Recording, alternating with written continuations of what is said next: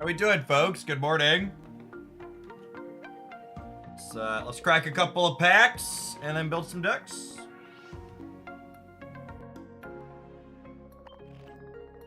Currently farming Mewtwo packs, looking for another full art Weezing to make cosmetics with.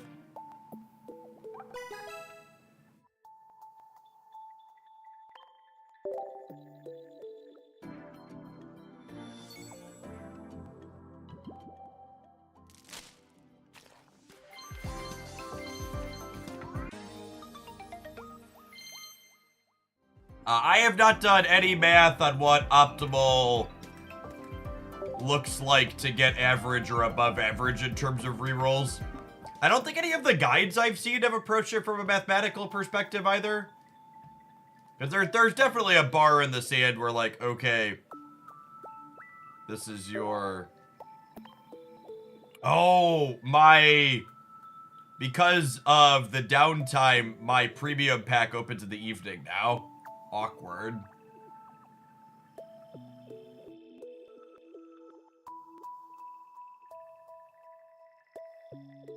Going on, Pablo? Hope you're doing well.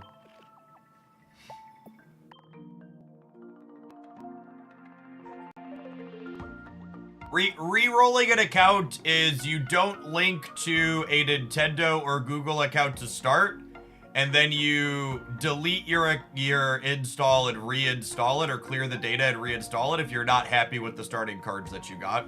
Some people are even recommending going as far as playing through all the tutorial missions for like 30 minutes to an hour and getting all the free packs from that before you reroll. That just seems like such an incredible amount of work.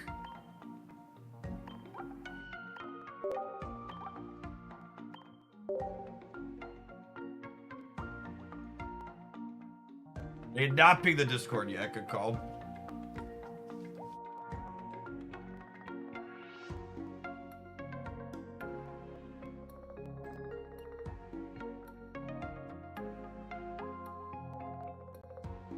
Alright, I think we're all set then.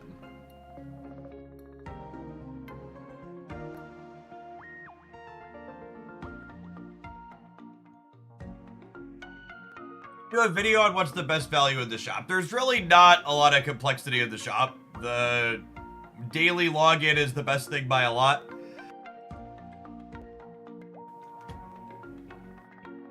And then there are 3 little first-time buyer things at the top are the best, and then the $100 thing is the best. There's not a lot of, there's not 800,000 bundles as of yet. Yeah, the premium pass is the daily login thing. I need to use the correct jargon.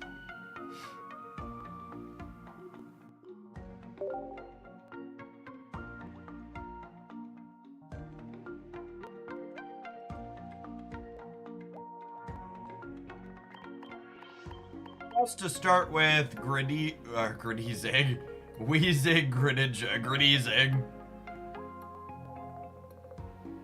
How many packs does the $99 deal get you? A little over 100. It's 6 gold to 1 pack, and you get 690 gold with $100. Rage of McFly, thank you for the 17. Worth noting though, the $1, $3, and $10 are better ratios of gold than the 100 though.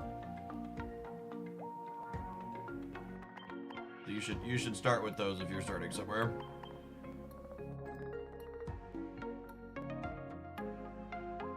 That's not bad. Yeah, you get a lot. Your first purchase goes a real long way, I'm sure, as is intentional. And then as you work your way up, and the main things you're largely missing are EXs and 3 stars, things slow down a bit.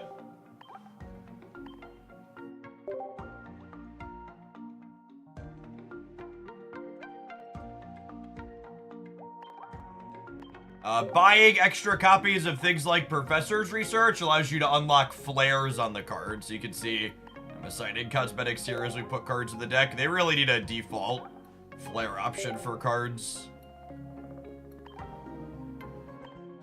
Easy.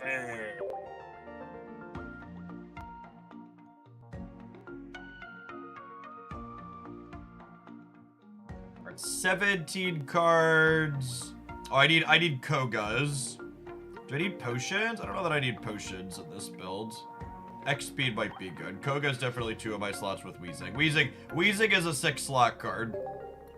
You need 2 stage 1s, 2 basics, and then 2 Kogas, always. I probably want at least 1 duck. So like a duck, an X speed. Maybe a Giovanni? Duck X speed Giovanni sounds good.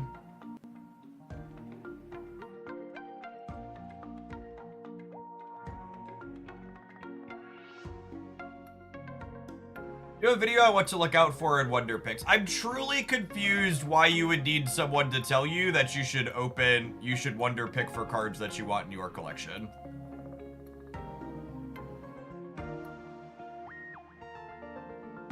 I have no first-hand contact to the developers of this game. I have someone that I chat with occasionally at the Pokemon Company, but they are not at game dev. Hey, Full, thank you for the 1.5 years. Glad you're having fun. My 4-year-old loves opening packs with me. I'll let her do those in the evening. Sorry, let's finish this deck and jump into a game. Well, I guess we'll need to do a Twitch. Let's finish the deck. We'll show it, and we'll roll the Twitch head, and then we'll jump into a game. Right, so Giovanni, X speed, and then I think I want a duck.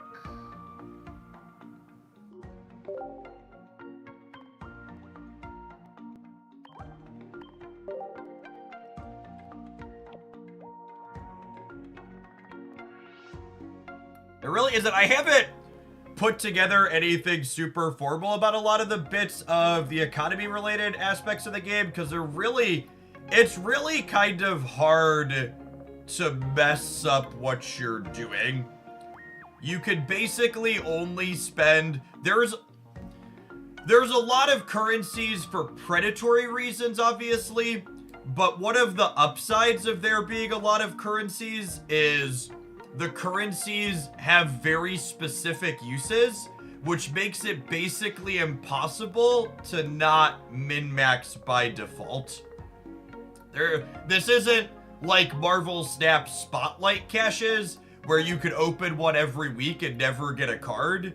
Basically, just always using your resources is correct.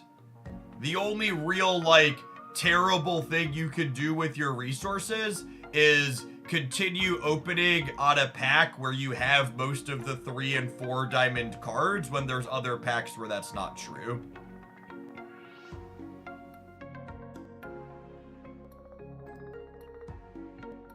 Yeah, but even something like that, Duck recommended Wonder Picks from packs with multiple cards you don't own. If that's not something that's abundantly clear to you, is a strategy card game a great option? Are we wired to play a strategy game?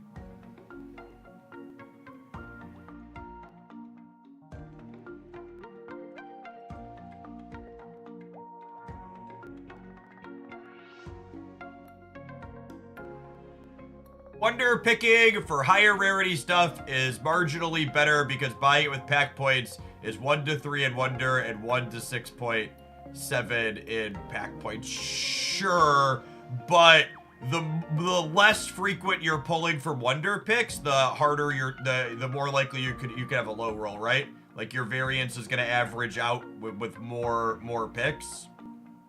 So even that's not a strict upside.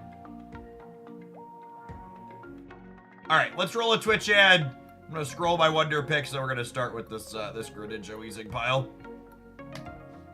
Even mid-maxing like that is so super marginal.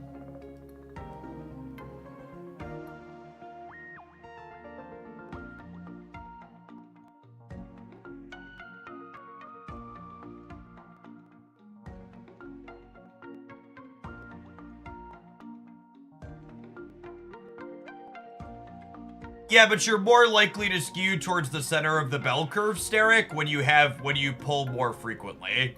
Is definitely the case.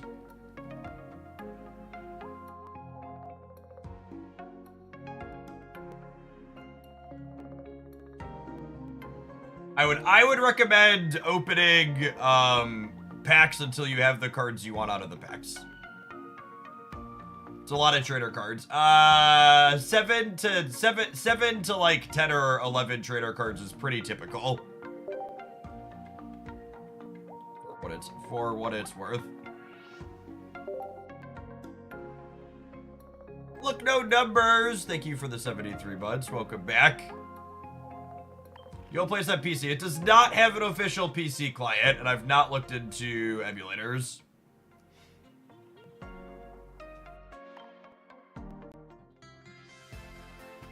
They're looking for Frogadaires, Wheezing, and Full Art Wheezings and Coughings.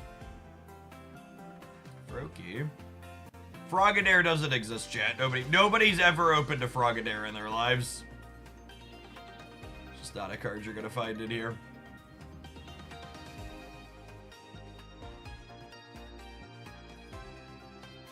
Yeah, I've had a lot of folks pop back in who bounced off a Snap, and honestly, I can't say I blame them. Snap's at a little bit of a scuff point for sure.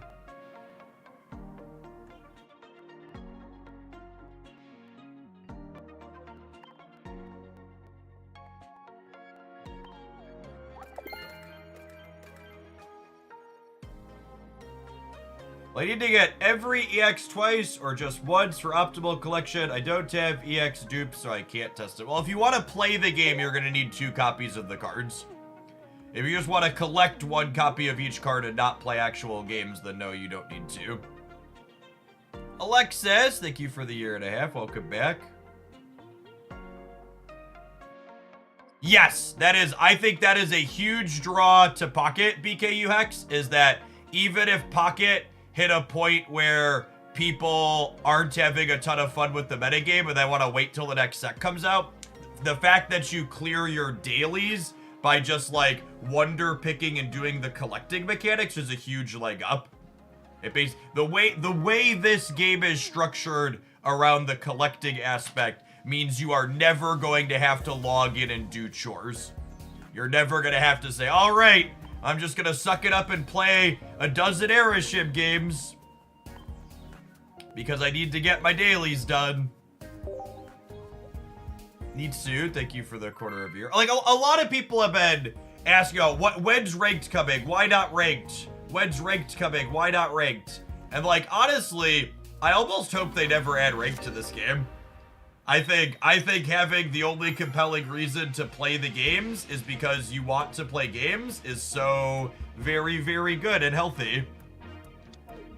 One of the things, so obviously there's a lot of things predatory about mobile games. They manipulate you in a lot of different ways from a psychological perspective. But something that I almost never hear get talked about with these games is that ranked systems and the way they're structured are incredibly predatory.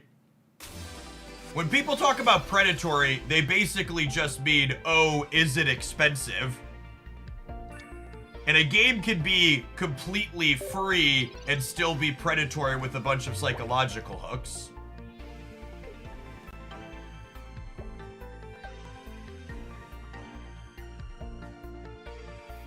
Yes, most rank systems are about incentivizing you to play more.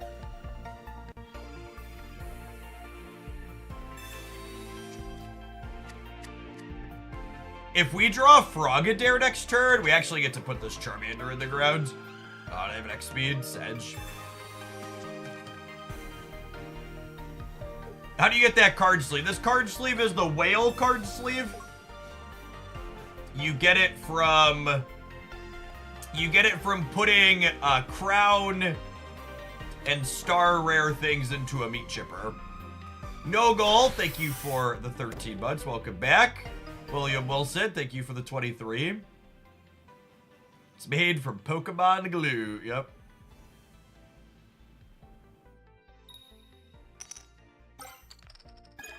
Some Moltres, attaching an extra energy to the Charizard on the bench.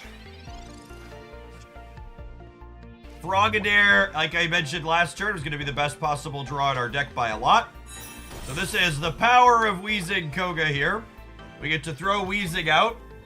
I get to have a gas here. And then Koga picks the Weezing back up to my hand, effectively giving me a free retreat.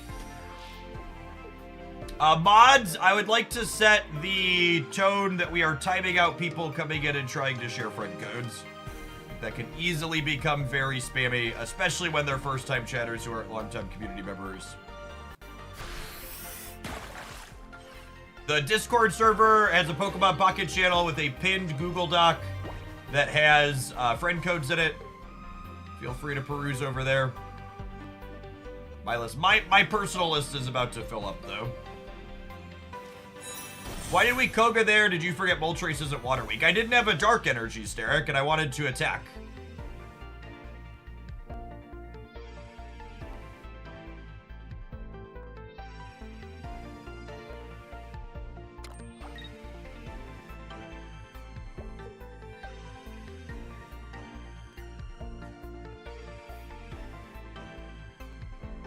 Hold 2 Crowd Rare Mewtwo's out of Charizard packs. Yeah, the Crowd Rares are actually available in all 3 packs.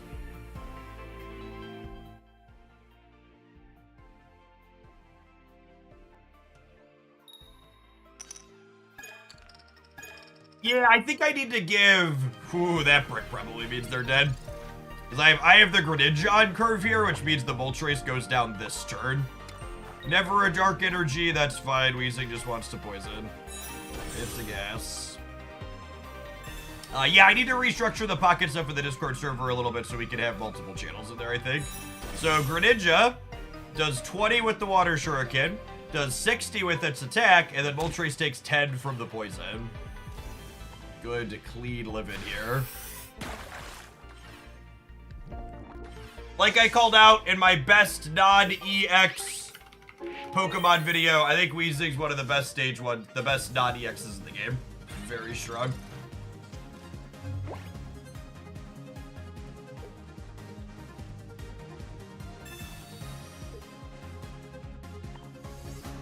Our lack of Dark Energy. Hopefully we can spike a second Koga.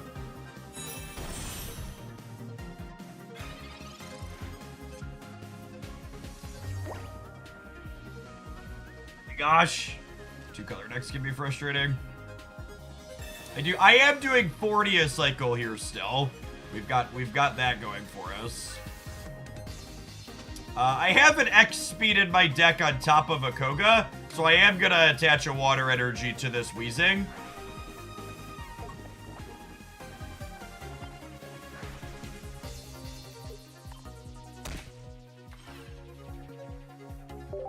That way, if we top deck XP, we can get the Greninja going.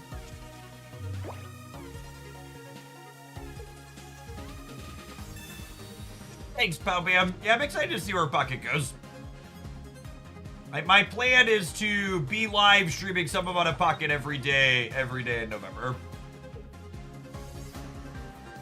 See if we can grow some audience over here.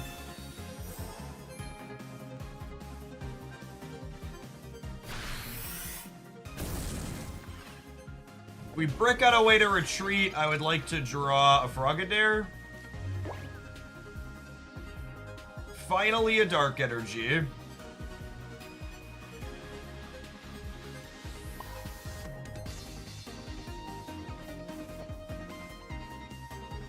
So let's count this. This is 20 down to 140. And then I deal 80 down to 60. And then the poison gets them down to 50. And the poison goes to 40. I think with the Giovanni we could get this. So X speed lets us retreat.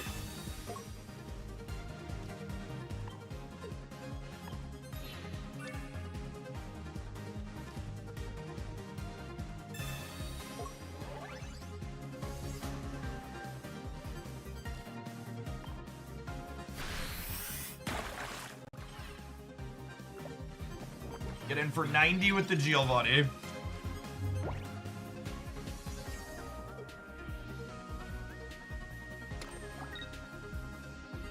They can put my frog in the ground, but then they lose. Yeah, astute observation from Luatech in chat that they Pokeballed last turn, but then didn't play the basic out because they wanted to play around Sabrina.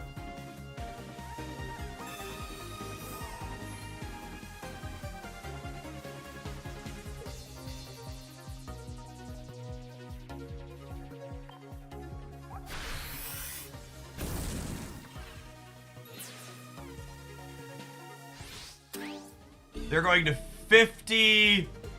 I'd put them to 20. They'd go to 10.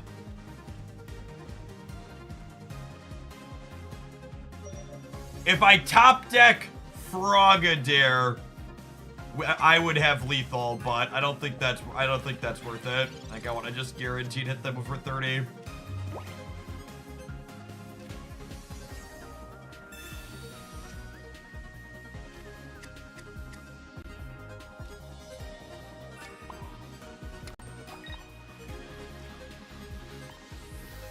So this Charizard's gonna make it out here, but I've got a Frogadier left in these 4 cards, and they're out of potions. So if we get up to this Greninja, we get to tap it off the bench here. Oh, I have Sabrina too. Yeah, good call. They'd have to have their second Charmander. Though they have a bunch of basics. Okay. I will have a video covering budget beginner decks for people with minimal collections going up here shortly. The editor's been working overtime, especially since they moved up the release, so he is editing as we speak.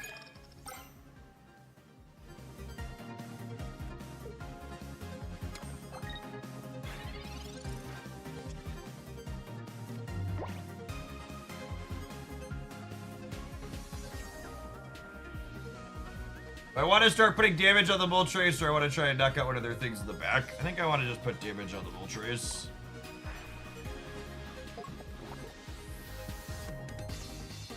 Do I Koga up the Farfetch just to start putting more damage in? I think so.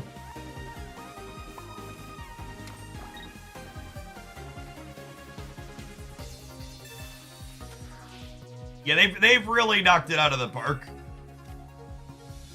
I think the Hoglandia Pocket Channel is easily the highest quality edited Pokemon stuff on YouTube right now.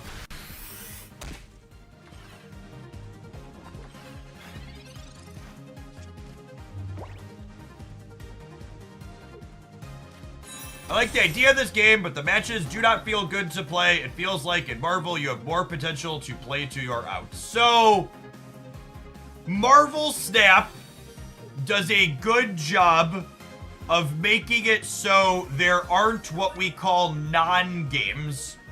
You are right that in Marvel Snap, you get to feel like you kind of have a chance in every game. But Marvel Snap has just as many polarized games, if not more, than Pokemon Pocket does.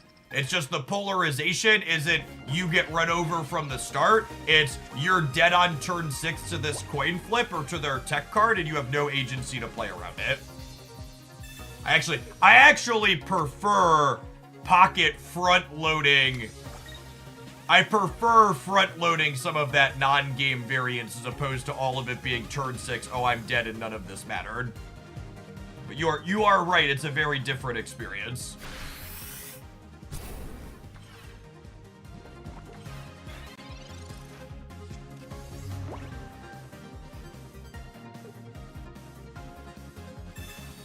Code, thank you for the 19 months, appreciate that. Welcome back. Our second Frogadair, buried deep underground.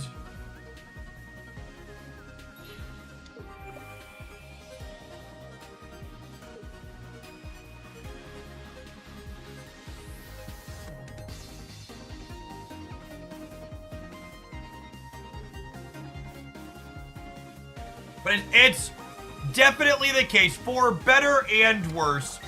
Pocket has reminded me that Marvel Snap is very different from a traditional card game. While this game has definitely modernized this game has definitely modernized what Pokemon is, Pokemon TCG. It's also very clear that, like, I'm gonna Sabrina them here, I think. Just get damage on their Charizard. It's also, sorry.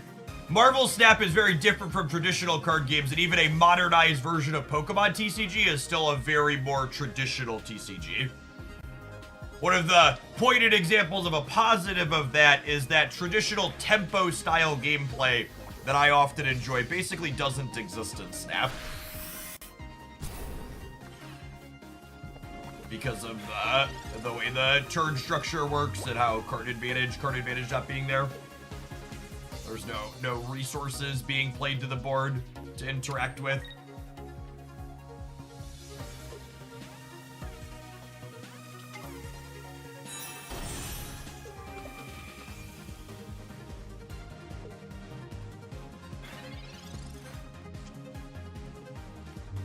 Hey, look, there is a second Frogadier in my deck. So we're finally done here. This was a really good game. Opponent navigated well using their resources, and our second Frogadier was buried.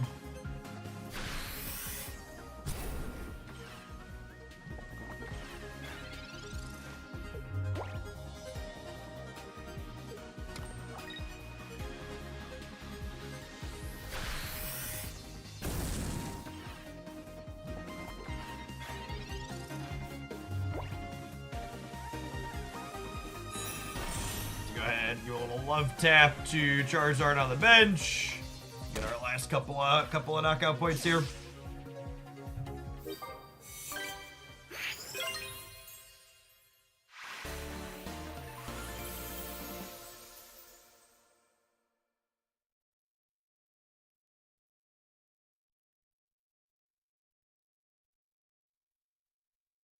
I take notes on this deck. Probably worth throwing a highlight up at some point. Yes, we'll be doing Pokemon Pocket all day today, tomorrow, and Friday. Friday will also be on the Twitch front page for a good majority of the day. And then we'll be back to splitting our time with Snap next week on stream. That's Pocket release week. We're gonna focus on the new thing.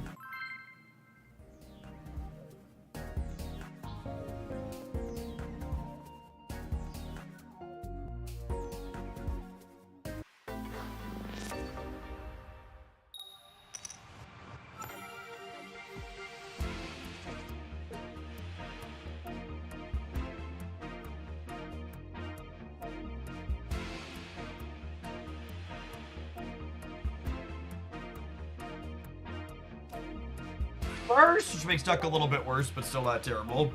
Boar Hunter, thank you for the 21 months.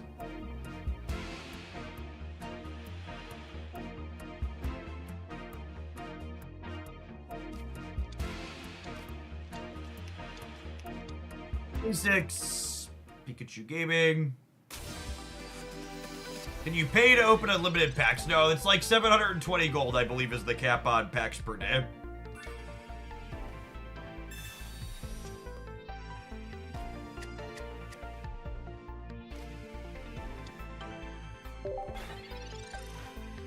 Current metagame to current metagame, I definitely prefer playing Pokemon Pocket to playing Pokemon Snap at the moment.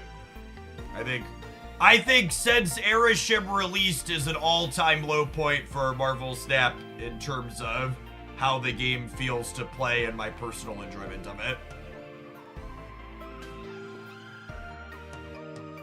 That's very, very subjective and somewhat optimistically. Snap won't always be like that, I assume.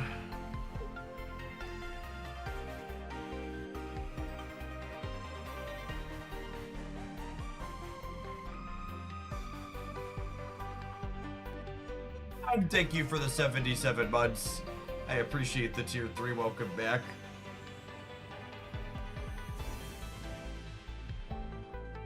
One of us has to stop coming here first. I don't plan on it being me. I plan to stick around. Ooh, Dark Energy does exist. Give me a Weezing and a Frogadier. Unlucky.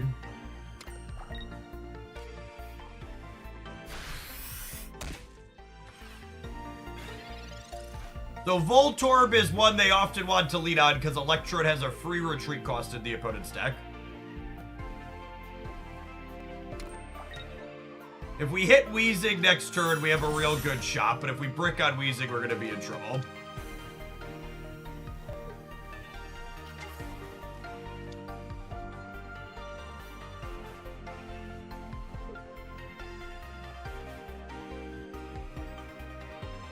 I think Marvel Snap's problems are twofold. I think the gameplay's been a little bit middling since Airship released in terms of game balance, and then Marvel Snap has basically had 2 solid months of card releases that sucked.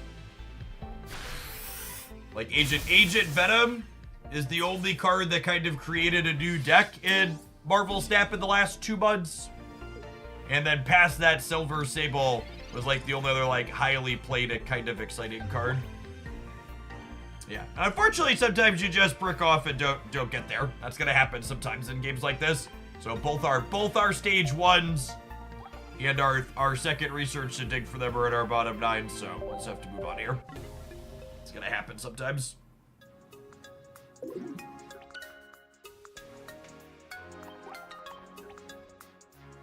Yes, I also think choices like that from the stat balance team have been weird. Pre-nerfing Taskmaster, rather than letting us potentially have fun with it for a little bit before it maybe proved to be too powerful, I think was a bad choice.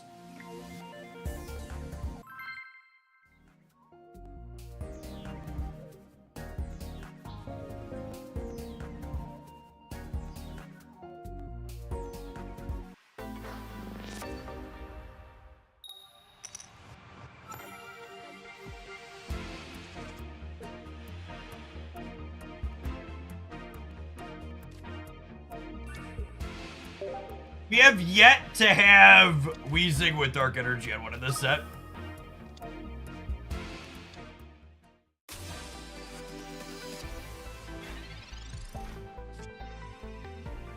Assuredly that's going to happen at some point, yes.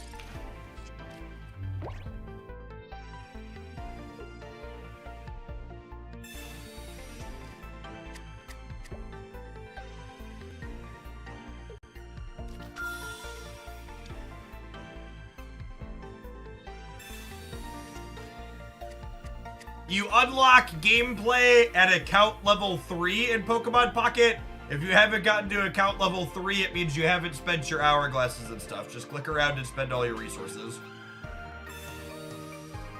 Oh my gosh, you red carded my atrocious hand. Is there justice? Holy. I guess Frogadair still just dies in 2 to Zapdos though, huh? Hopefully they put an energy on Pikachu. Although I guess energy on Pikachu X speed still puts us in the dirt.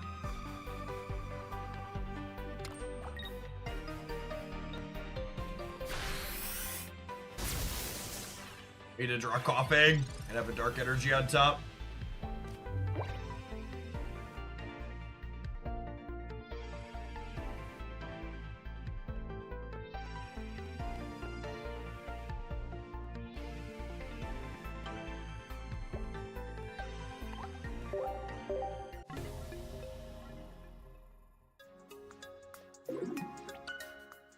Red card often helps your opponent. The only reason we had a chance that game was because they red carded us after we bricked.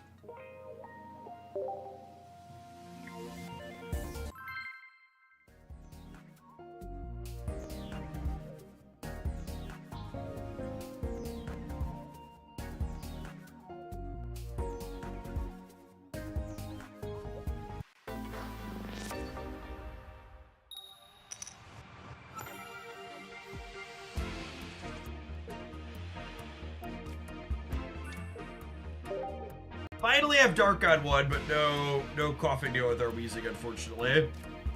What's going on, Beansy? It's been a trip. Thanks for hanging out.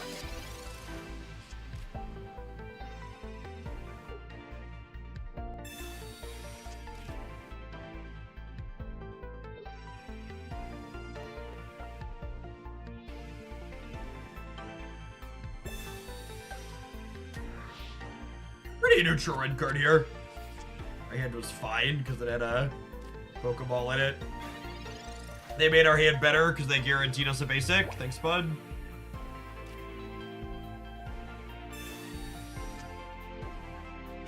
Yep, significantly better.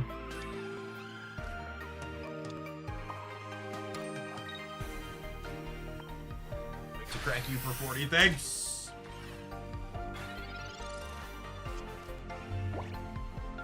You get 15 account experience when you win a game.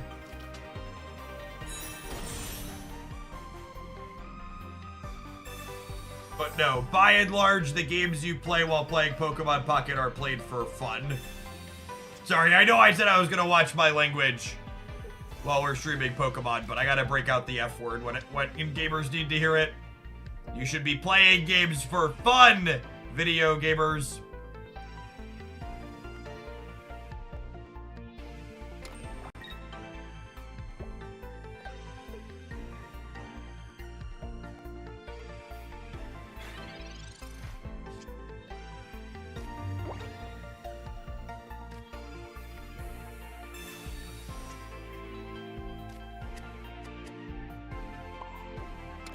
I'm gonna play out the other coughing.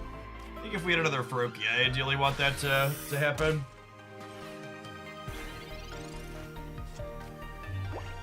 If you are electing to not open Charizard packs to start, or if you're just unlucky, spending pack points on your first Sabrina is a very good choice.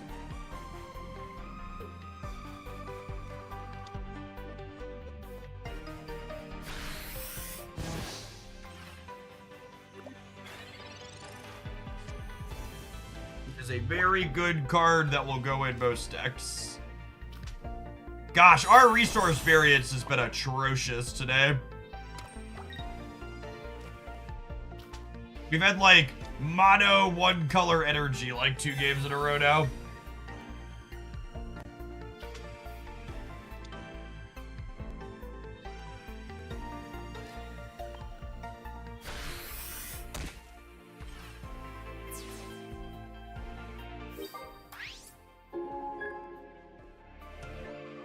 Yeah, Sabrina is the card I just played there. It forces your opponent to switch up one of their bench Pokemon. They put an extra energy on this Haunter, so I assume Gengar EX is coming. If we can find a copy of Weezing, we have a shot here. If we brick on Weezing, we're gonna be in trouble.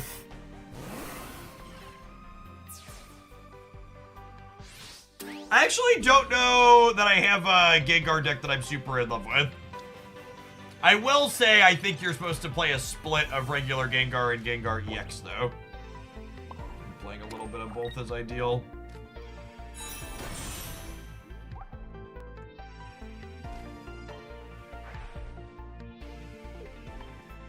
Gengar Firo is one that I posted a highlight with, but I do not have a strong opinion in terms of, like, is this ideal? Is that a 5th Dark Energy in a row on top of my deck? Actually unreal. I think the literal only gameplay mechanic I would like changed in this game is that this should not be possible. You should only be able to roll 3 or 4 of the same energy type in a row.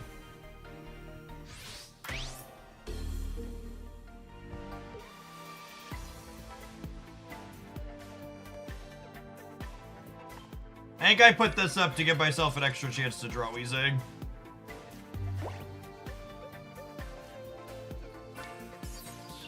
Just another one. And then this game is like 2 low rolls in a way, right? Like, not only have I rolled 6 Dark Energy in a row, but I've rolled 6 Dark Energy in a row while both of my Weezing are in my bottom 8 cards. If either of those 2 things wasn't happening, we would beat this Gengar EX.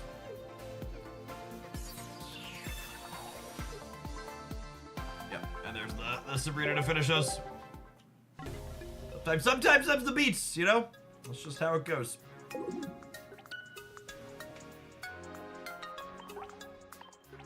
I think making it a guaranteed ratio of energies is not something that would be good, because there should be some risk to playing a multicolored deck.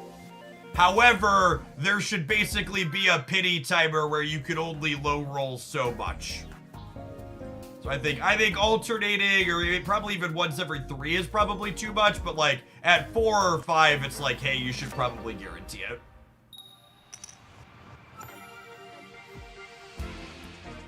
I actually think purely alternating would be bad. I would not like that. Always play your basics out when going second. People like to red card on 1.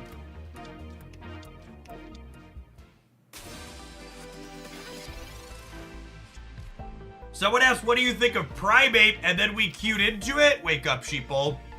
I think Primate's probably a real Pokemon Pocket card. There's a Data Mind Promo Mankey that deals 10 damage to itself. That's probably reasonable.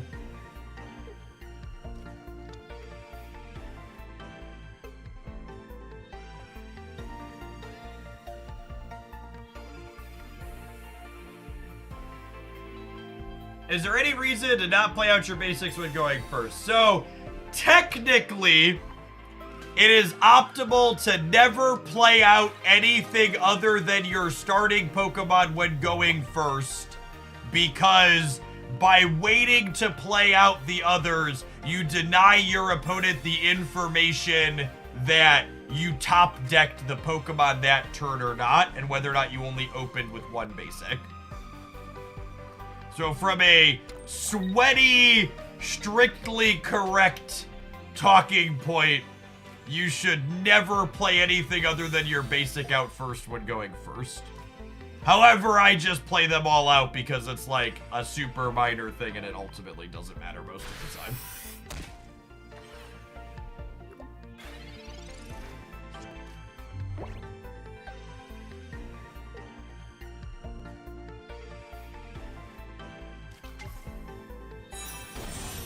EX, he's a big Mamma Jamma. Does average of 80, but can swing high for 160. Another X speed.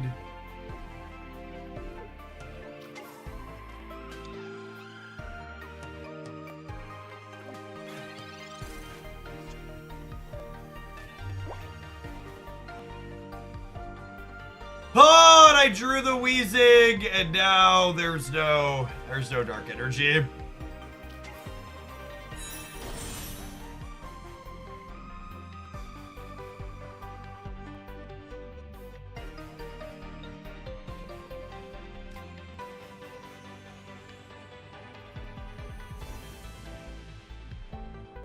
I'm gonna Sabrina, so they have to choose between letting me start getting damage on the Marowak and knocking out the Mankey. How fast are the battles compared to Snap? A little bit longer, somewhere between 7 and 10 minutes, I'd say.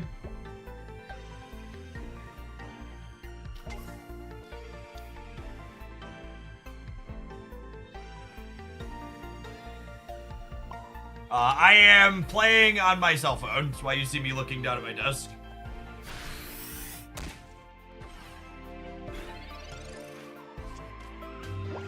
Thanks.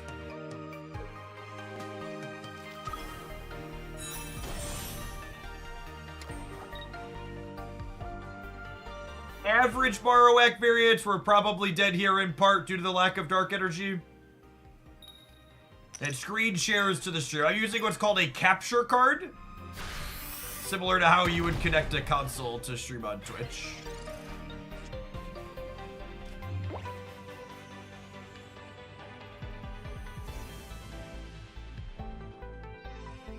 Our energy zone is actually the least cooperative thing in the world. Just like, holy forking shirt balls.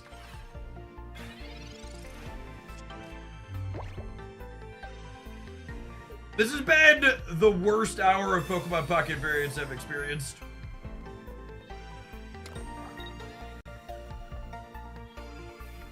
It's fine. It's fine. They're gonna roll double tails again. Worst hours so far. Rip. Rip, Farfetch'd. You shall be missed.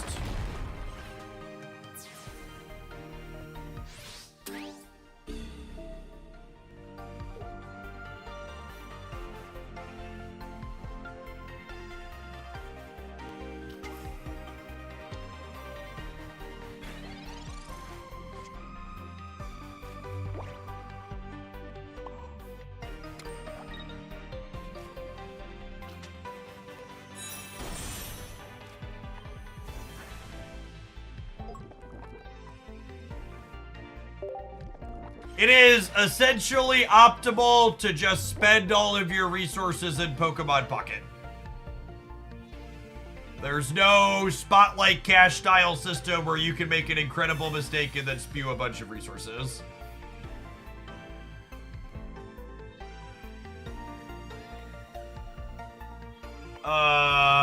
Thanks, I think.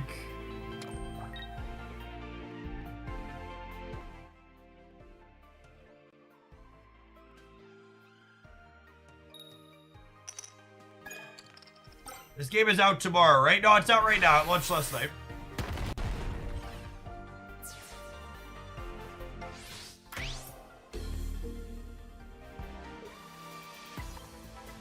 Surely we draw a Greninja or a professor's research into a Greninja. Yes, and we win the game.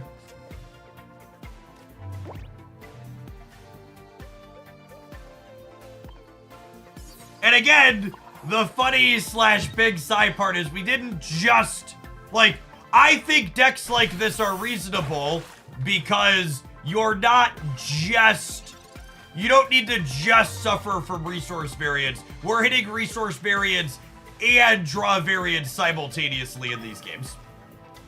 It's, we've bricked on Greninja and we've bricked on Dark Energy. This game easier, 100%. The basics are super quick to pick up.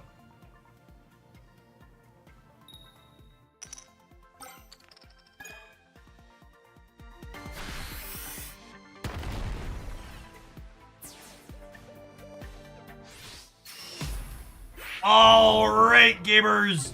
Much like that variance just put us in a trash can, I'm gonna put the non-subs into an advert trash can. We'll see you in 120 seconds. I'm gonna give Weezing Greninja another shot here after those incredible low rolls in a row. We'll see you in 120 seconds. Thanks for hanging out. Don't go anywhere.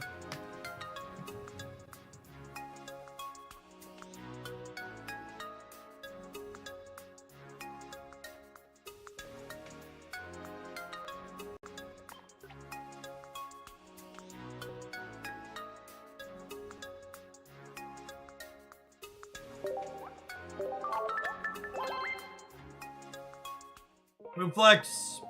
I am one with the trash can. Oh.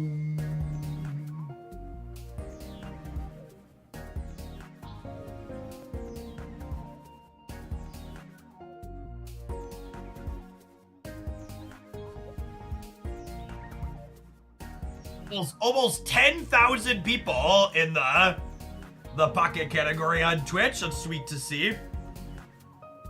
Some good organic hype. I wonder if they're gonna do a marketing push for this game or not. I haven't seen any as of yet. Papa Pros, thank you for the 22 months. I appreciate that. Welcome back.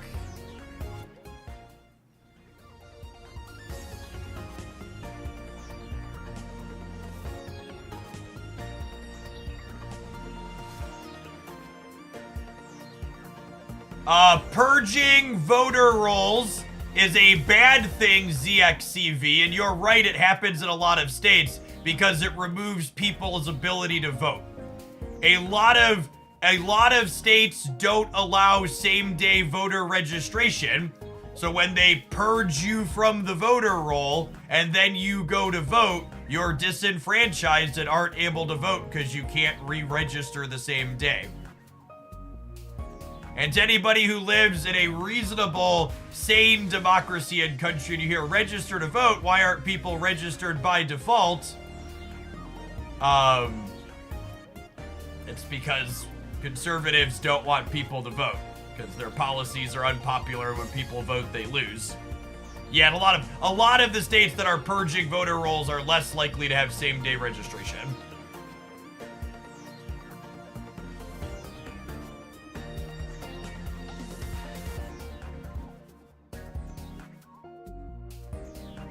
Make sure you check your registration. Have a plan to go vote on the 5th, gamers.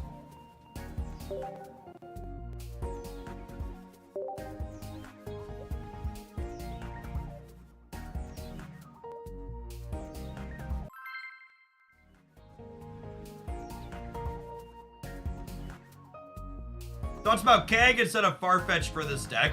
I prefer Farfetch'd over Kangaskhan in decks that are playing Executor and Weezing, because Executor and Weezing fill the role of having a high health thing that can tank hits against things like Pikachu EX.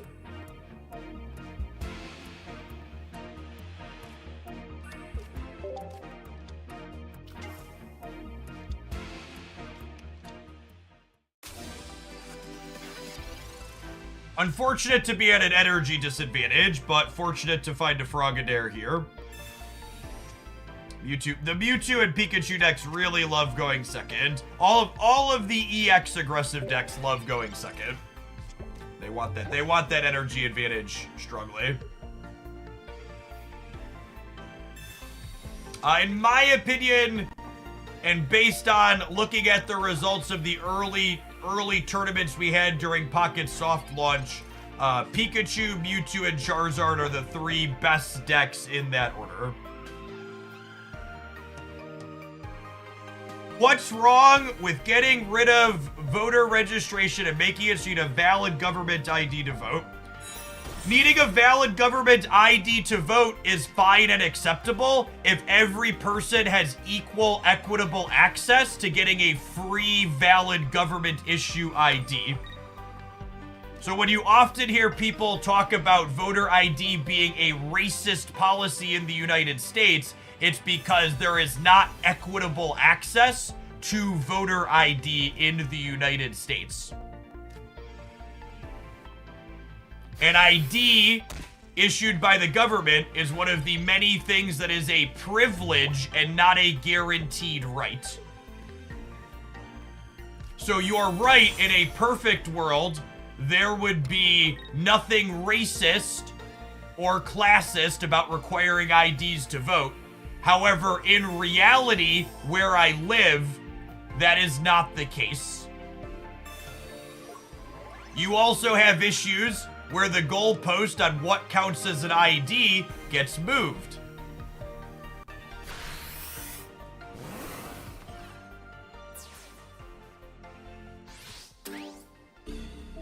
So it's one of those things, like most conservative talking points, where when you look at it on the surface, it goes, oh, yeah, that sounds like it's fine.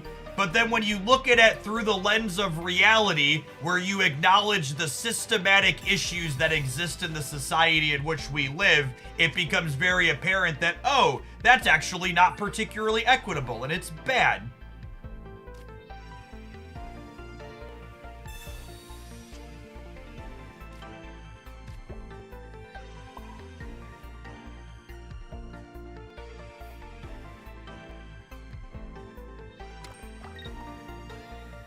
Oh, I think we're in trouble here. If we top deck Wheezing and they don't have Gardevoir, we might be okay. Not Maggot, thank you for the 15 months. Welcome back.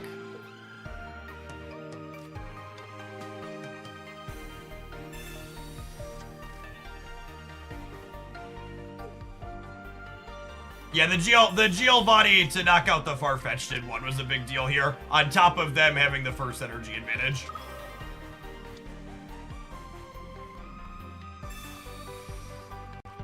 Punish for not playing the Greninja out.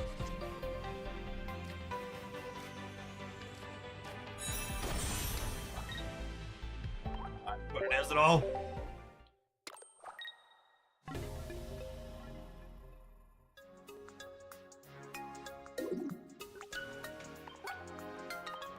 The conversations about how voting works in the United States are insane.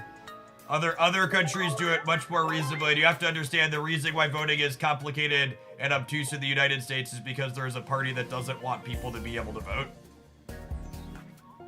Thanks for the 11 months, P-Side. Appreciate it.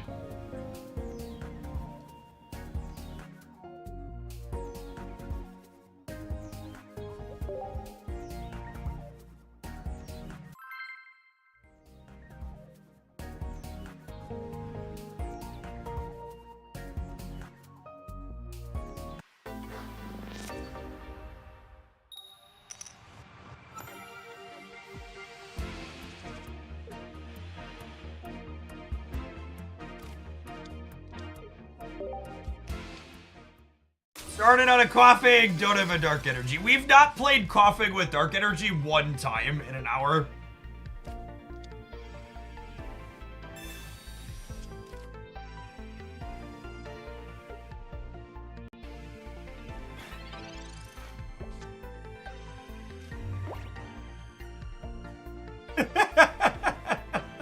Come on, Pocket! Please! I'm dying out here. I'm dying. Oh, man.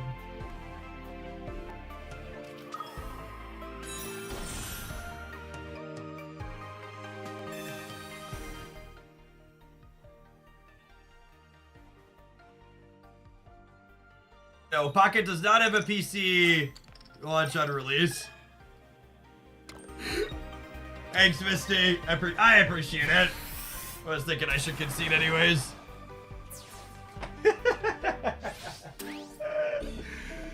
Frickin' got me.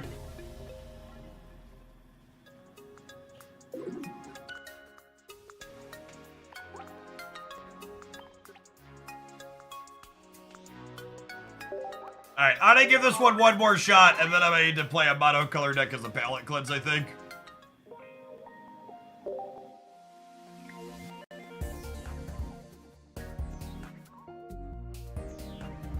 Misty is definitely the least interesting card in Pokemon Pocket.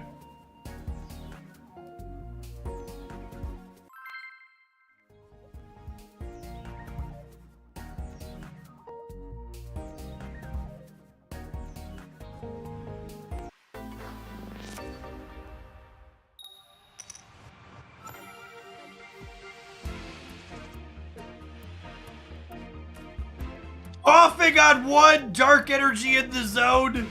They said it wasn't possible, chat.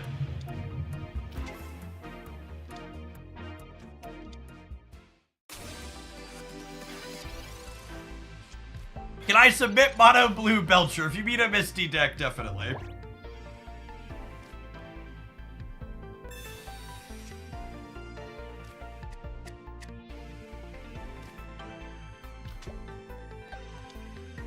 I think I have to wait on this research despite kind of wanting to draw Froakie because Charizard's typically playing red card.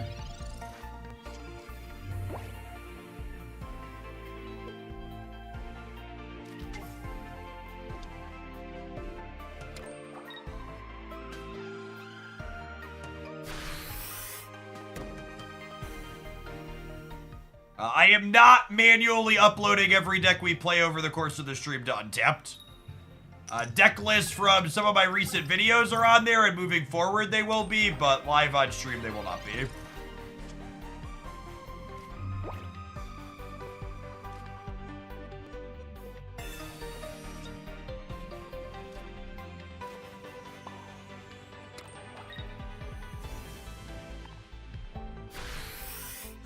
I would lament that we have a third dark energy in a row now, but I also just don't have a Froakie, so it doesn't matter.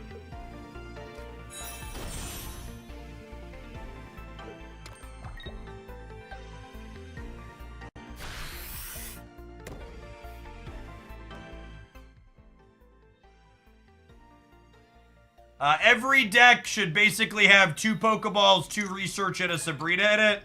What other trainers you do or don't play from there. Alright,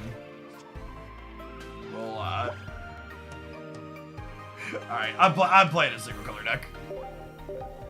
I need a palette cleanse.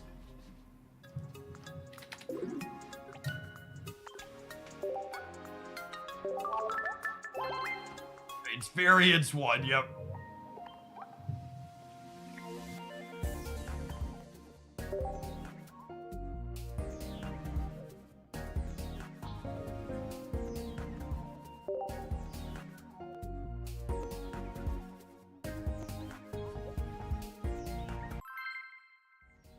I think playing Weezing without Dark Energy is generally a mistake, and I think a lot of the people doing it are silly.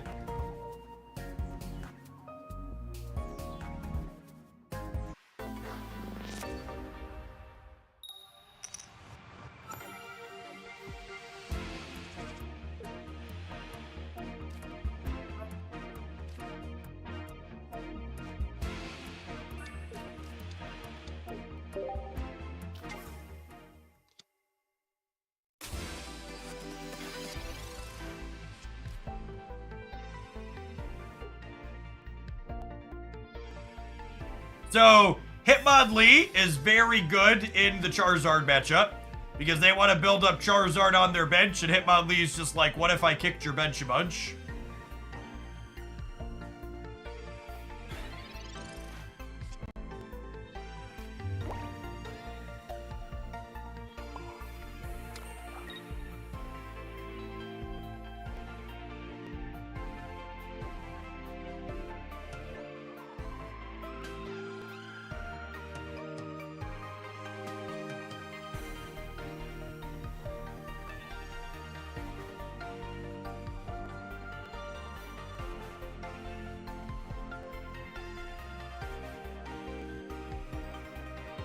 To the person who just said, what about non-citizens voting without voter ID? That's not a thing that's happening. Pull your head out of your posterior and turn off whatever conservative news media you are watching.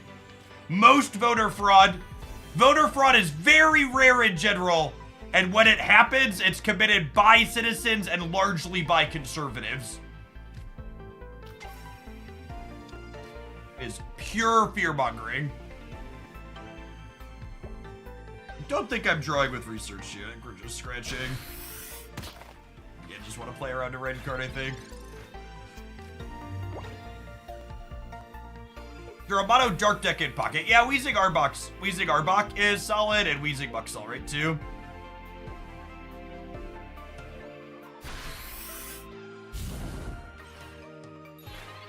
They Pokeballed and didn't play out their bench. I assumed they're playing around the Hitmonlee, but then they just lose the game here to the Sandslash, so good luck, Godspeed, opponent. Enjoy.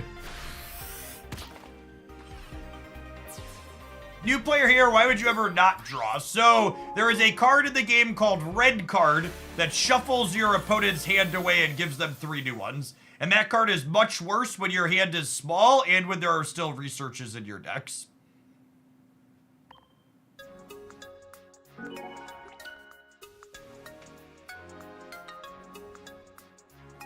I would just comment one last thing on voter fraud before I'm going to go back to focusing on the pocket.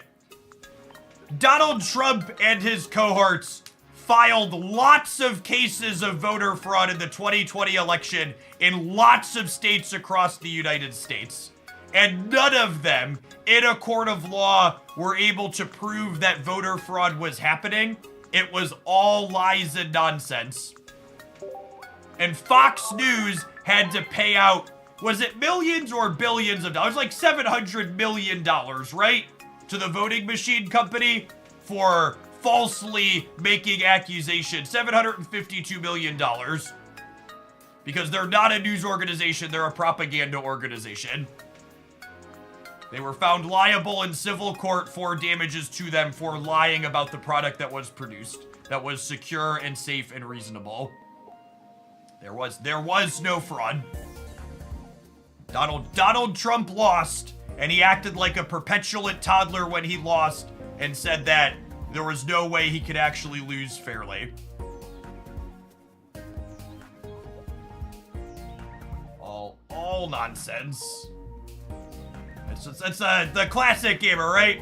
When I lose, it's rigged. When I win, it's because I'm smart.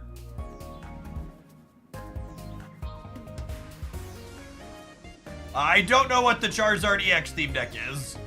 The good Charizard EX deck is just Charizard line, Moltres line, Trainers.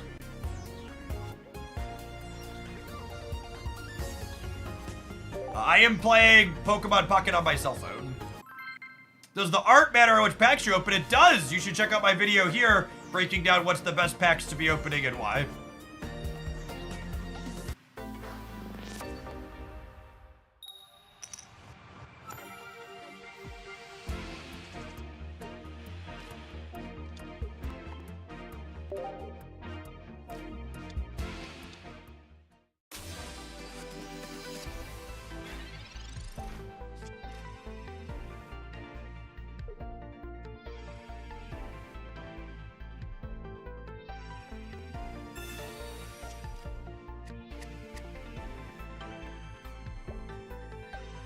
I am using a capture card to get this into my computer for streaming purposes. Similar to how I would put my PlayStation in. I am playing on my Z Fold, yes.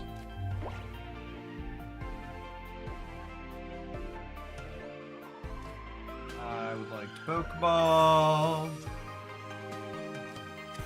This is weak to fighting, yeah? I think we X-Speed and give him a scratch here. So X-Speed reduces my retreat cost by 1, which makes it free for the Pokemon in this deck, other than Sandslash. Get to slide this up. Weakness speeds, we deal 20 extra here, so we crack them for 30. And then even if they have Weezing here, if we draw Sandslash, we'll be able to knock out the Weezing in 1.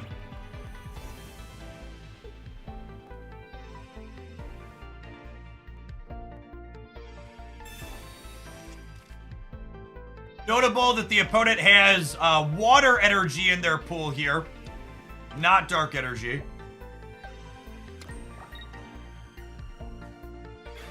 They have an X speed. There's Sand Slash. Sand Slash was easily the best draw on our deck. Not close. I talked about this card in my best non-EX Pokemon video. I think these characters that deal 70 damage for 2 energy on stage 1s are some of the better meat and potatoes kind of filler in this game. They get to start hitting hard and fast and start taking knockout points.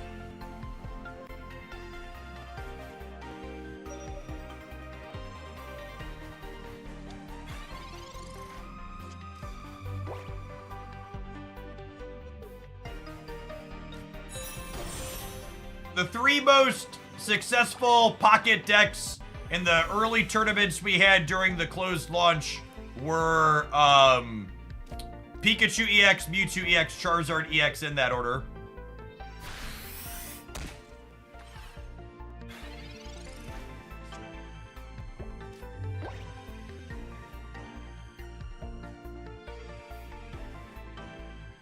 I think I'm putting the energy on Q mode here. I'll have a video, today's video that'll should be up shortly. Once the editor sends it over, will be budget decks. Tomorrow's video will be best established decks. If they have Greninja on curve here, I'm in trouble.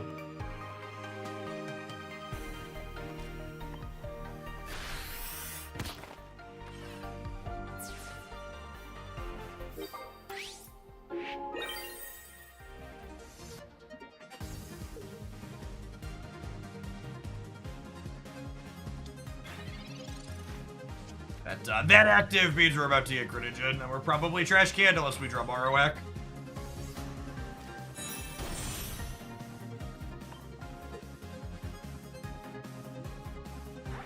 Three Marowaks, 2 Professor's Researches in my decks. See if we can find one of them here, huh? Carbon Clockwork, thanks for that Prime support, appreciate it. Those subs are a big part of why this is able to be my job. Thanks for keeping me around.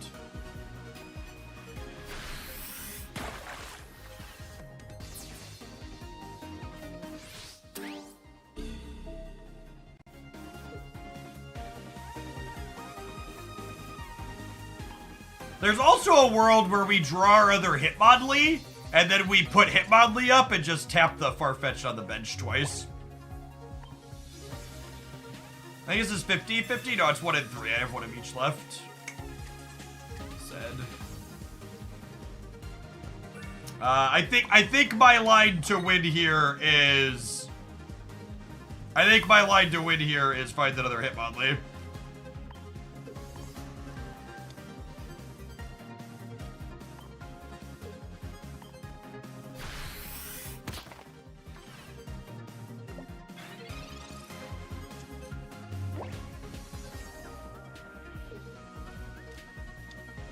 Two knockout points, so if we're able to find our second Hitmonlee and 9 cards, we could have a shot.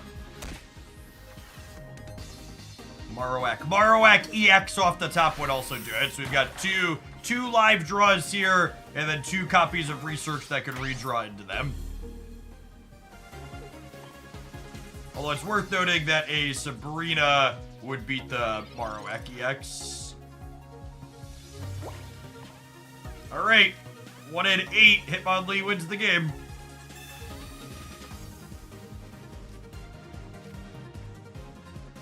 So close. You put it.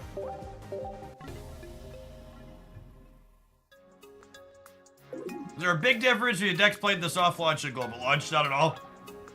The game also pairs you based on account level, so people with similar card collections are playing into each other. So I'm like, my account is not getting paired into people who weren't playing during the soft launch yet.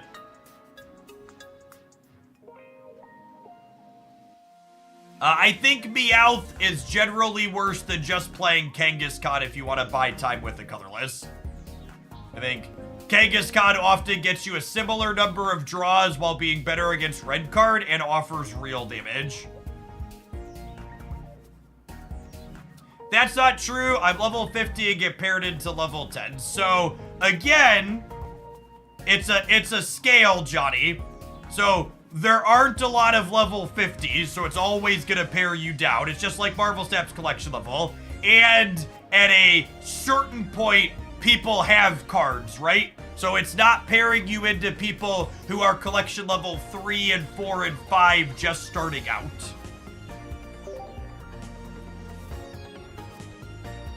Similar collection levels don't exist for you at 50. Yes, I would also assume that like most of these games, the longer you sit in the queue, the wider it matches you into.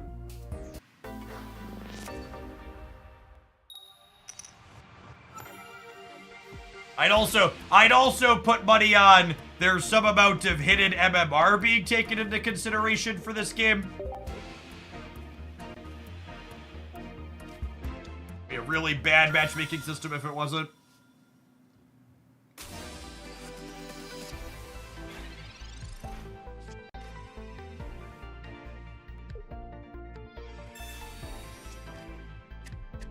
What's better, going first or going second? All of the good EX decks right now want to go second, because first energy advantage is a big deal. Decks that are playing Executor and Wheezing tend to like going first. Stage 1 Pokemon with 1 energy attacks don't mind going first. Can I submit a specific list or just build-arounds? I reserve the right to reject specific lists, but tentatively, sure.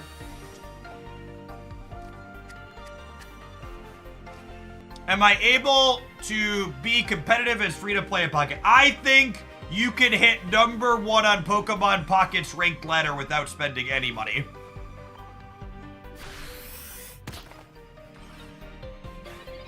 Easily.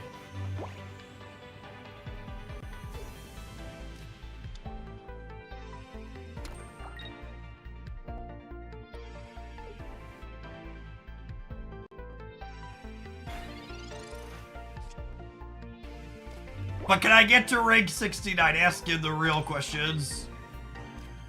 I'm evolving the Sandslash to play around red card. Just gonna go ahead and reach back here and give Routes the business. We were just talking about Meowth. I think Meowth is generally worse than Kangaskhan and Farfetch'd.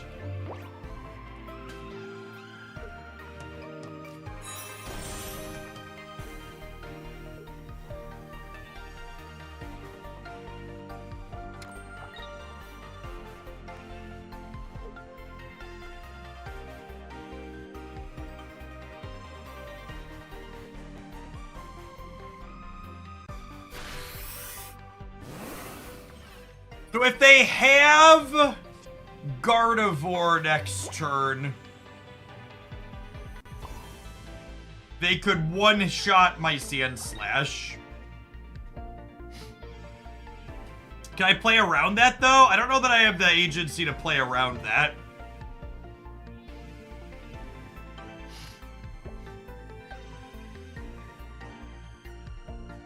So, like, I can Sabrina them, but then I'm still not putting damage on the Mewtwo. You want to Sabrina them and kick the Mewtwo. That's an interesting thought. I don't know that it's useful, though. I think I want to save that for later. I think I'm just gonna hope they don't have it.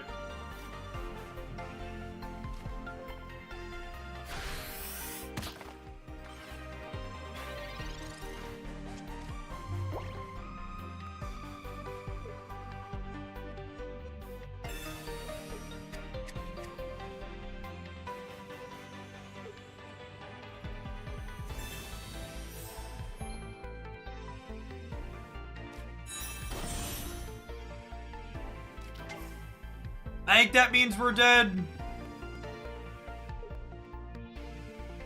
So Gardevoir lets them attach extra energy here.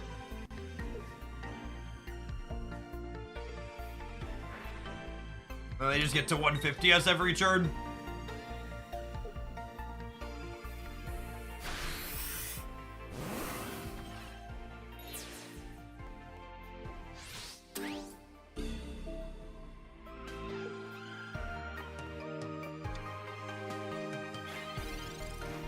What's the out? The out is we find Marowak EX and then we hit 2 heads. I suppose I can Sabrina and put damage on this Mewtwo. But I guess they just put the other Mewtwo up, yeah? So I'm actually not sure that that changes our double heads necessary.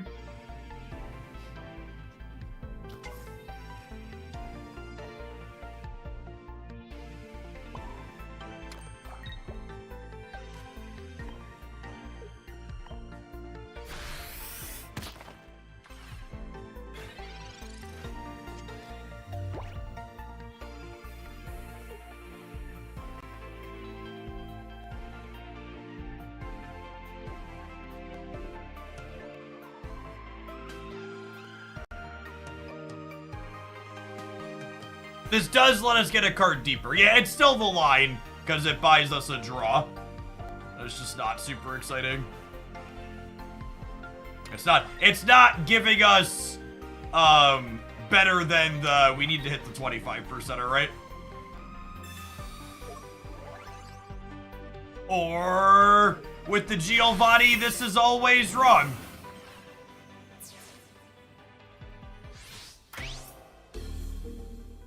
Always wrong? Yeah, probably. And we're on the 0%er now, right?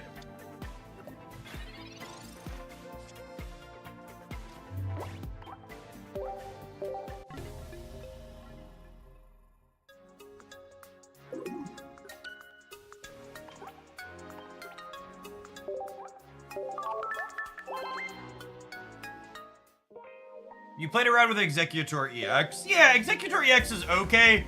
Generally speaking, I like playing 2 regular Executor and then 1 EX as a finisher. But starting on an EX Pokemon that's not going to deterministically end the game like Mewtwo tends to have a lot of risk associated with it because you're giving up 2 knockout points right out of the gate.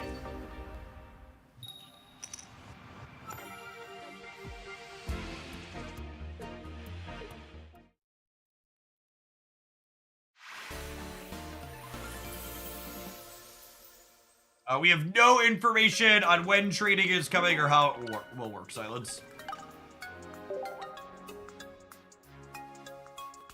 You tried Diglett. I've not played much Diglett. The card's fine, but it's high variance.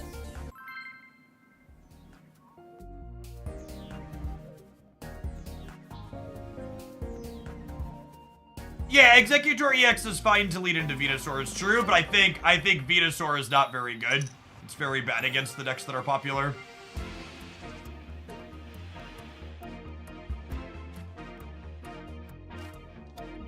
On Cubone, since we're going first, Cubone is better when going first because regular Marowak attacks for 1 energy.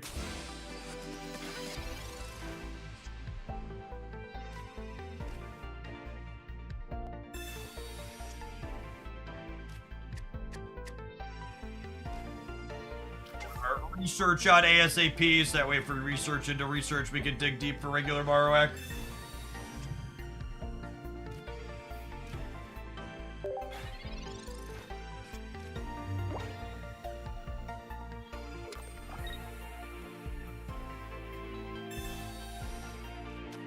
Joke's on you, those cards sucked.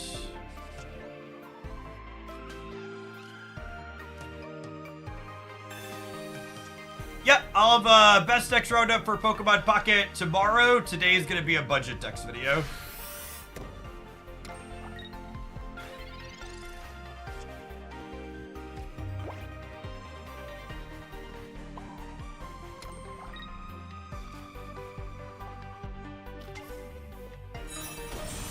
Slide this out to play around a second red card here. Golett is basically bad Mewtwo EX. I don't think it's playable.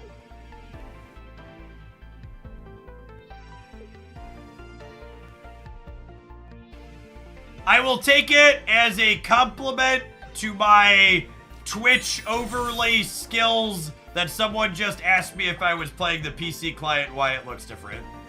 No, I'm playing on mobile, and I'm doing some overlay magic to make it look like this. So Marowak EX, 2 coins, average of 80, does 160 if you get both of them. Just one snoot boop and we're done here, yes? Even if we don't high roll that, we still, on average, knock them out before they finish us.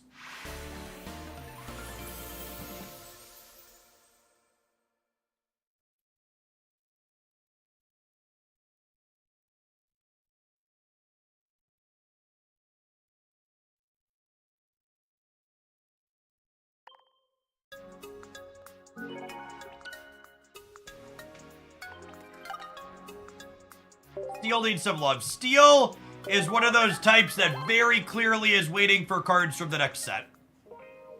It's very common in card games like this that they have 3 or 4 sets designed at launch, and they're going to slowly build it up over time.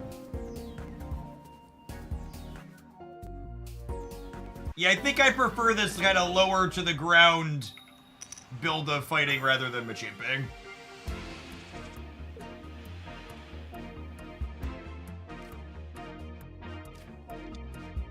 Second.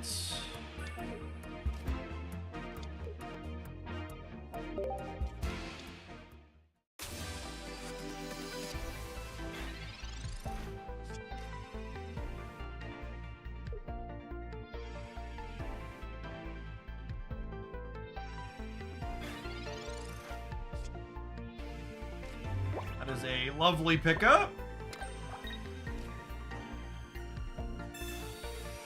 There's a difference between TCG Live and TCG Pocket. TCG Live is a digital implementation of the paper boomer Pokemon card game that was created 25 plus years ago. Pokemon Pocket is a digital re-imaging of Pokemon TCG with a modern rule set designed to play faster and in a digital setting. It is a new card game with the same beloved characters I grew up with. Bulbasaur, meet Trash Can. Trash Can, Bulbasaur. Play more than 4 basics in your deck, gamers. Otherwise you're gonna lose games like this. Bye, Felicia.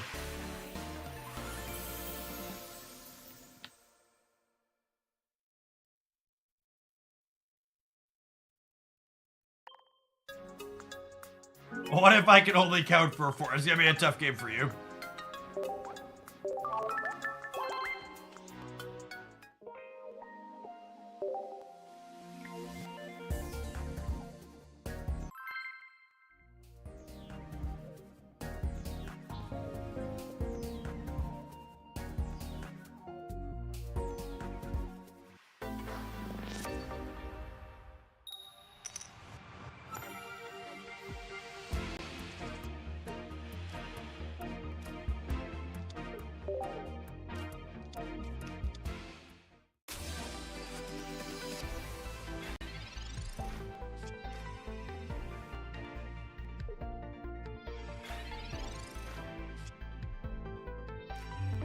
Sure is lovely.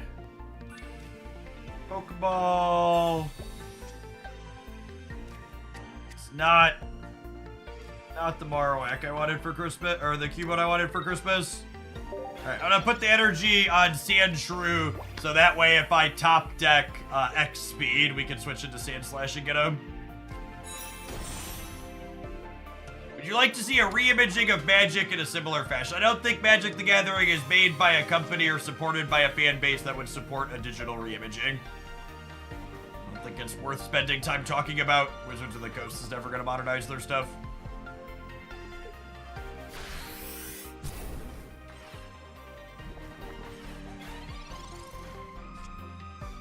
I actually don't think that's true. The people in chat that just said Magic Arena was supposed to be that, that's not accurate. Magic Arena was basically what TCG Live is. So I actually I top decked the X speed, but I actually don't want to use it here because evolving cures status conditions, and I'm knocking out this Weezing in 2 regardless, 30 plus 90 with its weakness. So I actually want to wait to evolve here and hit with the Sand Shrew first, so that way I can finish with the Sand Slash next turn.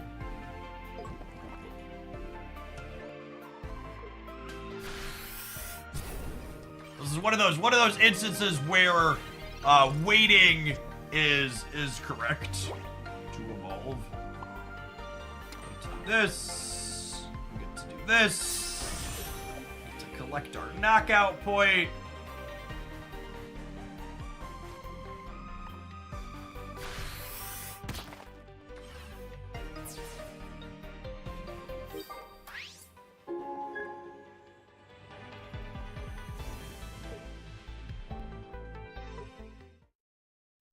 But it's done. The deal 70s for 2 are so good.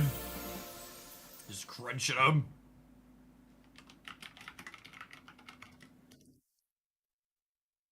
The budget decks video is not up yet. In fact, let me ping my editor and see where we're at with that.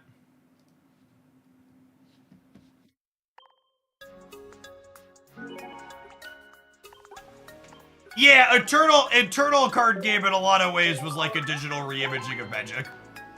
For sure. Alright, let's tap a Twitch ad, and we're gonna play a different deck when we return. Thanks everybody for hanging out. Don't go anywhere, gamers.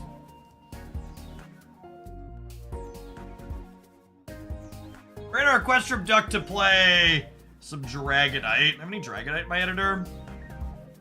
Actually don't.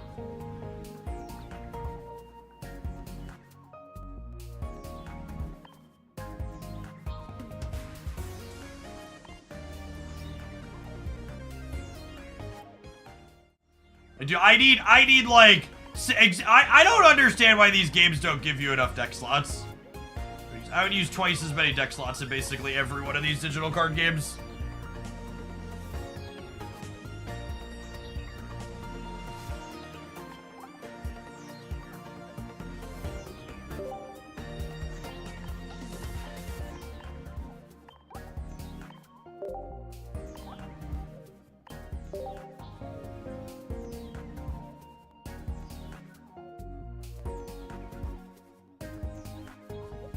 I was upset Pocket had less deck slots than Snap, yeah. I mean, to be fair, Snap launched with only 10 deck slots. So Pocket's launching with 50% more than them.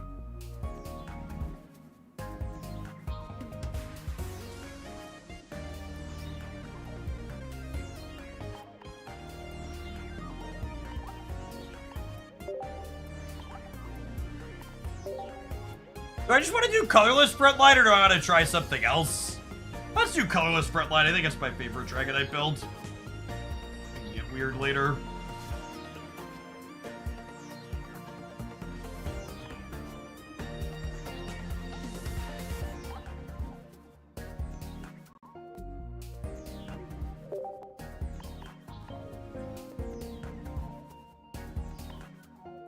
This archetype is relatively straightforward to put together. Just a lot of 2s. Farfetch'd and Kangaskhan to start out with a cheap attack while we build Dragonite up, and then Dragonite to finish.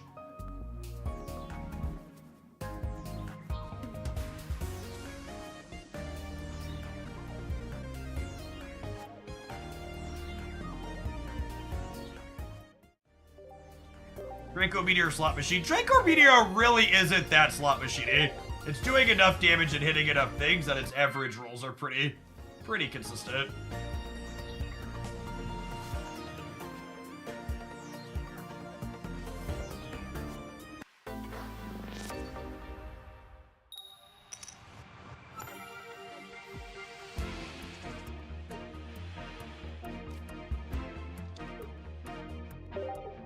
Alright, we're opening on Dratini, which isn't ideal, but I have the full Dragonite line, which is nice.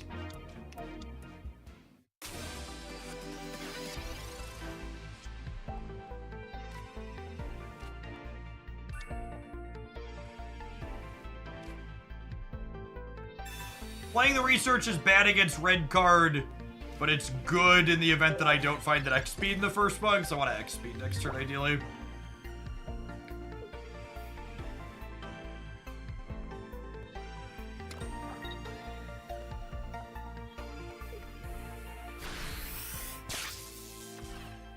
I like Pidgeotto a lot. I called it out as one of the better non-EX Pokemon in my opinion.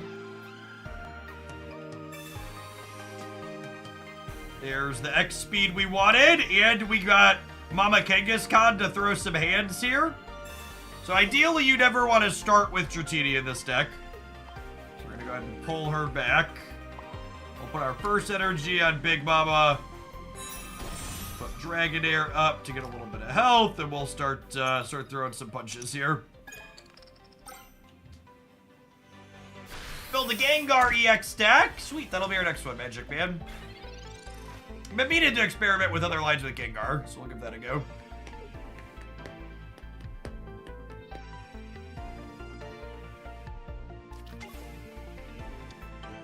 The Pikachu EX deck. There's the Zebstrika. This can continue to harass my bench Pokemon is noteworthy here.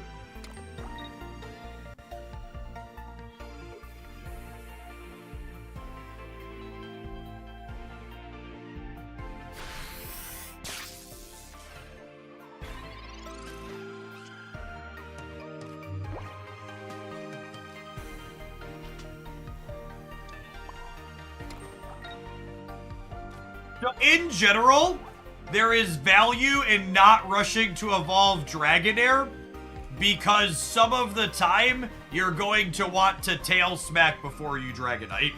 Red card can be a little punishing, but I think a lot of times it's right to hold it.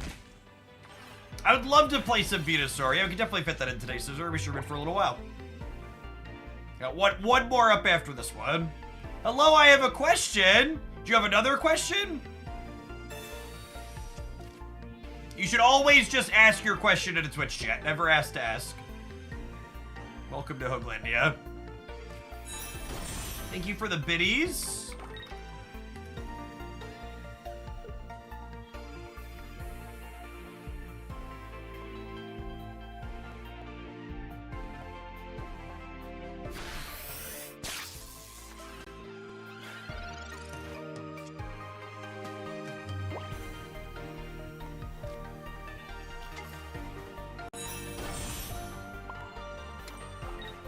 Alright, we had to evolve there, otherwise it risks dying to Zebstrika if I brick on these heads. Alright, that's fine.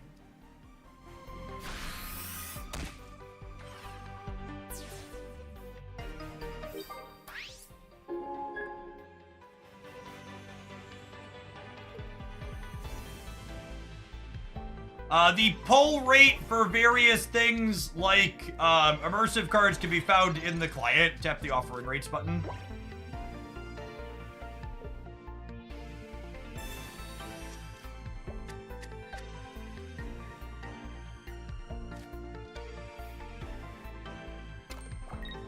Surely there's an electric underneath this water, yes? And we're gonna get Dragonite online and it's gonna be great. Surely it's not 5 water energies in a row, yes? Okay, so you're saying there's a chance.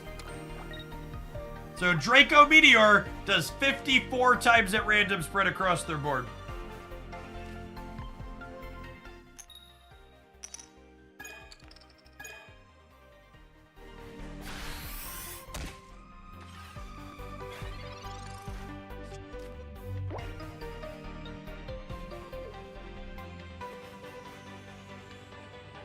Mama's like, choose love, not war, gamers.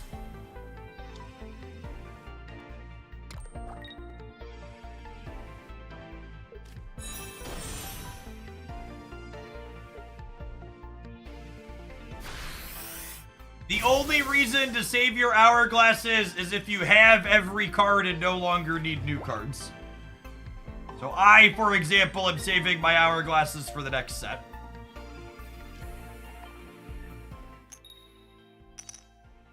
Because I have functionally every card.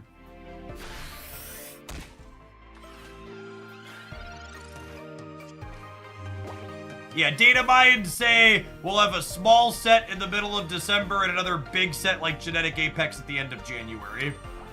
Any tips on how to do wonder picks? Be lucky, don't be unlucky.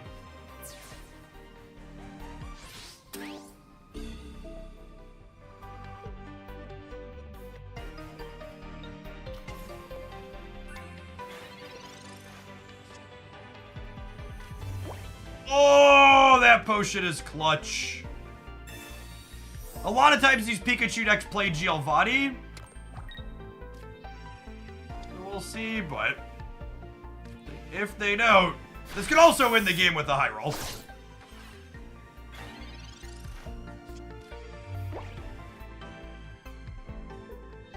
Oh, I guess they get to Raichu me, huh?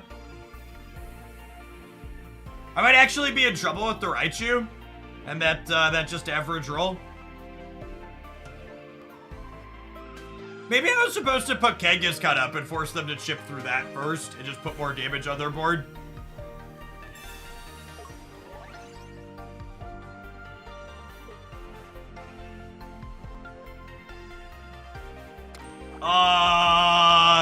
If they attack me with Pikachu EX, they lose. Sometimes the opponent misses when they're dead on board. I made a mistake, but then they made a mistake back. They forgot that our next play was going to be absolutely quacked.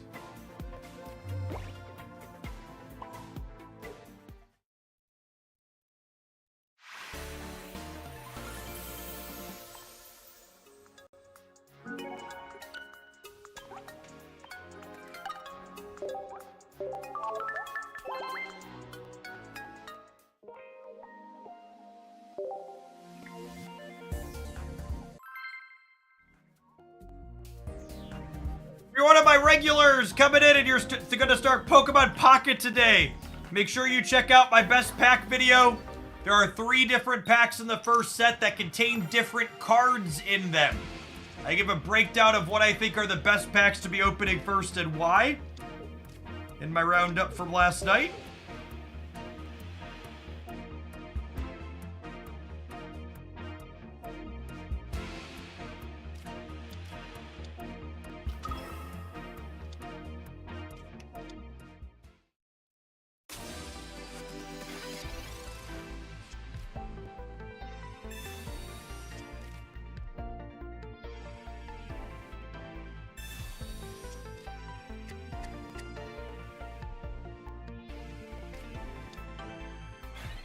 Like Articuno Staryu, the just 2 Articuno deck tends to not be super popular. It's not very good. Articuno Staryu, I think, is worse than some of the other EX decks that see play, but it's definitely better than only being in an Articuno. Starmie EX is a genuinely very good card.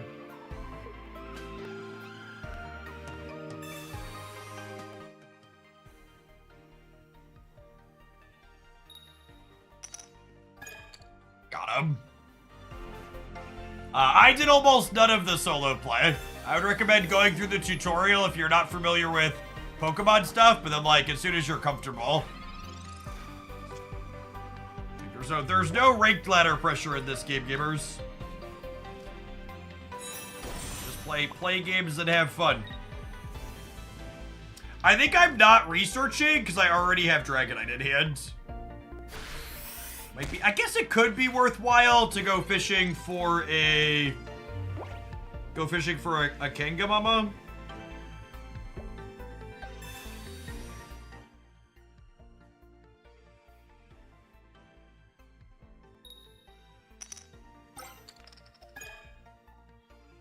The heads on the Misty here might mean we're torched.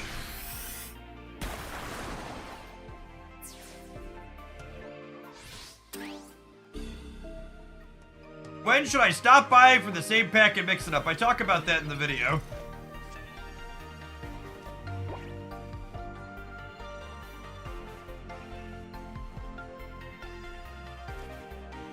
Oh.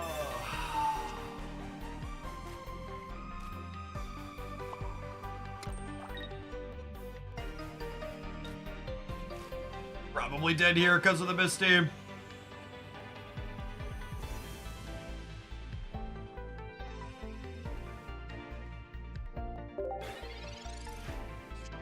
If we'd have had one more turn with the Farfetch'd to get extra energy on the Dragonite, it would have been okay. The opponent's deck is the highest variance high roll deck in Pocket. It basically lives or dies by whether it flips out on a Misty's.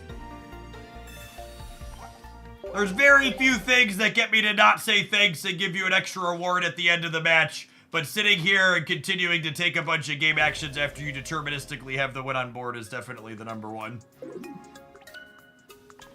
The video games change, but the gamers being Dillholes occasionally stays the same.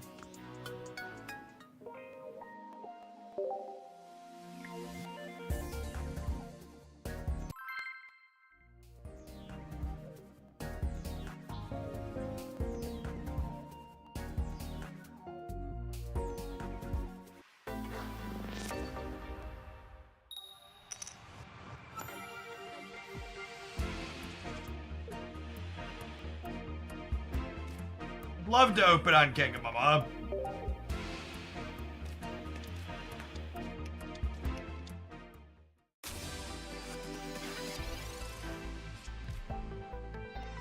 Kangaskhan's 25% to just like OTK things like the Althod one is so strong.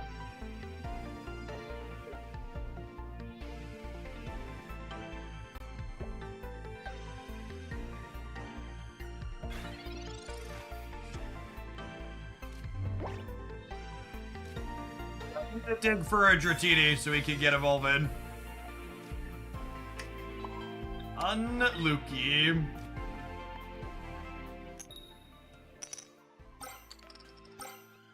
Alright. Some other things are breaking our way at least.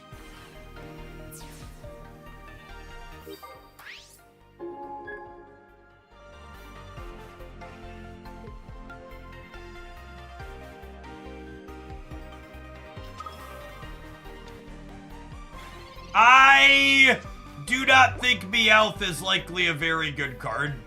I think if you think your deck wants an extra basic like Meowth, you're often better just playing Kangaskhan or Farfetch'd to buy time that way, while also dealing some extra damage. One deck building thing that seems common in the Pocket community right now is I think people are undervaluing cards that do damage for efficient energy rates. Things like Kangaskhan I think are underappreciated. I'm gonna go digging for another basic, that way our Dratini is insulated against the Sabrina. Another basic, never once.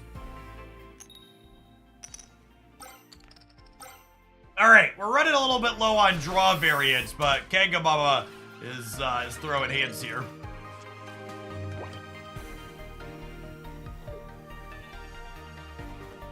Sometimes I'll play an energy with lethal on the board because I have it engraved, but I'm not going to still have all these by opponent. Yeah, it's different than just, like, playing a bunch of evolutions of energy, yeah?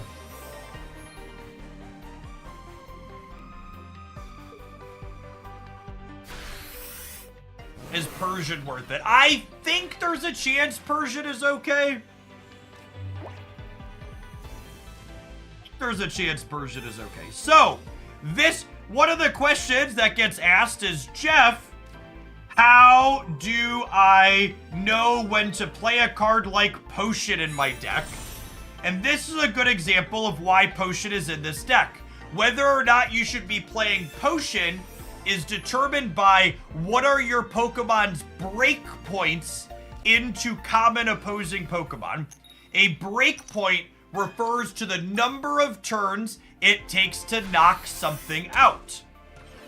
So for example, in the Mewtwo matchup, having a potion is good when you are playing 100 HP Pokemon, because potioning your 100 HP Pokemon makes it take 3 attacks with Mewtwo instead of 2.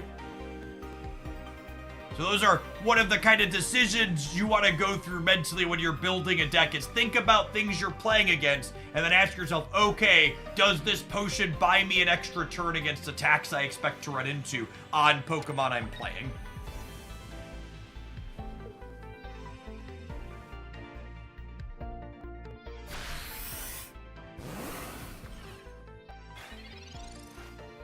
Assuredly, there's lightning underneath this water, yes? Deal. Deal! All right, and Kangamama with that potion did exactly what we want her to do here, chat. She bought us crucial time to get this Dragonite set up.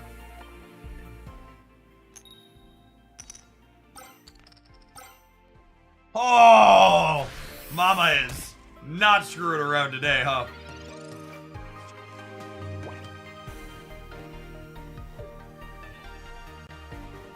Almost soloed this Mewtwo with the potion. And Dragonite, again, talking about breakpoints, Dragonite's 160 is super relevant here because in order for Mewtwo to take it down in one, they need a Giovanni.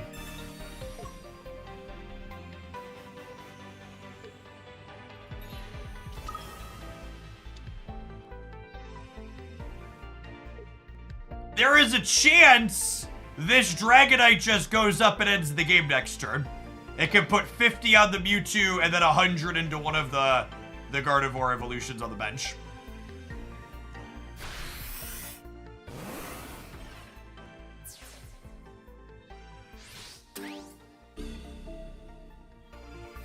Oh, I do already have a point. You're right. I actually only need to hit the Mewtwo on the bench. Good show. Good show. I forgot Kangamama was super aggressive this game.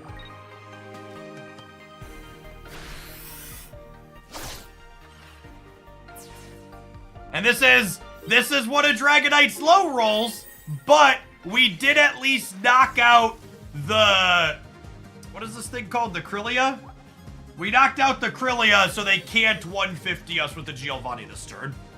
So, the best case failure there was taking the Gardevoir out of play, because Gardevoir plus Giovanni ended our Dragonite. And now that that's no longer on the table, we should be good to clean them out. Like, it's actually not possible for us to low roll next turn.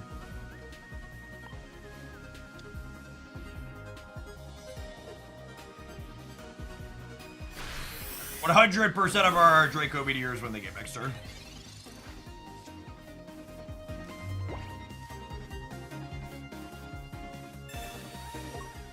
Yes, Aerodactyl returns all the stages of the Pokemon.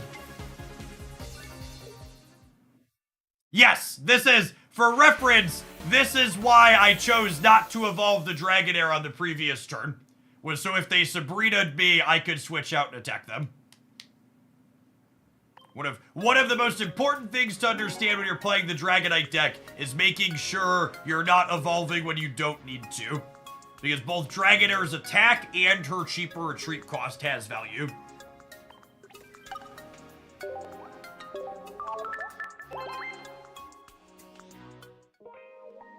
Appreciate everybody hanging out today, by the way. Also to see people excited for a new card game. We've got a bunch of new followers coming in. If you're not familiar with me, welcome. My name is Jeff Hoagland. I've been streaming full-time here on Twitch for almost a decade now. I've always had a focus on strategy and card games. Currently playing Marvel Snap in addition to Pokemon Pocket, but I played a lot of Magic the Gathering and some Hearthstone and Runeterra and others before landing here in Pocket. In a former life before I was a meme here on the internet, I have a graduate degree and undergraduate degree in mathematics. I spent time teaching at both the high school and college level, so you'll find that my streams tend to be very analytical. I always try and play a ton of different decks. On days like today, we take viewer submissions and try and work on ideas that the community has. Yes, I'm on 2 Farfetch'd, 2 Kang, and 10 Trainers.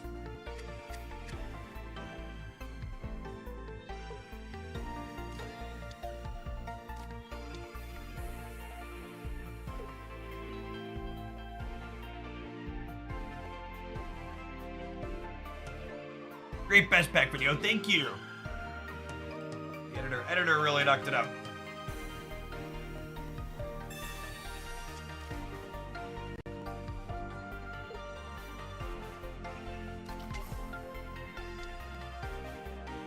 Pocket Team's awesome, thanks for the content. Thanks, Rugged.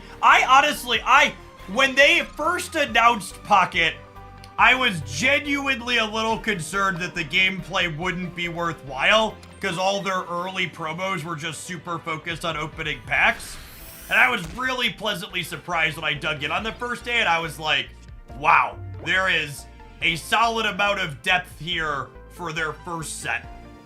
And it's very clear, as is common in new card games, that like this is a first set and they're gonna ramp up complexity over the course of a few sets and other things of that, but I think the core that they have to start is already very good. I think I want to keep Farfetch'd up here, so I'm going to swap to the Dratini because it has a retreat cost of 1 and will X speed back to the duck next turn.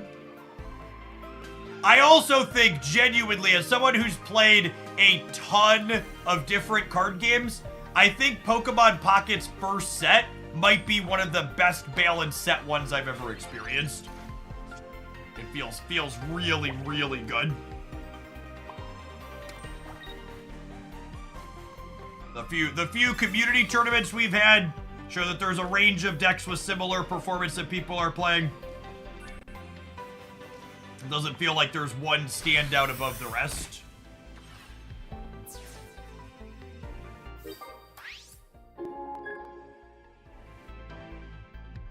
Your priority for early shop tickets should be picking up the trainer cards you want to play with, and then just buying hourglasses for packs, yeah? I actually never played Hearthstone Set 1. I tried that game a few years after it dropped.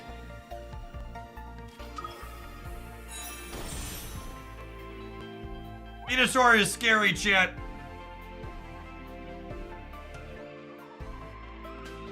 It's a big tank. The question this game's gonna be, can we find the Dragonair on time?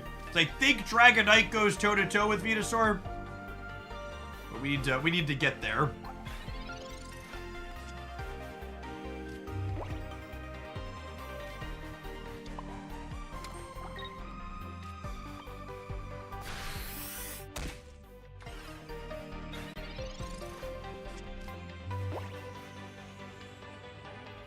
I really like Pidgeotto inside of the Blaine deck.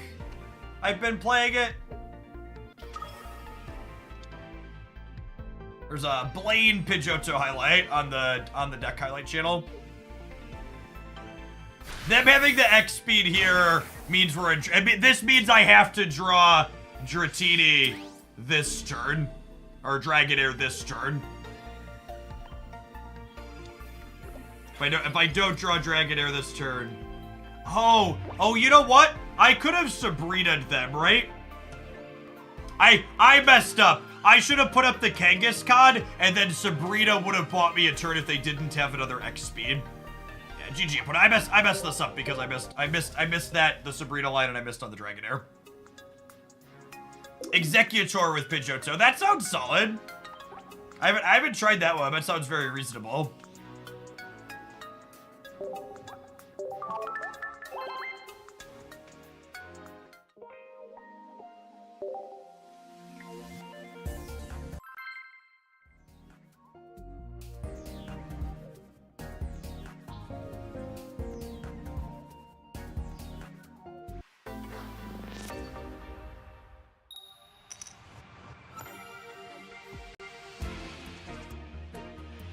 You're going first. I think I generally like opening on Farfetch rather than Kangaskhan, just to get the more guaranteed consistent source of damage. Good morning.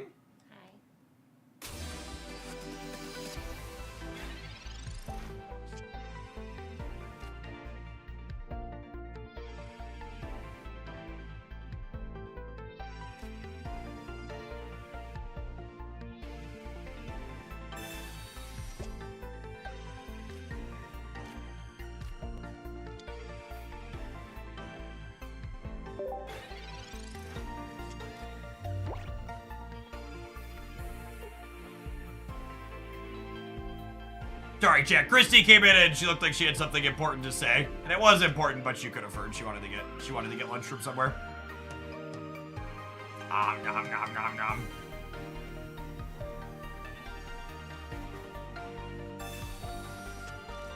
I have some regrets leading on the duck. We might X speed to fix it.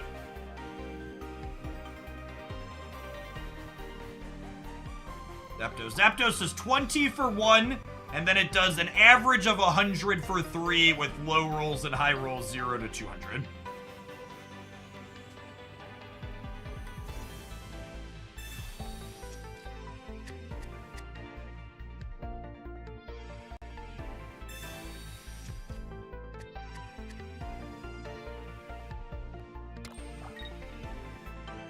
Lightning hits so much stuff effectively. It hits my stuff effectively because I love playing Farfetch'd.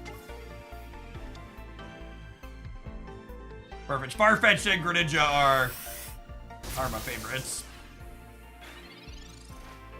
We play a lot of Duck on this channel.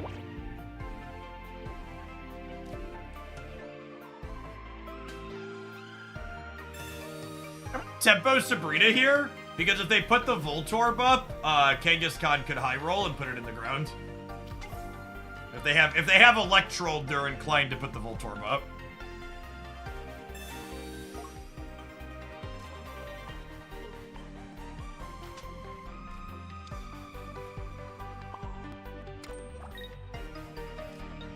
It is Halloween tomorrow, isn't it? I don't have any Pokemon themed costumes. We'll break something out of the closet for sure.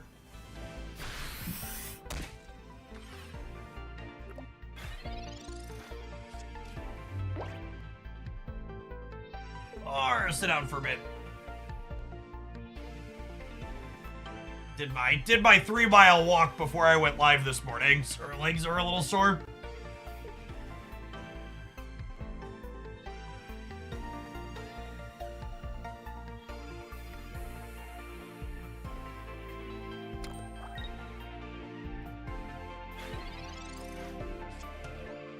Power it up Pikachu here.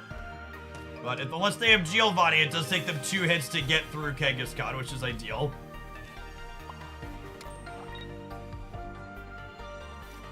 The question is, do they have X speed and Giovanni? If they have X speed and Giovanni, they probably have too much pressure for us.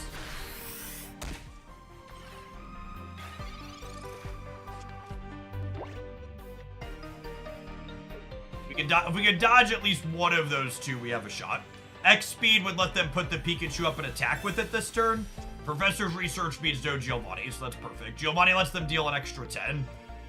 Yeah, Kanga's making up for the bad variance we had this morning for sure. She's been putting hands on people.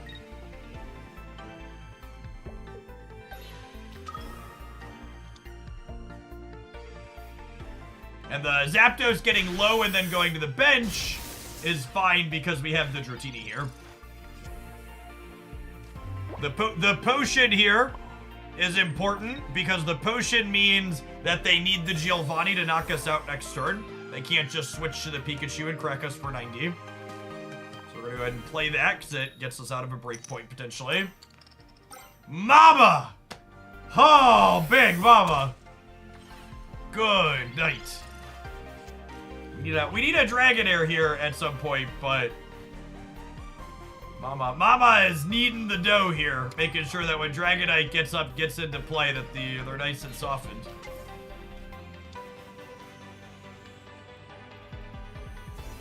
Oh, they have the Giovanni givers.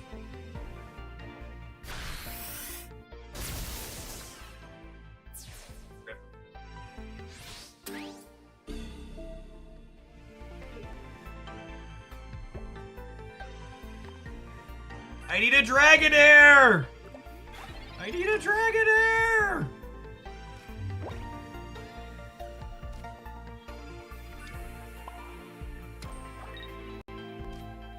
My Sabrina can't buy us time here because the Electrode has a free retreat cost. So that doesn't matter.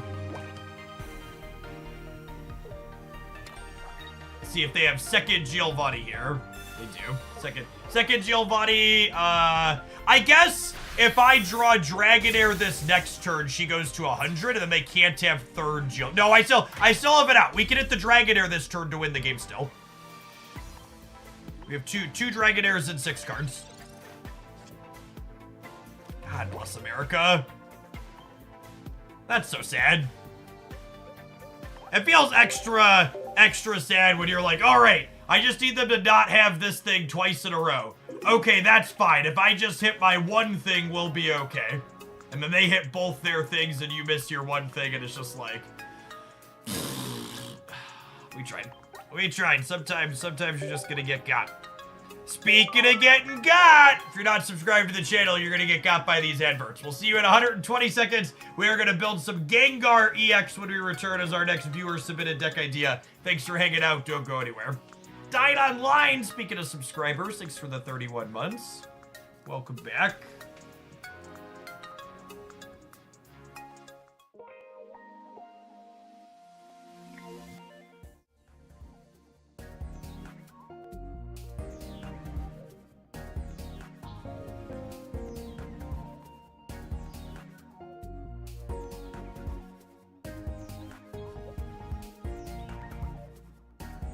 Should probably keep this one in my deck editor.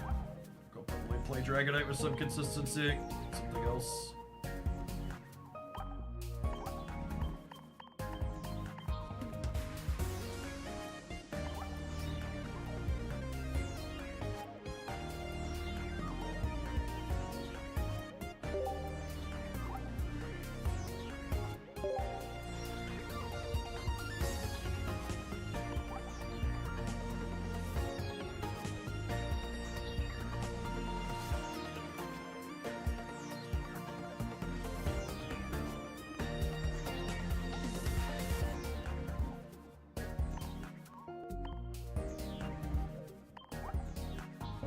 I don't actually know that removing all actually saves me time, since I need to re-add the researches and then put the flare back on them.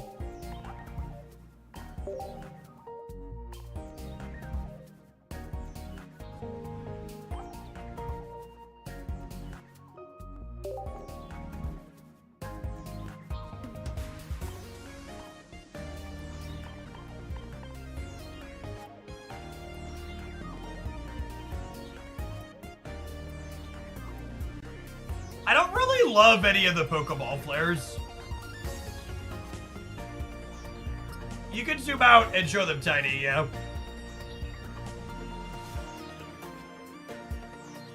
Yeah, Pocket last month was a soft launch. It was not a beta.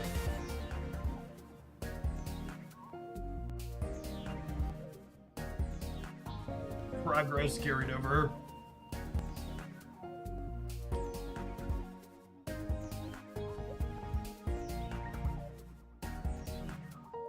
I think I definitely want to split on these. I'm just not sure which one I want an extra copy of. And then I think I want another Pokemon. So one of the appeals of regular Gengar is you can build up something else on your bench. I think I want to try him with Wiggly. Wiggly's a card I've enjoyed.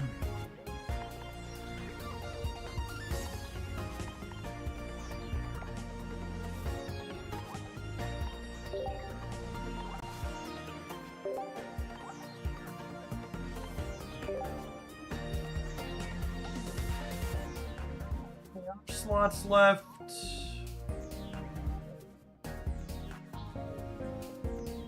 Trainers do I want? Giovanni sounds good here.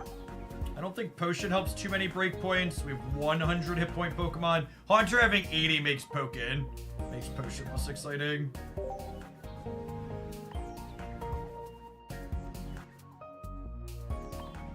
Yeah, second Sabrina angle.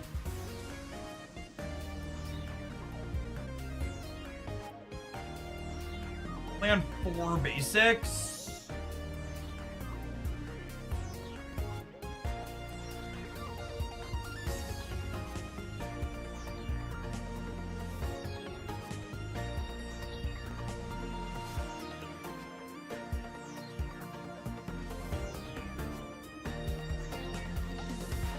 Slot filler here. I think this is probably a Farfetch deck as opposed to a Kangaskhan deck, because I have other early Pokemon like Haunter that are fine to start on.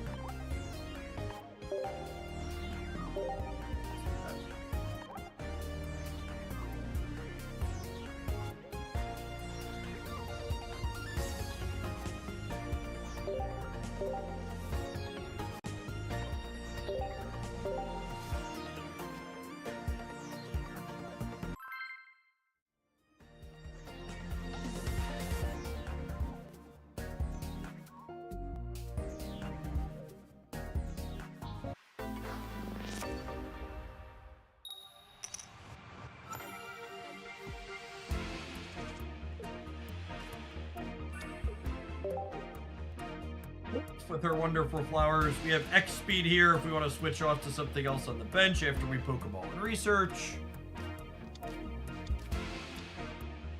Lightning, so probably Pikachu EX. Yep.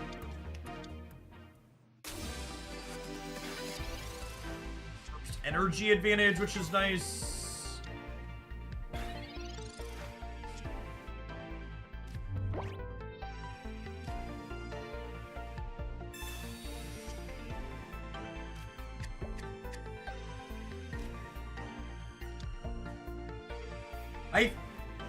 I think I'm actually putting an energy on Jigglypuff here because Wigglytuff regular non-EX would be a great pull for next turn.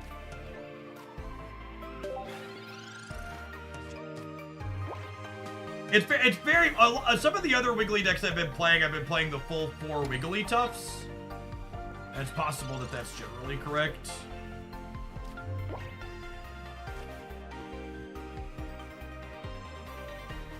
I think we're doing that. It's gonna get hit once, but I think I buy a turn with Sabrina too.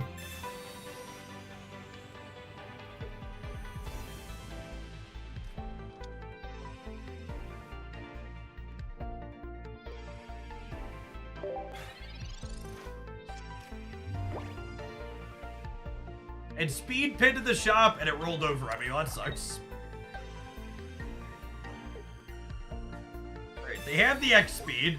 Wigglypoof's sleepy song puts them to sleep, which means they can't attack or retreat the following turn unless they hit head. So it'll be 50% for Wiggly to be able to best the Pikachu.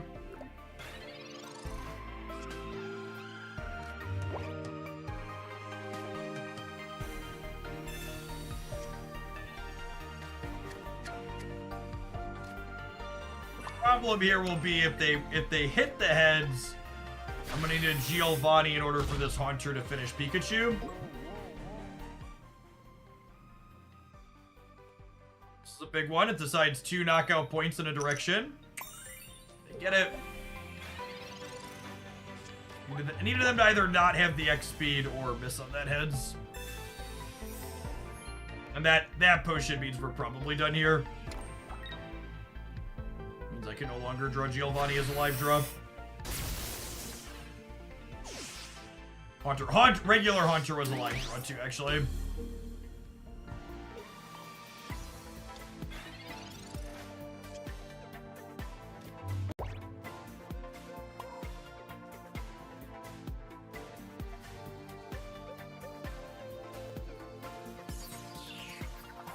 I can technically survive the turn, but there's no help.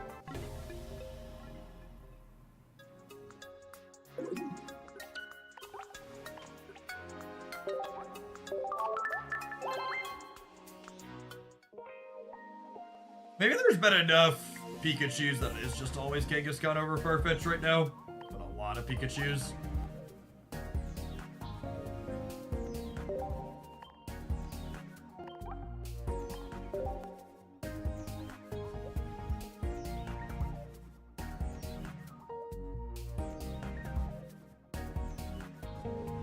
The difference between sleep and paralyzed, they're very similar. Paralyzed is just guaranteed to wear off. It wears off after 1 turn, whereas sleep you have to flip a coin.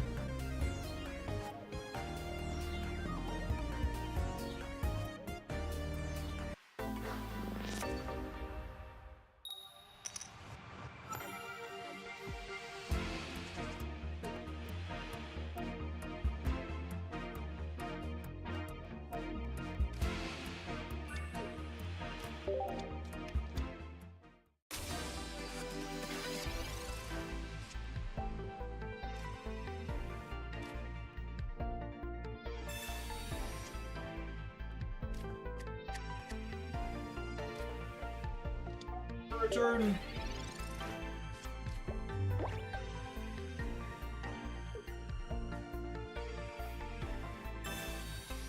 Typing Kang in the deck editor and finding a playable card couldn't be Marvel Snap. Certainly not.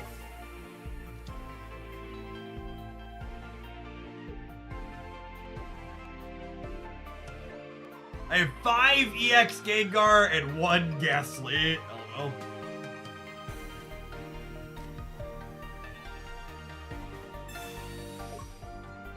Moltres Rapidash is a curious combination.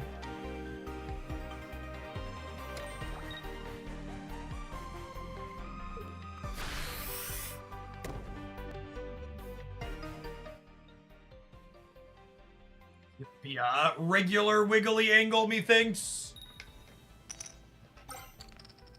Start building up to Gengar EX on the... Well, I mean, your Rapidash is charged up, bud.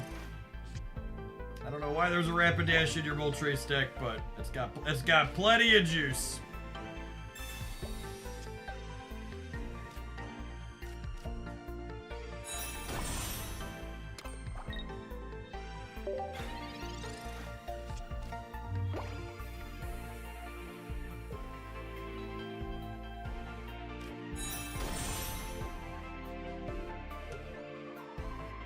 Oh, did we play Rapidash in the one I featured back at the start? You might be right that we had Rapidash in the opener.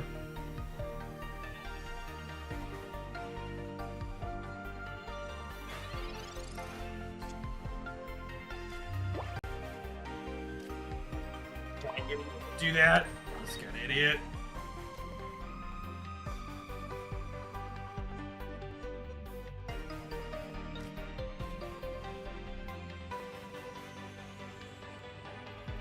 Hitting it with the Sabrina really doesn't accomplish anything, right? Because they just have so many energy to retreat.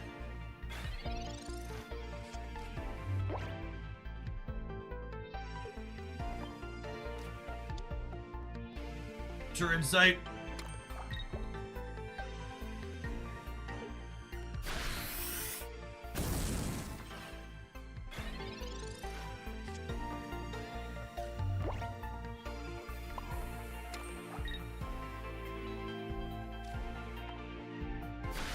Now, unfortunately, Wiggly is low enough that they get to pull the Moltres out and then finish with the Rapidash.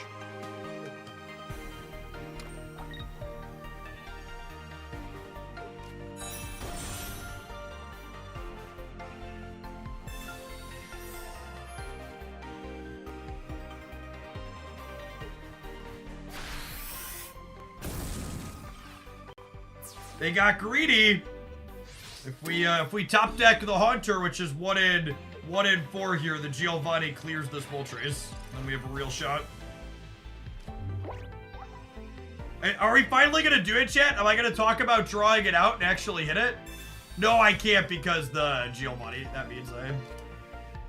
Ah, everything sucks, and then we died.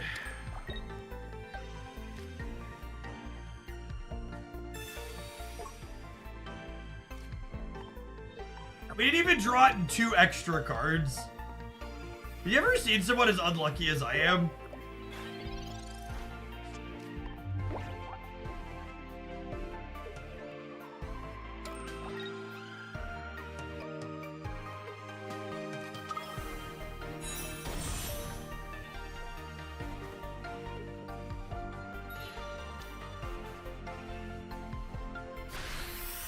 They're giving us time.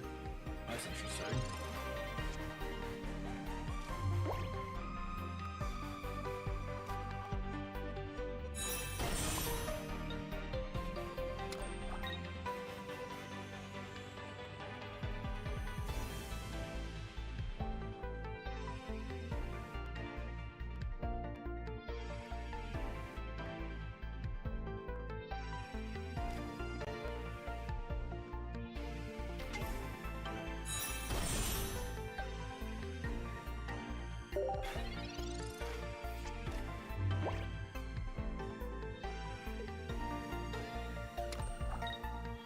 I guess the Charizard just builds to a point I can't beat now.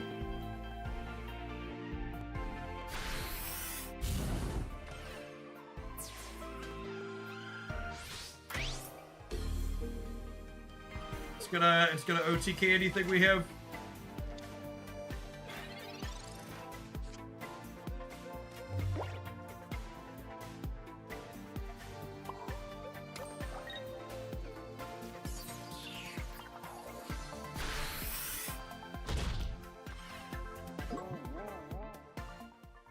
I assume we will get some type of way to fish for stage 1 or stage 2s in the game eventually. I would be surprised if they ever have a search your deck for a specific card. I assume any other Pokeballs they add will be grab a random given a condition.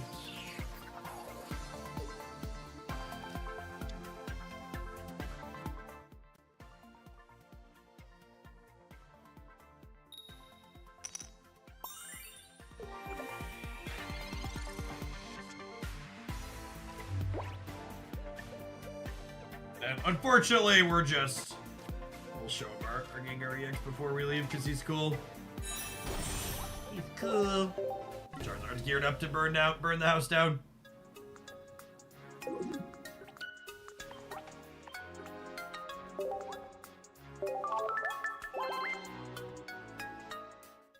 Sabrina and Sleep. Sabrina lets them pick who they're putting up Swift Work.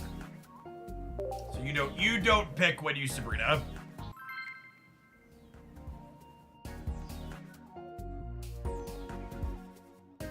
I do hope they are incredibly careful with the trainers they add to this game. Because I do think if the game got to the point where every deck only has like 6 actual Pokemon cards in it, that would be detrimental to the game as a whole. I think I would prefer if the game did not become like Paper Pokemon TCG, where like a majority of the decks are trainers every time.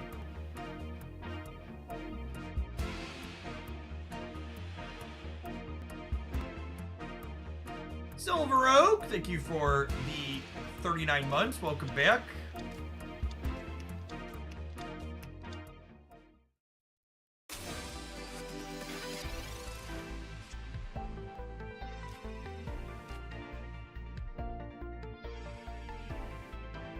It's ghastly every time, assuredly, yes. Damn it, Kinga. Damn it, Kinga! We're gonna talk about this during your performance review.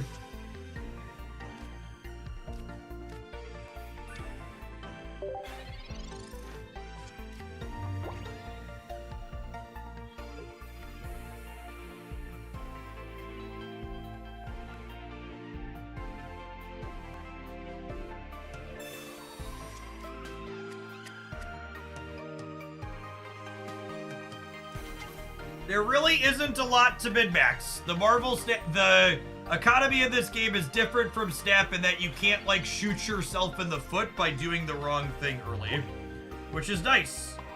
You should basically just be spending all your resources getting stuff and opening packs. There's no holding your spotlight keys to make sure you don't screw yourself.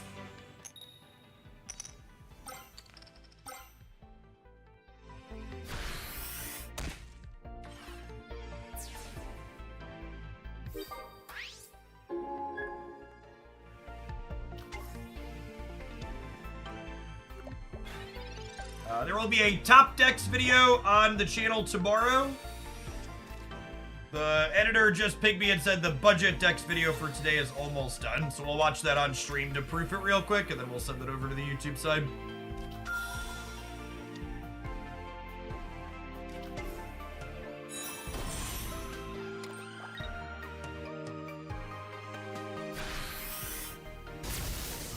Alright, no Giovanni at least. There's a regular Wigglypoof. Need how to roll here. Well, I didn't have the Giovanni last time, so the Wigglytuff might buy us some time. It's a shame we don't have Ghastly. If we could have been working up towards one of the Gengars, you'd be in a better spot.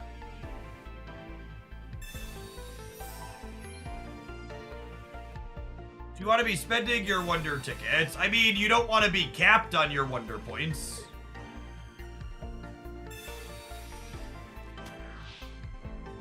We're not playing the Wiggly out.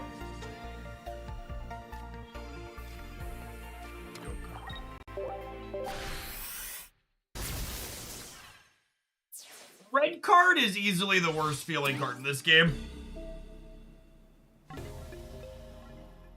Like, whenever someone red cards my bricked hand and they don't unbrick me, it's so sad. It's just like, well, my hand was bad, and then you hit me with it and it was still bad. I'm just like, Sedge. You gave me a chance. Yeah, there's a good chance Gengar's not a playable Pokemon. Corey Bollinger, thank you for the 3 years. Welcome back. The stage 2s that attack for 1 energy feel kind of tough.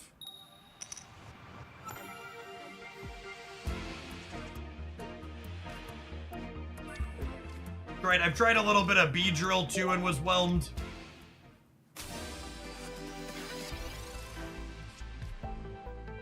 Whatever red card is good against me, it feels like I'm playing a deck that's kind of underpowered anyways. Fire Energy Coughing. Are they like wheezing out in front of Charizard?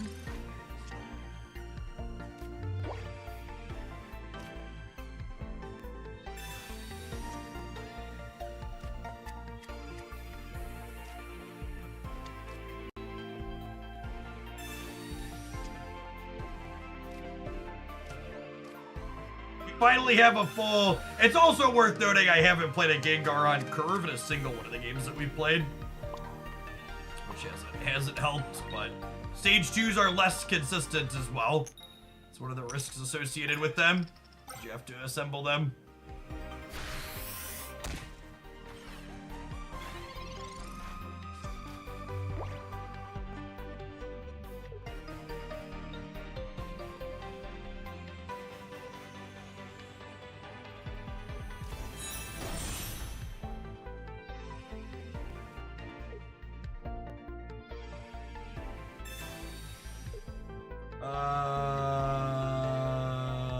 Sure.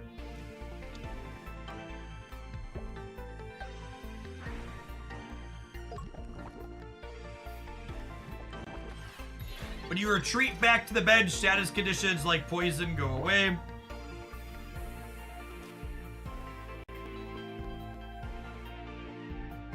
Or over I just hit them? I don't think so. I think I want to work up to Gengar EX potentially.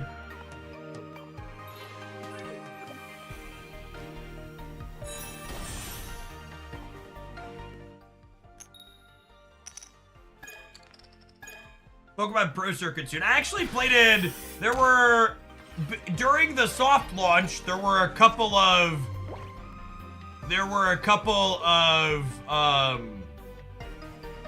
tournaments, and I played in one of them. They've had a few tournaments that had hundreds of players in them. I imagine those will continue to grow post-launch.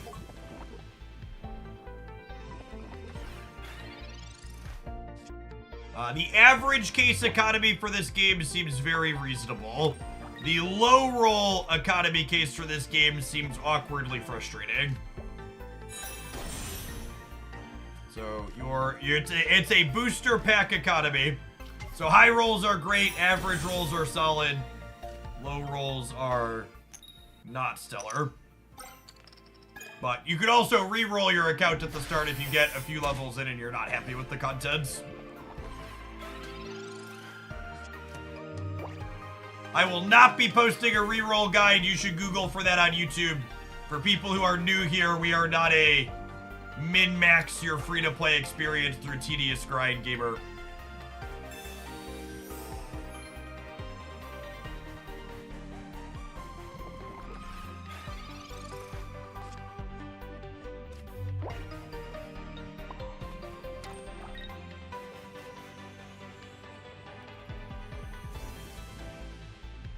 Nobody in hope, sure. We're not really doing anything.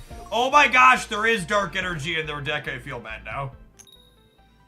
We've been there, opponent. Oh yeah, brick down your dark energy for 2 turns, and the Kangaskhan got opponent freaking knocks you out with a high roll. See, chat. Sometimes you get to be the Pidgey instead of the statue.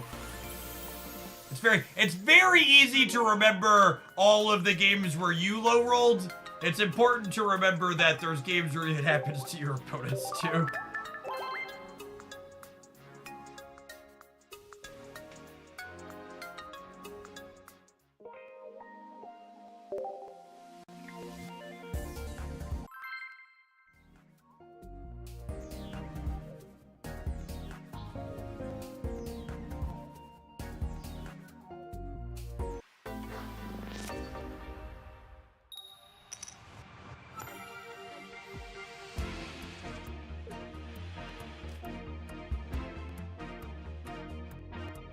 First, we'll just put a Wigglypoof up for it.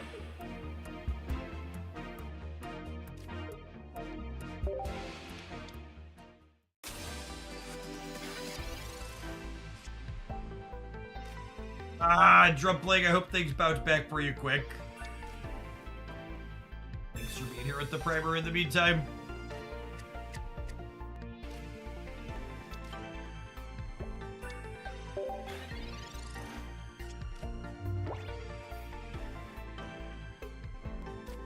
You mean what you mean? Can you explain what you mean by low, average, or high roll? I don't know how I make it any impact. So obviously your packs are random. So if you haven't spent any money on your account and you like open your packs and get 0 EX Pokemon in your first few levels, you could delete that account and start a new one and open those new starting packs again.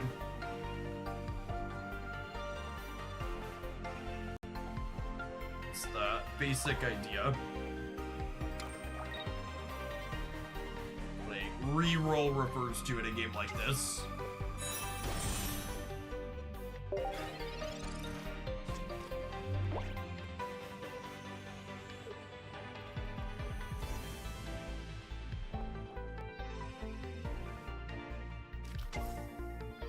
Hey, no, can you ping me in chat? I see your Discord message.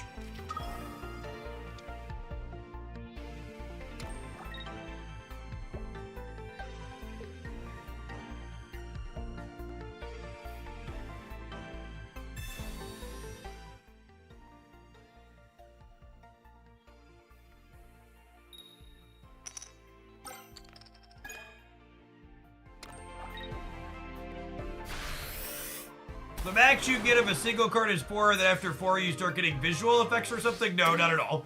You can endlessly open the same cards. You can just turn duplicates into cosmetic upgrades.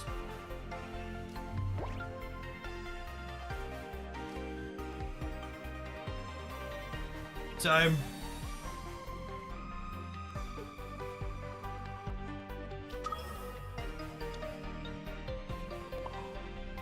For people asking me about opinions on rerolls, again, I have done none of the math and I have no opinions. I would encourage you to do a Google search and look for content. There's a bunch of people have put out reroll videos. I have no idea which ones are good. That type of budget-focused content. We'll talk about budget decks, but I'm not min-maxing your free-to-play account in that way. That's just not. I don't do free-to-play. It's not a part of these games I enjoy. I will not make content focused on that.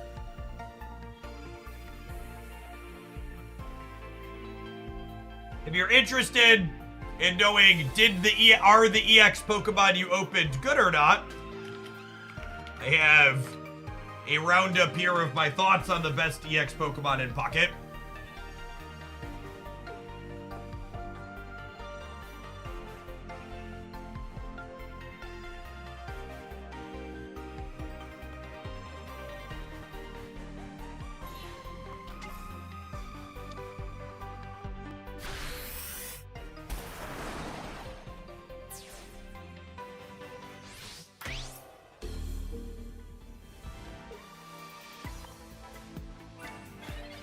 I think it's about time to move on for this one, chat. Gengar was a abject failure and disaster.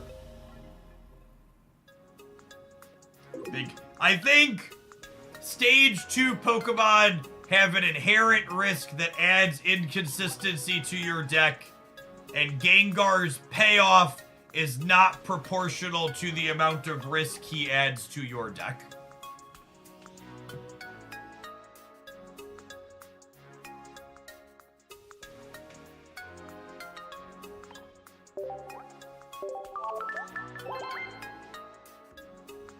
Why is this game banned in my country but not Hearthstone or Snap? Probably because the devs in this game are more risk averse to the laws your legislation have passed.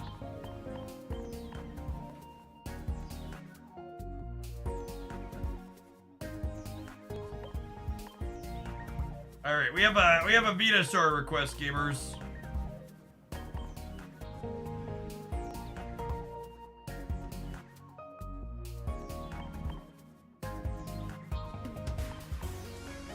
I have a Full Art Executoria.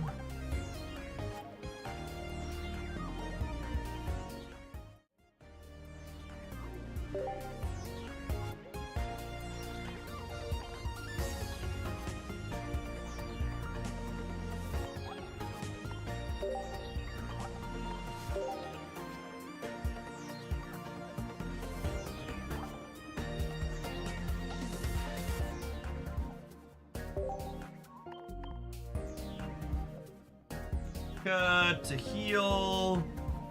I probably want... Oh, I do have full art Bulbasaur's too, you're right.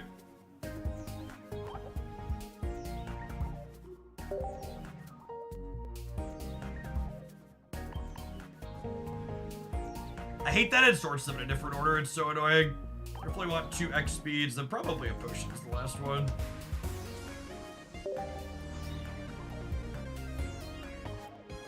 I want 2 X speeds because we never want to start on a Bulbasaur. When we open on Bulba, we want to retreat it back to eggs every time, basically. It's possible I want Kanga in here.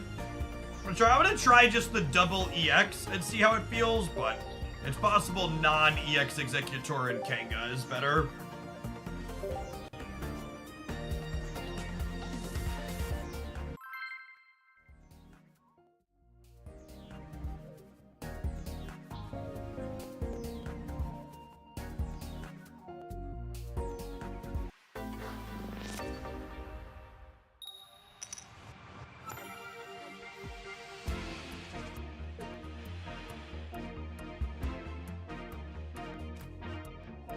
Eating on the egg.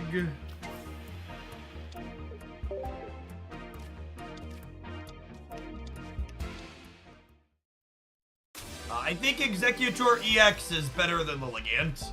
Because Lilligant isn't really an accelerant. Because you have to put 2 energies on it in order for it to start giving you extra, and it's rarely giving you more than 2. Yeah, we're gonna watch the budget decks live together on stream to proof it before I upload it to YouTube. If you're hanging out here while we're live, you definitely won't miss it.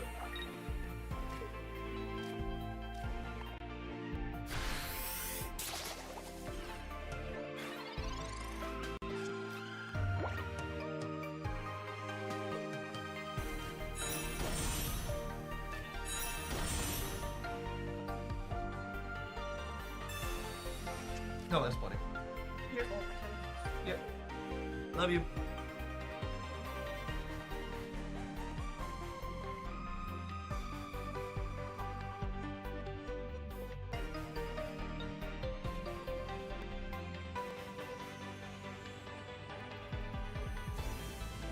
Some food to eat while my opponent takes their sweet time here.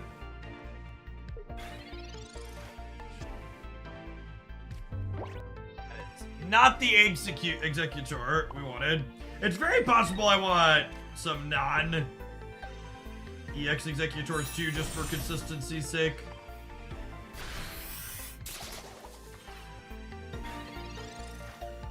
It's for lunch. Skillet. It's tofu skillet this morning. Lunch, late breakfast.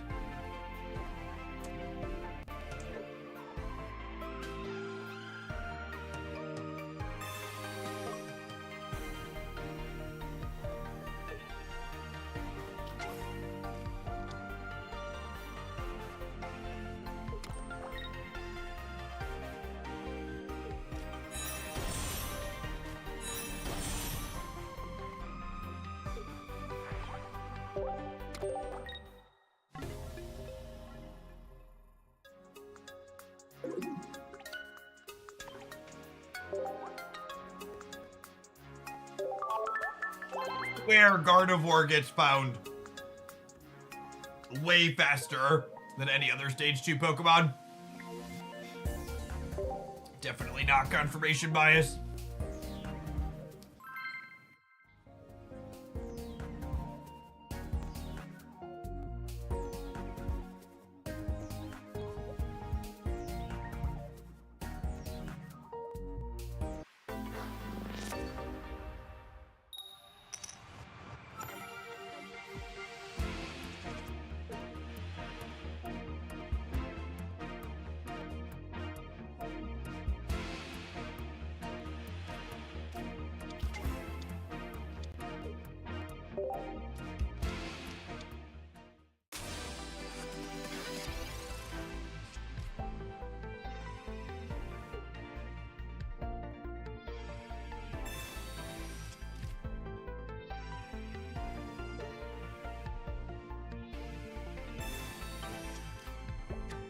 I bought the top currency 3 times to get all of the cards.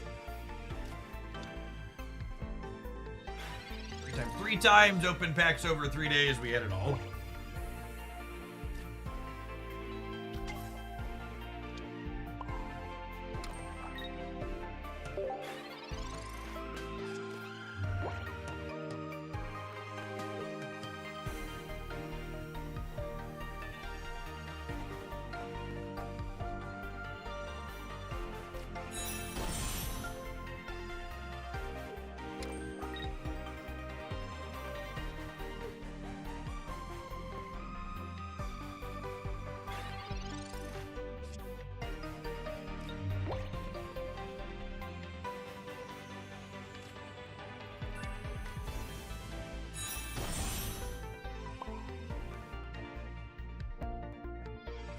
Energy on the execute. So that way if they don't knock out the Bulbasaur, I can retreat it back, and if they do knock it out, we'll want it on there anyways. Rage Quit, thank you for the 54 months.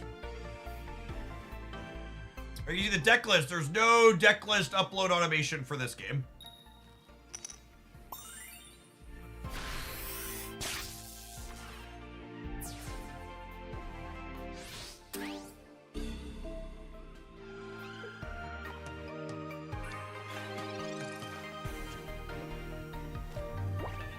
I actually want to avoid putting the other Execute on my bench, I think, because of Sabrina. Ivysaur back for now. Flippin'.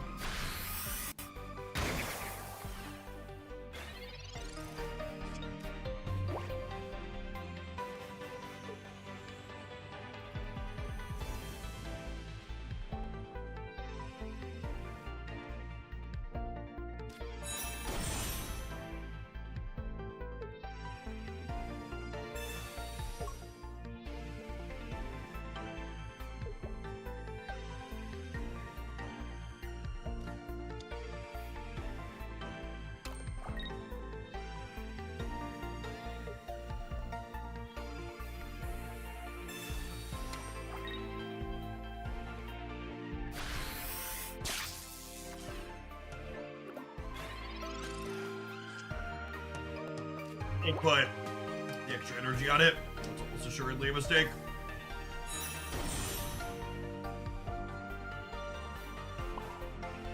I guess because I knocked out one of my things, I'm gonna need this Executor to live, huh? At least live long enough to retreat.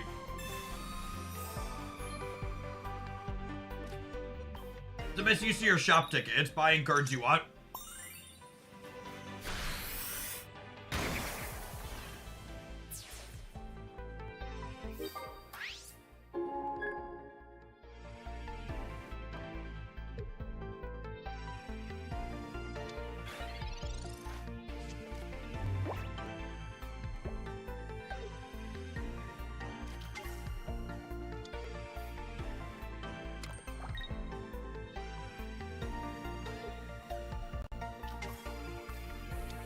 Yeah, that last head's taking all their energy off the table is a big deal.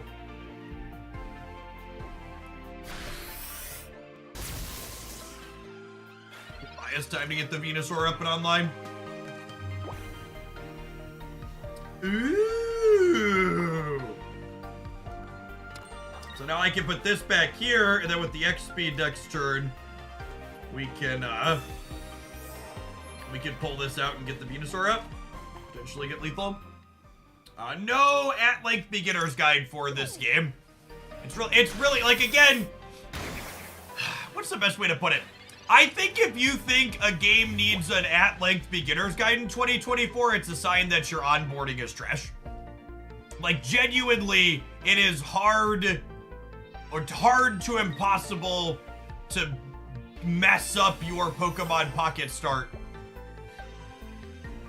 You should just spend your stuff and acquire your stuff and not think super hard about it. The only real decision is which of the starting booster packs you should be opening. And I've got a guide up for that one. It's really hard to... Love it. If the Zapdos flips 4 heads, it gets the Venusaur. Otherwise, we should be good here.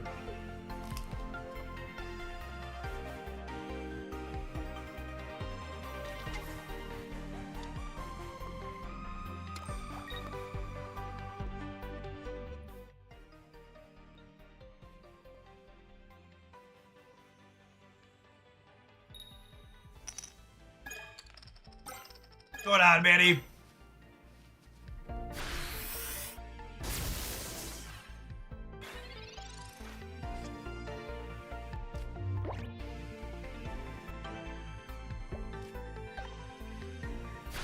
Nice. This is 2 knockout points instant EX, so we got him.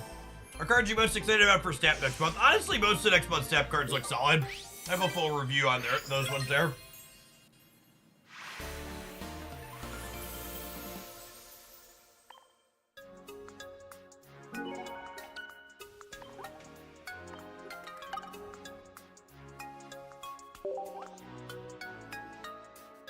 No, there are some community members that have a collection spreadsheet if you Google for it. I don't plan to reinvent a wheel that I will not roll myself.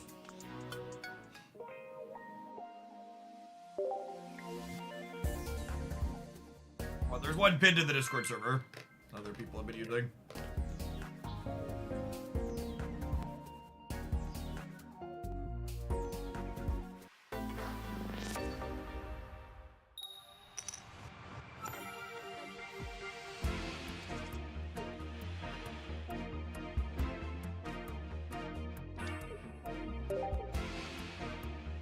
Alright. Executor EX while going first is quite strong. Getting to threaten to crack for 80 right away is nuts. 1 Bulbasaur, please. Nice. And then I'm explicitly not going to Professor's Research here, because leaving the research in my hand is much better if they red card me on 1. Victory Bell is not a playable Pokemon Pocket card, unfortunately. It's pretty bad.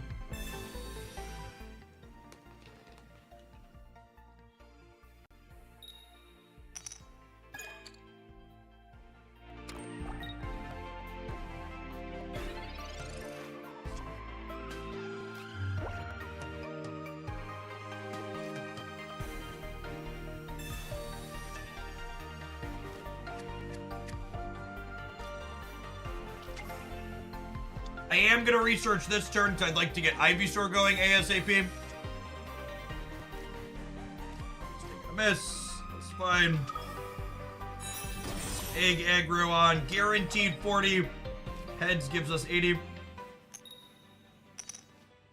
Crunch.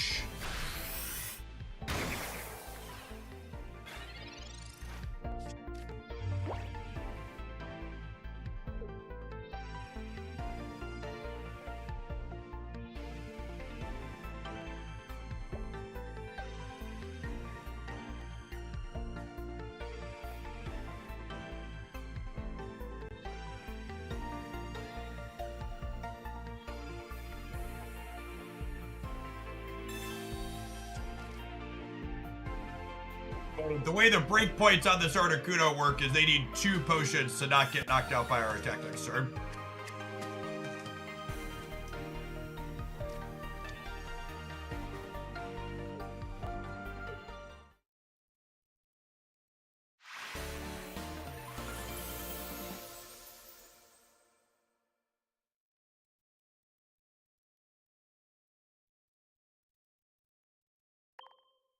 It's only on mobile currently, Maddie, but I wouldn't be surprised if it got a switchboard.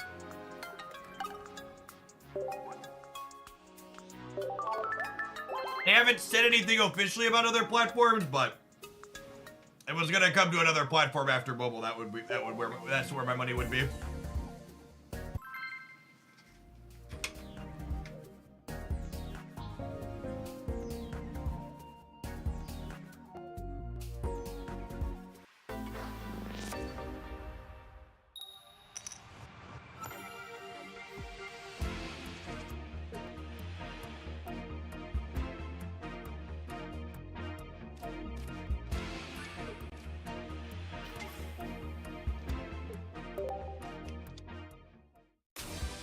This is an ideal start for us. And they're playing Magikarp, so we are about to bully them hard.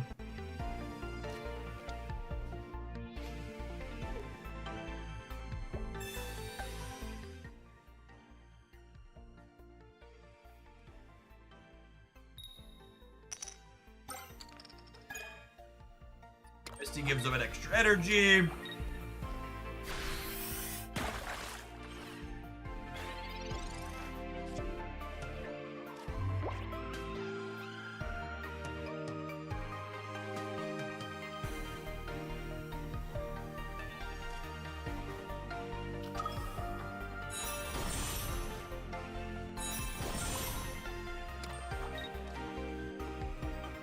I assume they're just done. They put 2 energies on this thing and we're just gonna shove it in a trash can. Yeah. Gyarados is not a playable Pokemon pocket card. Executor and Executor EX are pretty good though. Alright gamers, it's about that time. We'll see you in 120 seconds. We're gonna play some more Venusaur Executor when we get back. Thanks for hanging out. Don't go anywhere. Gyarados EX winner. Yeah, hopefully Gyarados EX is playable. Regular Gyarados. Regular Gyarados is only good when you high roll on Misty, and there's better things to high roll on Misty with, is like the long and short of it. Skillet was so good. I like food.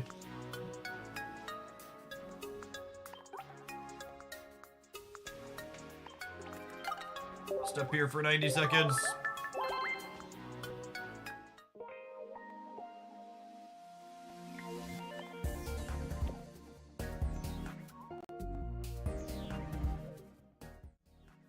Zoptic, happy release day.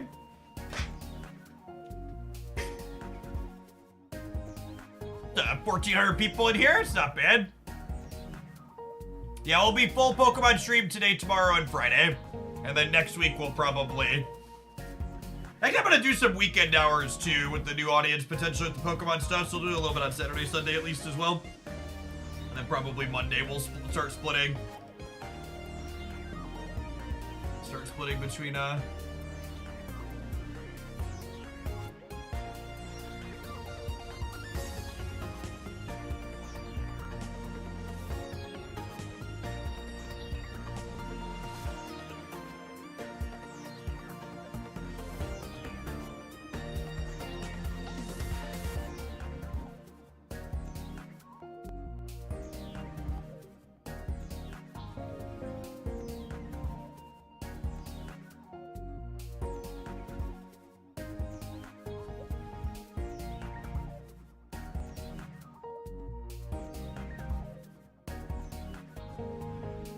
It is genuinely hard to keep up with more than one game at a time. Card game for sure.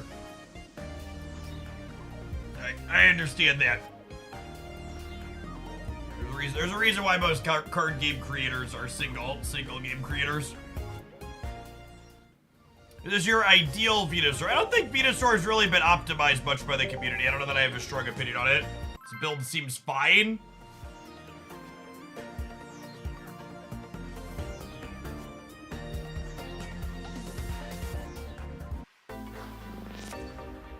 Are fossil Pokemon any good? I think Omastar is solid. I think Kabutops is clunky. I think the stage 2s that die in one hit to Mewtwo are awkward, and Kabutops falls under that category. I do not have any viewer submissions in the queue after this one. If that's the case, after we play this for a little bit, I'll just pick something else myself. Cubone Zubat. That's an interesting combination of Pokemon because it gives you Pikachu weaknesses and Mewtwo weaknesses.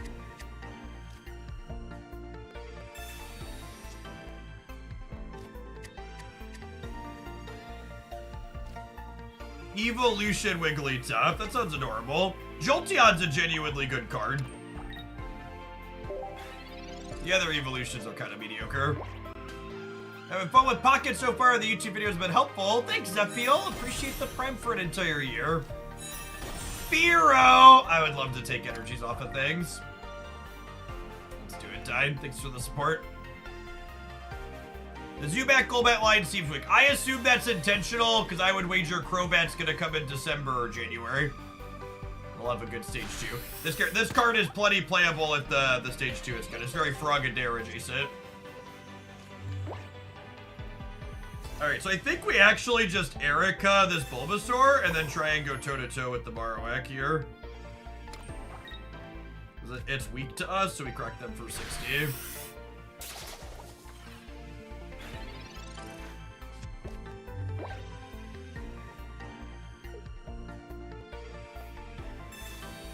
I'm currently feeling less FOMO in Pocket than when I first started Snap when it came out. Well, I think part of that is when Snap first came out, you saw people like me with full collections, and you were months off from getting a full collection. Whereas like in Pokemon Pocket, getting all the cards, you're like not gated out of Series 3 right away. Like, Snap system is like a solid onboarding for people who have never touched a card game before, but it's like kind of markedly worse for people who are like experienced TCG gamers.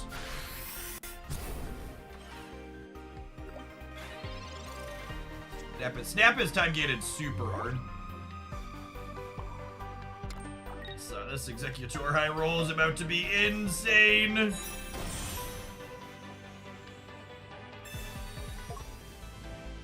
Some of the Pokemon YouTube channel, thanks. We're pumping out a lot of good stuff over there. My editor actually just emailed me and said they were exporting the budget text video now.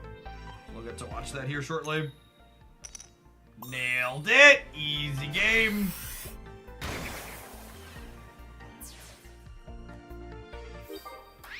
You mess with Koga, Weezing, Muck. Yeah, there's a deck highlight of that up on the Pocket channel. I think it's real reasonable. Weezing's a great card in general. Weezing plays solid with Muck. It plays solid with Arbok. It splashes in a lot of decks. Yeah, just like have your Executor always do 80 for one shit. Easy.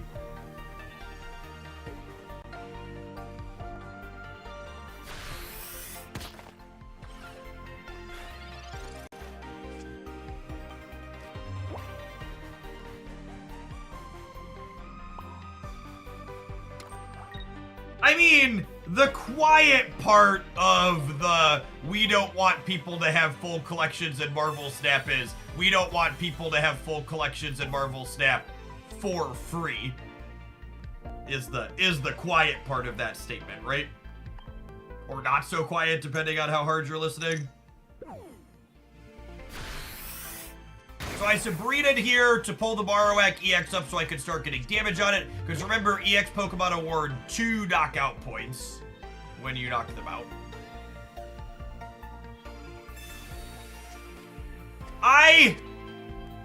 Part of me wants to sit down and calculate how expensive it would be to take a fresh Marvel Snap account and get Series 3 complete ASAP and like write down how much it would cost and how much time it would take.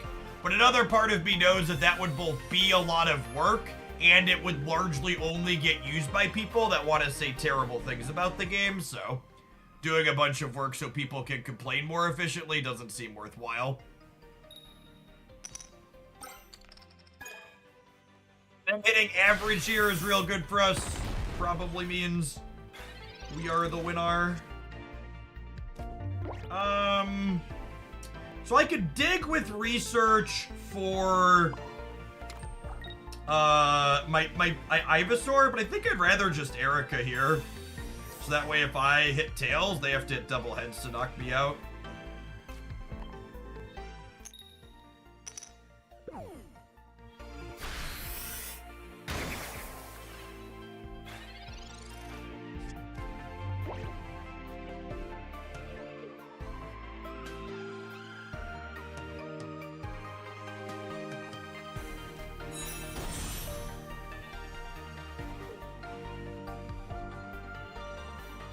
Potion for Giovanni. I mean, if they Giovanni me, I'm just gonna knock them out with the Bulbasaur and the Crackback and we win the game, yeah? It probably doesn't matter. I don't think our game actions are mostly whatever here. You need to, their line to maybe win this game is like, switch back to the non-EX Marowak, crack me for 50, and then just hope I keep breaking on the Venusaur, but even that's probably not a real path to victory for them.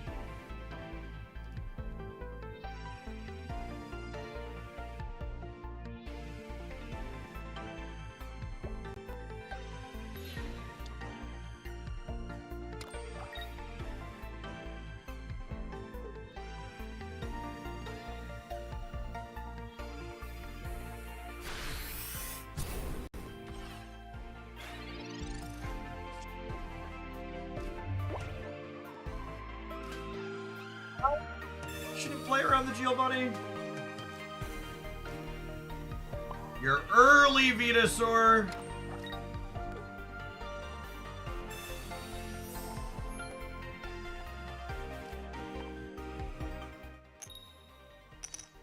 Yikes! All right, now the good news is I get to draw 3 cards next turn. There's 2 Ivysaurs lurking. Excel, thank you for the 13 months. I appreciate that. Welcome back.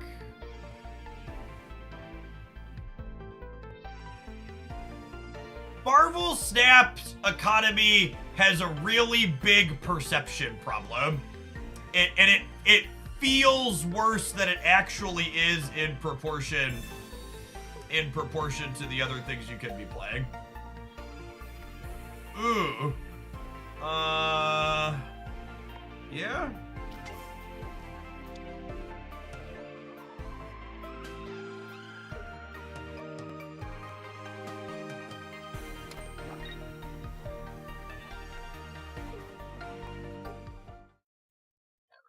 So.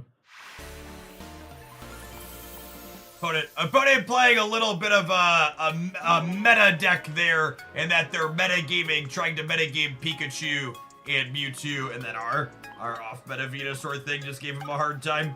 Which, that's how brewing in games like this goes. If you try and do something that's a little bit underpowered that's good into the best things, you end up struggling into the things that are not the best things. So you get a little bit of a circular metagame.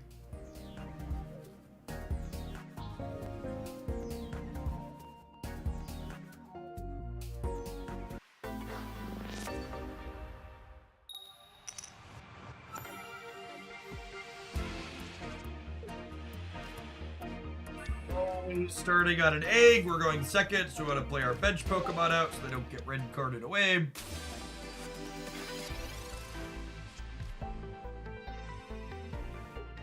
Yes, that's something that gets forgotten a lot in economy comparisons between games, is that in Marvel Snap, when you get a card, you can just play with it. Whereas, like, in Pocket, for example, my EX Venusaur, I need 2 of them to build an EX Venusaur deck. And I also need, you know, the other evolutions below it, but, like, you need multiple of them to get the play set. And then in a game like Magic Arena, it's even worse, right? You need 4 copies of cards, and then you need, like, specific types of lands on top of it as well.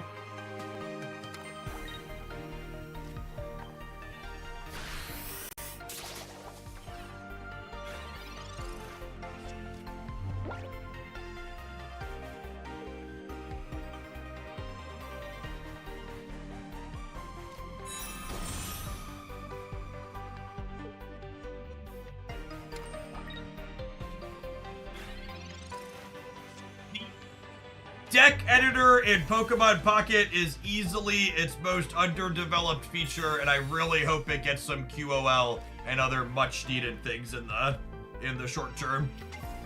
After they get trading online, quality of life improvements in the deck editor will be my number one ask. Whew, that was a good one. 1 Snoot Boot, please.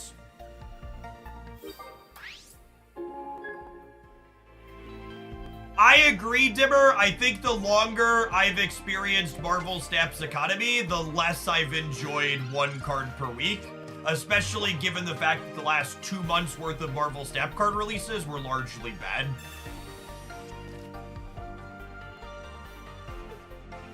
If Pokemon Pocket's card releases end up being like the data mines, where they're going to do a small set there'll be a set every 6 weeks, alternating big and small, I think that would be a really ideal mix of things. Well, they didn't have a third bench. That's so good for us.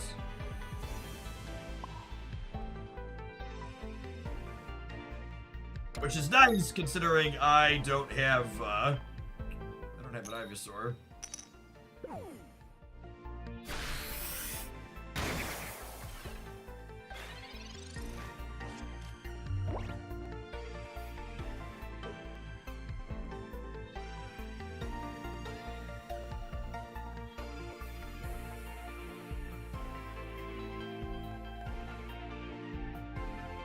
the combat animations are definitely have a lot of similarities between cards. Adding a wider range of those, I think, will something we'll see long term. Snap was missing a lot of animations at launch too. They've backfilled a lot.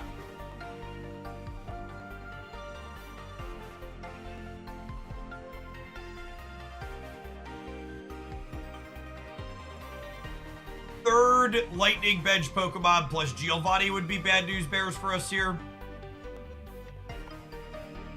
2 Ivysaurs and a Research and 10 cards here.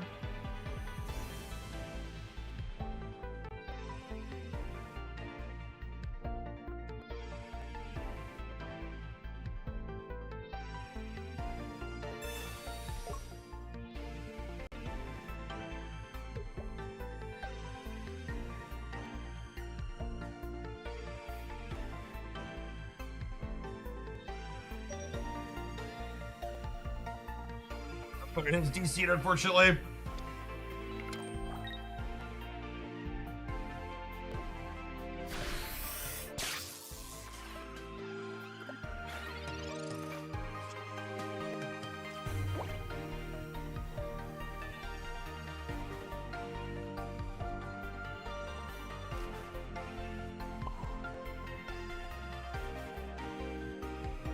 I think I'm Sabrina here? Question mark? I guess if I Sabrina instead of Erica, the problem is if they hit the electric bench, they could knock me out with Pikachu.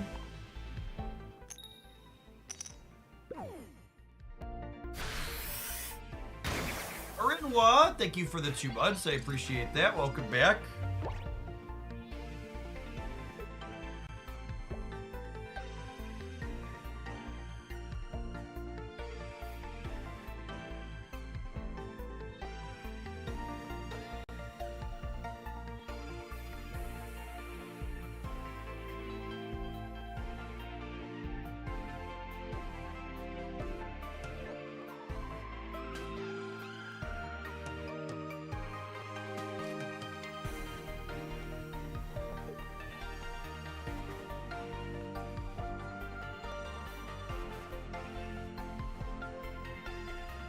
So me having a connection issue, unfortunately. It happens sometimes.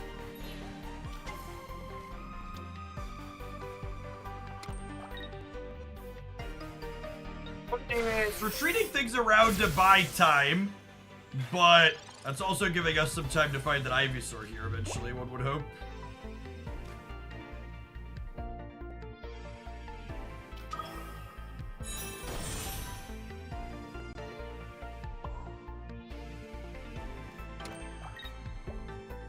Double X speed, looking promising.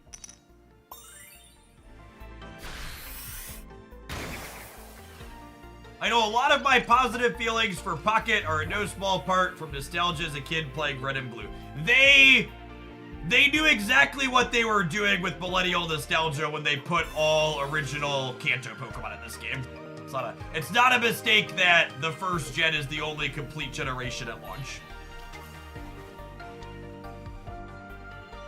Are there emotes in this? Of course there's not emotes in this. Think I'd be playing this game if there were emotes in it? I got time for that.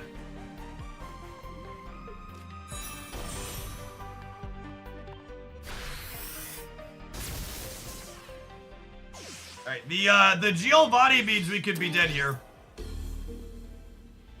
The Giovanni means if I lose my coin flip and they have Sabrina, we could be gone, and they haven't played a Sabrina in almost their entire deck, so I think, I guess this is the game.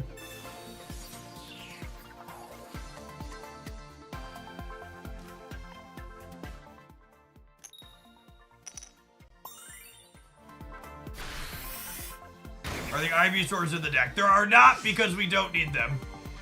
The Bulbasaur is here to lull them into a false sense of security. Oh, I just realized this deck doesn't have my pay-to-win coin. Should fix that real quick.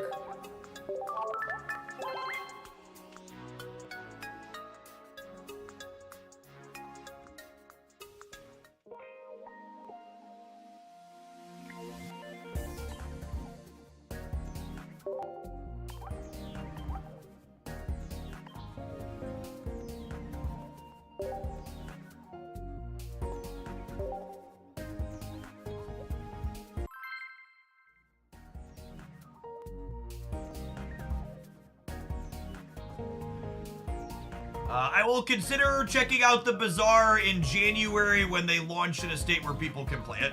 I do not intend to play or touch the Bazaar on stream while people have to buy access to it. Maybe if its numbers look like they're insane today, my mind could change, but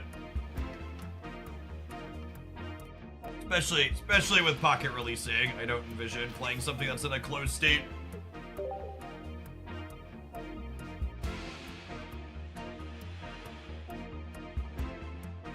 It is finally coming out over half a decade later. Their closed test, I think, goes live in like 2 hours. Yeah, it's gonna be free to play long term. You have to buy access into the closed beta.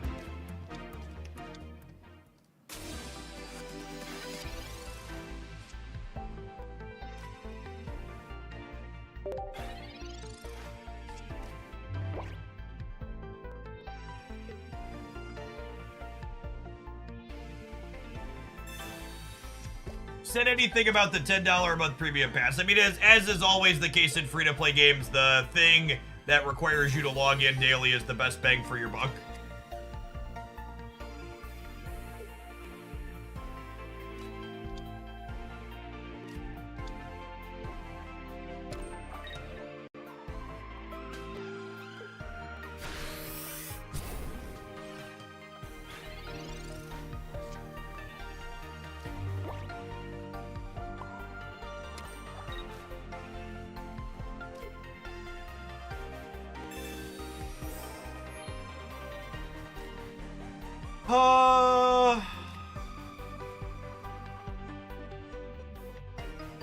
I think I wait on the Ivysaur so that way, we'll Sabrina to buy tempo. I'm gonna wait on the Ivysaur so I can clear poison from this twice because evolving clears poison. Thanks for the 23 months, appreciate it. Welcome back.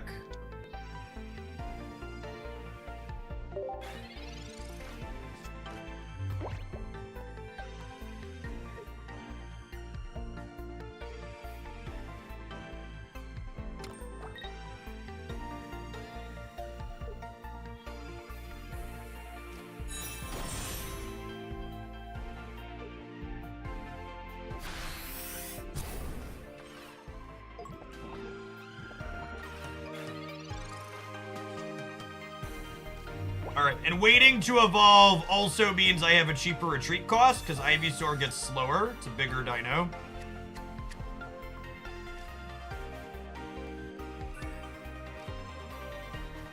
I can X speed back. Put up execute. Get energy on here. I think I'm leaving Ivysaur out for now still, rather than evolving.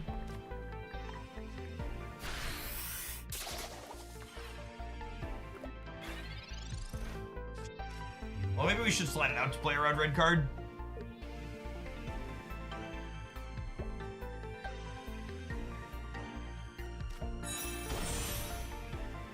So Muck needs 3 energies to attack here. So pretty needs to take a turn to do that. And then we have kind of an ideal setup here, yeah?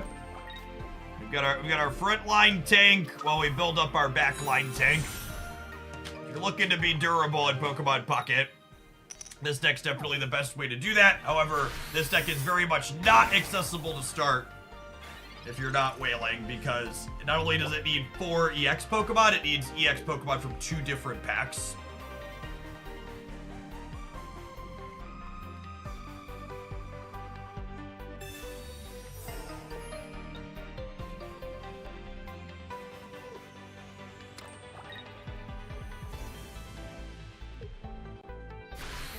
Muck's gonna take 3 shots to get through the execute. It'll take it forever.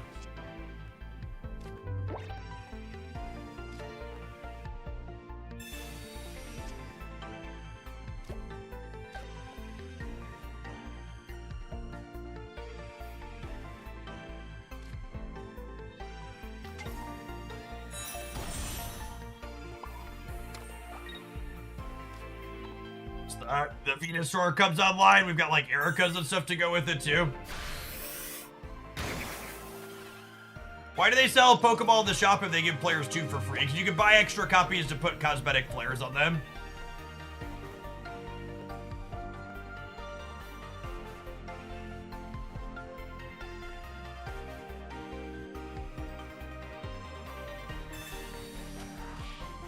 There's a Koga to reset.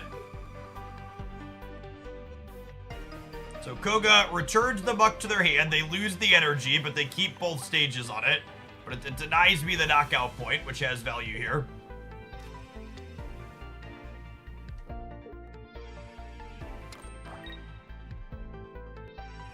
So they lose some tempo by doing this, but...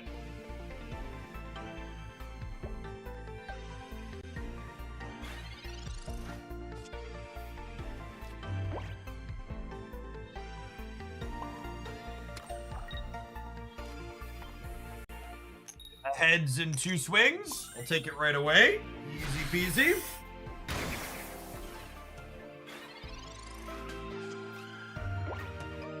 A Cromwell-Cade. Thrilled for this game to come out. I took a break from games and Twitch in general for some bits to pursue a career in coding. And it feels poetic that the day the Pocket Worldwide release is also the day I've released the beta of my app. I didn't want to make this about you. Just happy to be back. Good to see you again. It's been great to see a bunch of the regulars come back for some Pocket Monsters. Thanks for the year and a half.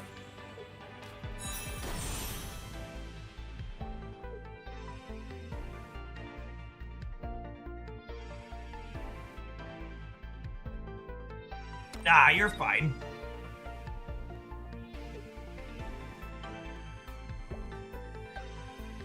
I am fairly confident Venusaur wants Executor to start as its frontline Pokemon.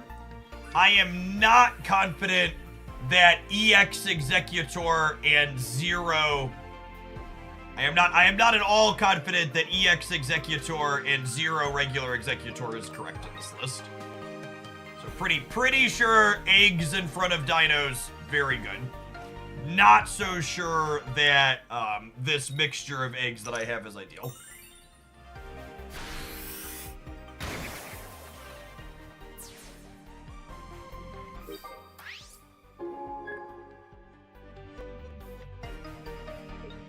Eggs and dino nuggets.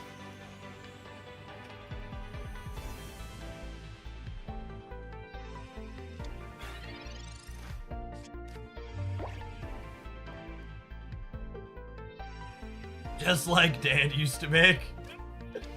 And one of the weekend tournaments, there was a Venu list that ran 2 regular and 1 EX, yeah. Yeah, one of the, I think it won or got like the finals of one of the community tournaments, and then a bunch of people played it in the next one, and it got absolutely smoked. So I think this deck is really good into a lot of the off-meta stuff people are working on. Like, I think this deck tends to be favored into like these single knockout style Pokemon decks, like what we're playing against, but it really struggles against Charizard. Like, I would probably use the words unwinnable to describe the Charizard matchup. I would wager its Mewtwo matchup can be a challenge as well. If we find an X speed here, I might just sub out Executors.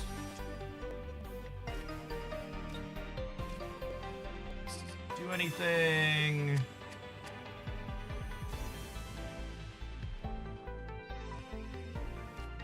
I want to avoid Venusaur getting poisoned if possible.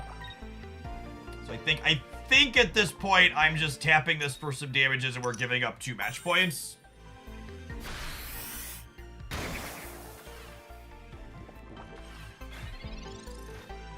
Playing 2 Ericas and a potion.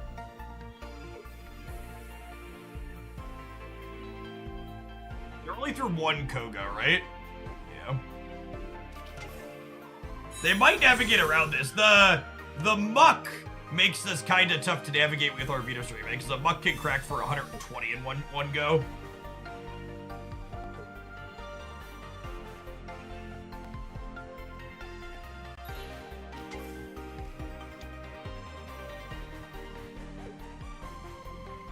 Why was Erica on egg not an option? Instead of me telling you you're wrong and bad, tell me why you're good and right. Why is the line you're suggesting good? Why is it better than what I did?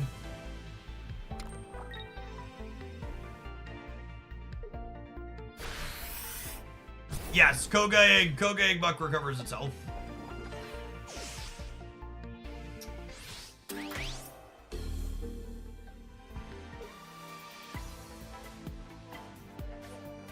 Just gonna have to try and power through here. I don't know if that's possible though.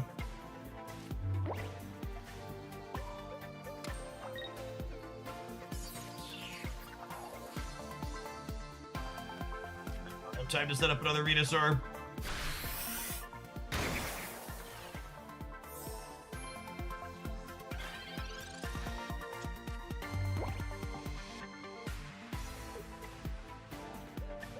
It wouldn't die the next turn if you use Erica Execute. That's not true. They could switch back to the Muck and kill it.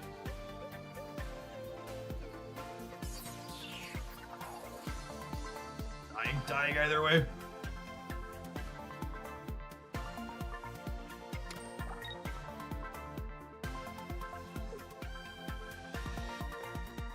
Good chance they have the second Koga here, right? Only 2 cards in their deck.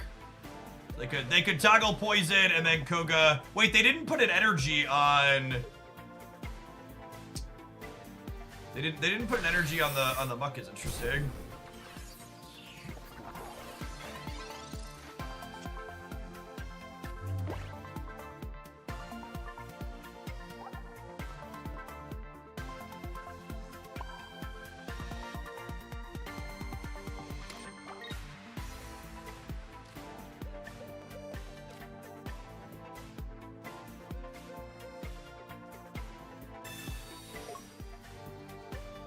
Pulling this back out. Just taking the poison condition off. I'm gonna use the Erica to boost up. Once I have a second one, I'll crack him with this. This does mean I'm through both my X speeds though. And that being through both my X speeds means I can't retreat this and attack for 100 next turn.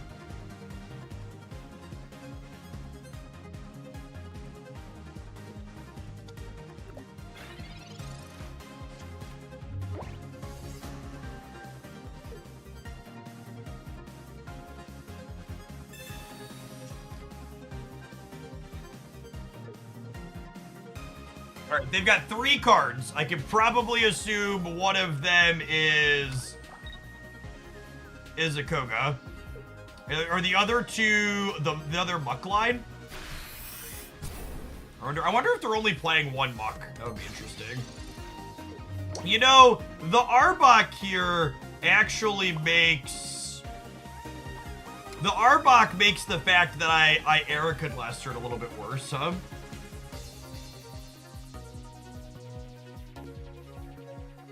I need to Erica this turn so I don't die to retreat, poison with Wheezing, Koga, kill me with Muck.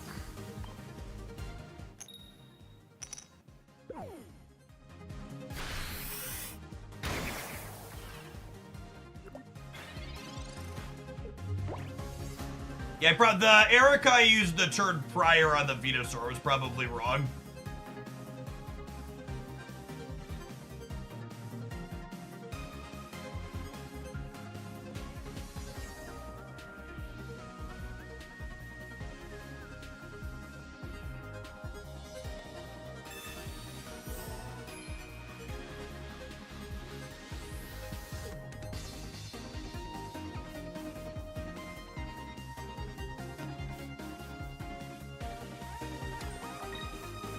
Okay, so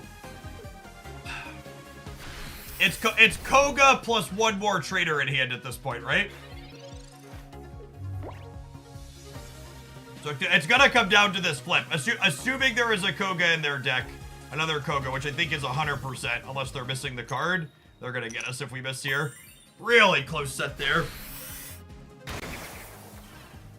And the only reason I needed that coin flip at the end was because I spewed the Erica earlier. If I hadn't spewed the Erica, we wouldn't have needed that coin flip.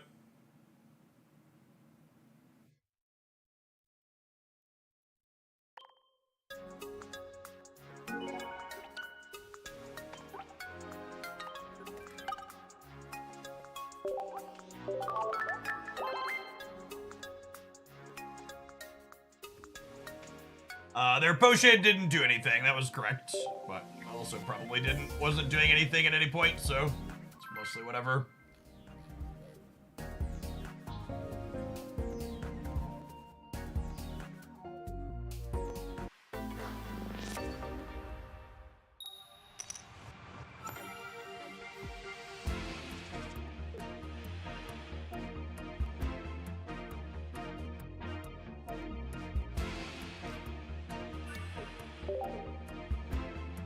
Fan, thank you for the 19 months. Welcome back.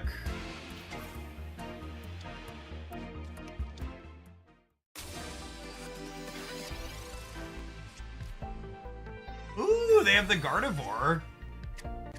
This is the $23 bundle. My son got up at 4:50 this morning to start playing. Jacob was also building next when I came down this morning. Ready to go.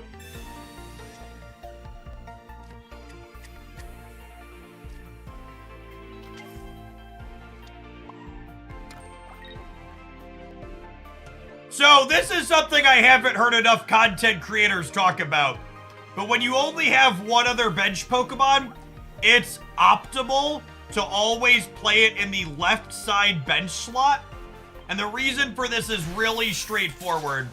The left side bench slot is the hardest one to misclick your energy onto when you're dragging it from the zone. So I am very confident it is strictly correct to begin there.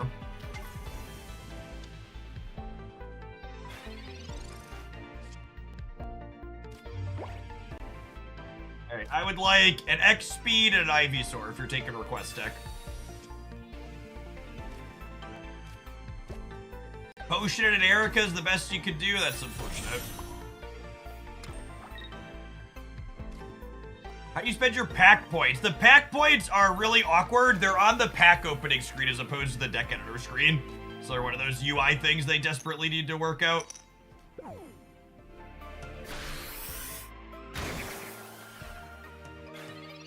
That was one of the best tips I've ever heard. Listen, we try and keep it real around these parts.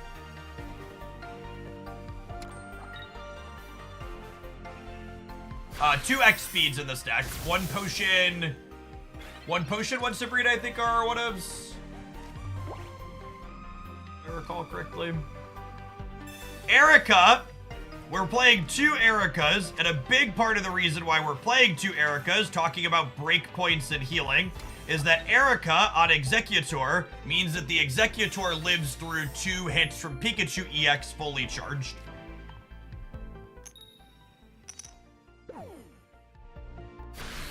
Which is a big deal.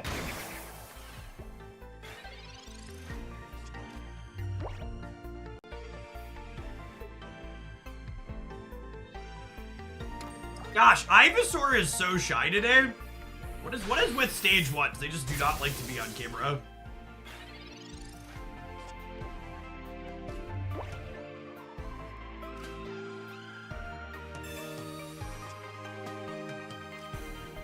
Good golly.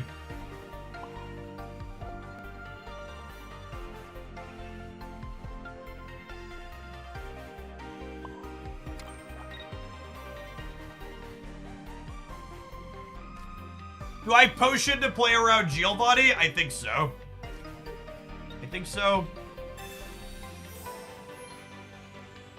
Otherwise the Zapdos Peck gets me with the Giovanni. The Pikachu decks usually play Giovanni.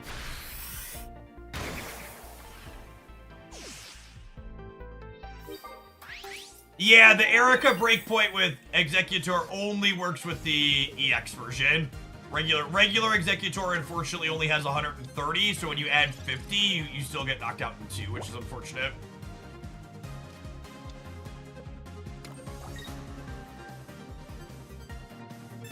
You say Crown Rares are better than Immersive Arts? What a deeply subjective question to ask me. No, I can't tell you which art you enjoy more. Lieutenant Surge on the Electrode. Wow. That'll get us. Both Ivysaurs and second Executor EX buried in our bottom 4. We're just dead to that. GG, opponent. Rip.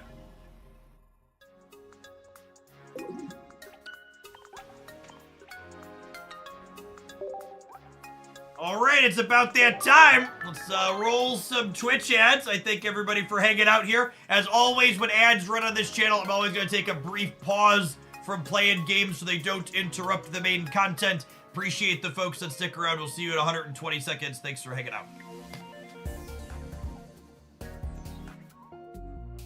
We're gonna build some Fearow as our next request here. Stand up for a bit too, I think.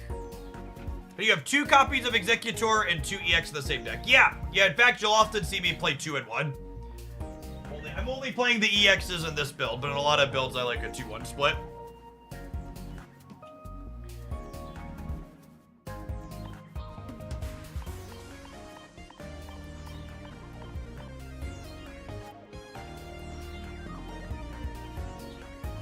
Saying let's build Fearow gives us a lot of freedom. What do we want to do with the second slot? No, I think Lilligant is pretty bad. Lilligant isn't really a ramp card. Gengar. I don't think Gengar is very good. Last time we did Mauli, and Mauli was okay. Feel like I want to try something else. The Steel Fearow deck was fine. Not gonna call it good, it was fine.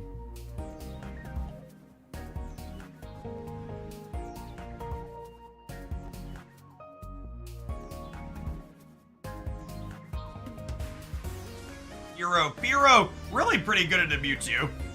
Just to help keep them down. I think, from a pure deck building theory standpoint, Fearow being theoretically good against Mewtwo makes me want to play a secondary Pokemon that's good against Pikachu. Since Fearow is weak to Lightning and Fearow covers one of the other meta Pokemon. So things that are good into Pikachu are like Weezing or Executor that have high HP. But we could also lean a little bit harder and play something like, what's it called? Like Marowak Sandslash? That type of thing. Machamp's just really not a very good card, I don't think.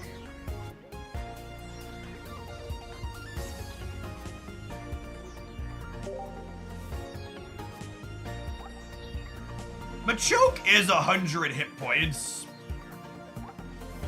This card's cope, right?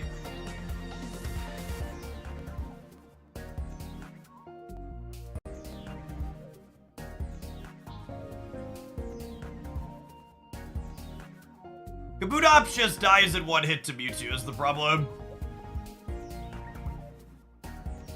Is Machoke a real card? 50 for 2 is interesting. The Machoke surviving a hit from Pikachu EX makes me pause for the cause and be like, huh, maybe? Yeah, Machamp and Machamp EX on curve are solid. They're just like, they're stage 2s, this is the problem.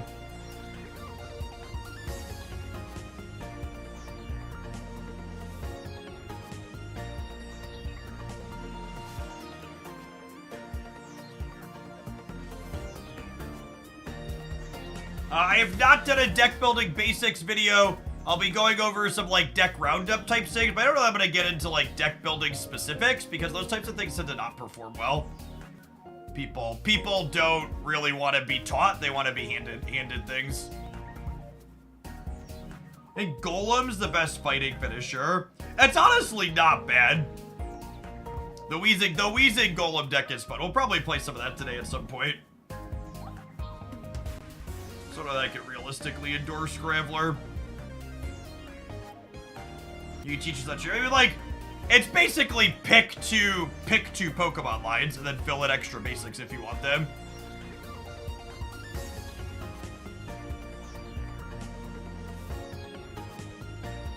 Well, I do have this.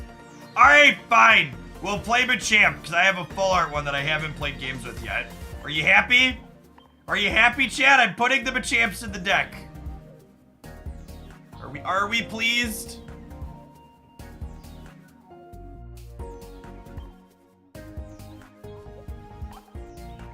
Actually, I probably want Potion because Fearo's 100 hit points against Mewtwo.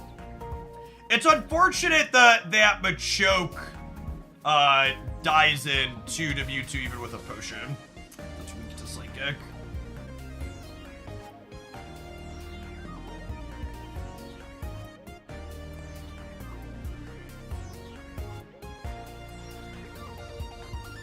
Play. Does Giovanni help me with any breakpoints?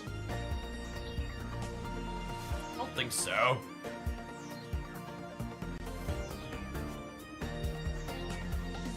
The big thing Machamp EX does that regular Machamp doesn't is Machamp EX survives 150 hit. Is the big difference from Mewtwo. I like the idea of a Hitmonlee as my 5th basic. I'll definitely do that. So I need one more trainer. Honestly, I might just play an extra potion. Although, maybe I want 2 Sabrinas if I'm on a Hitmonlee. Sabrina adds extra value if I can reach back and crack their bench.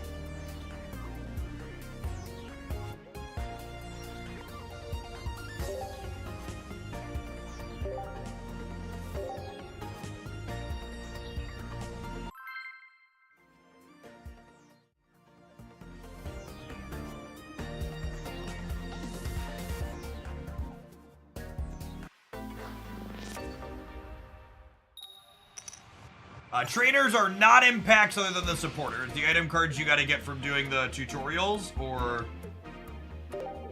you gotta get from doing the tutorials or buying in the shop.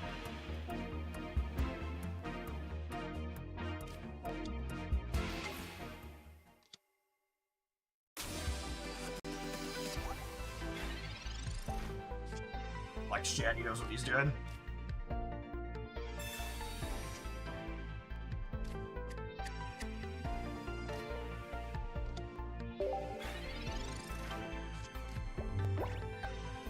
Anti-Venom seems aggressively mediocre. Yet another mild Marvel Snap card release.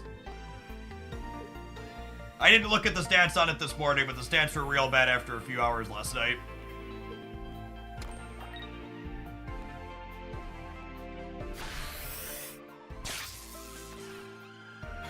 So, interestingly, they can actually knock out Machop next turn, potentially. They could Raichu, Magneton, Lieutenant Surge. I think I'm gonna Sabrina for tempo here. And just put damage on their backline dork. And I'm gonna decline evolving so I can crack them for 40.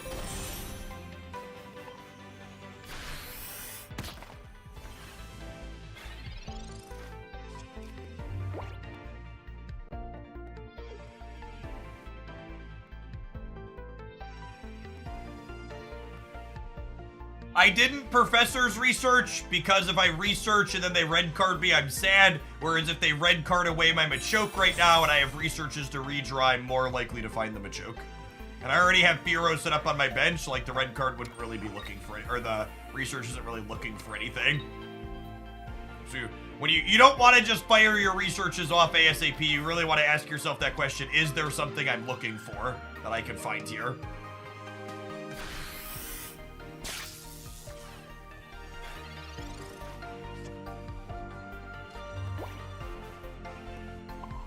So there's still a secondary other Pokemon TCG client, Slow Future. So Pokemon Pocket is Pokemon TCG re-imaged for the 21st century.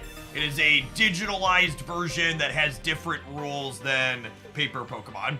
TCG Live still exists, giving you a digital version of paper Pokemon's rules.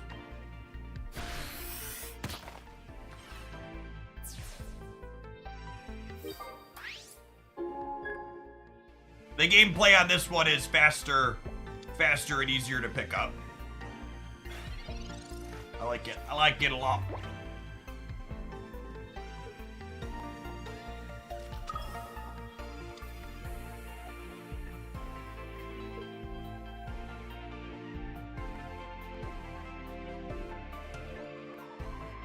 With the Machamp in hand, we're probably done here.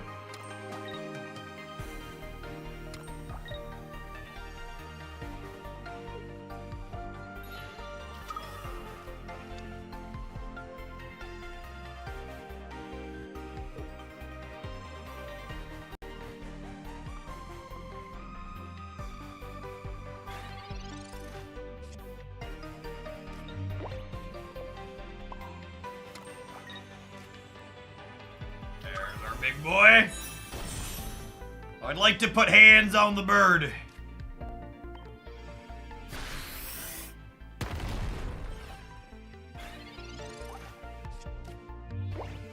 Get a little bit punchy with the bird. Supporters are found inside of packs. That's something I review in my best packs video. The item cards are in the shop. They are the promo set.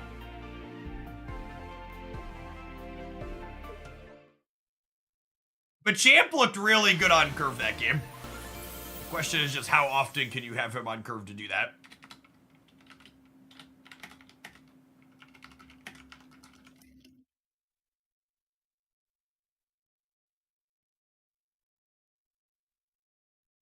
All right, gamers.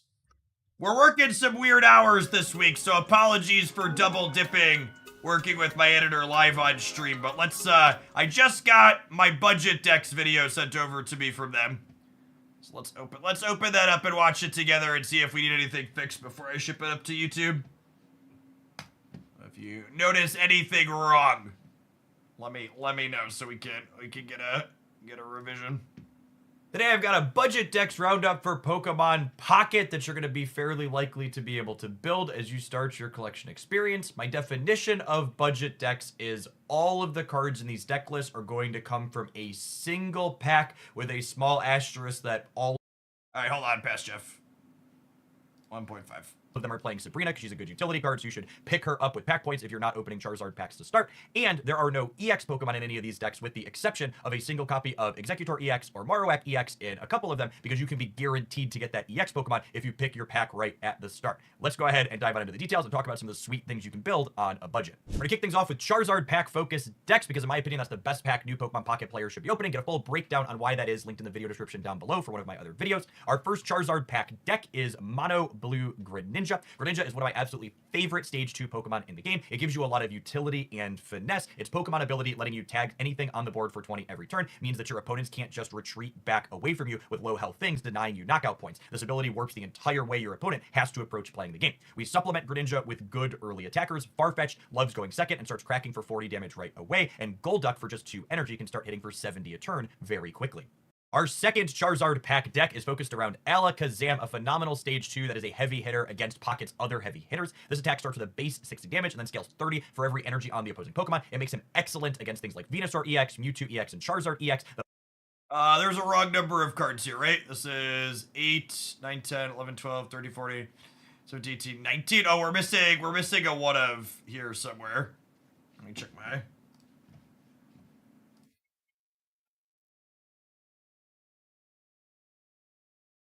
deck list.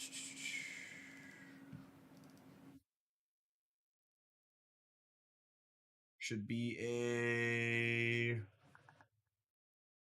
oh, it should just be a second Sabrina. Yeah, that tracks.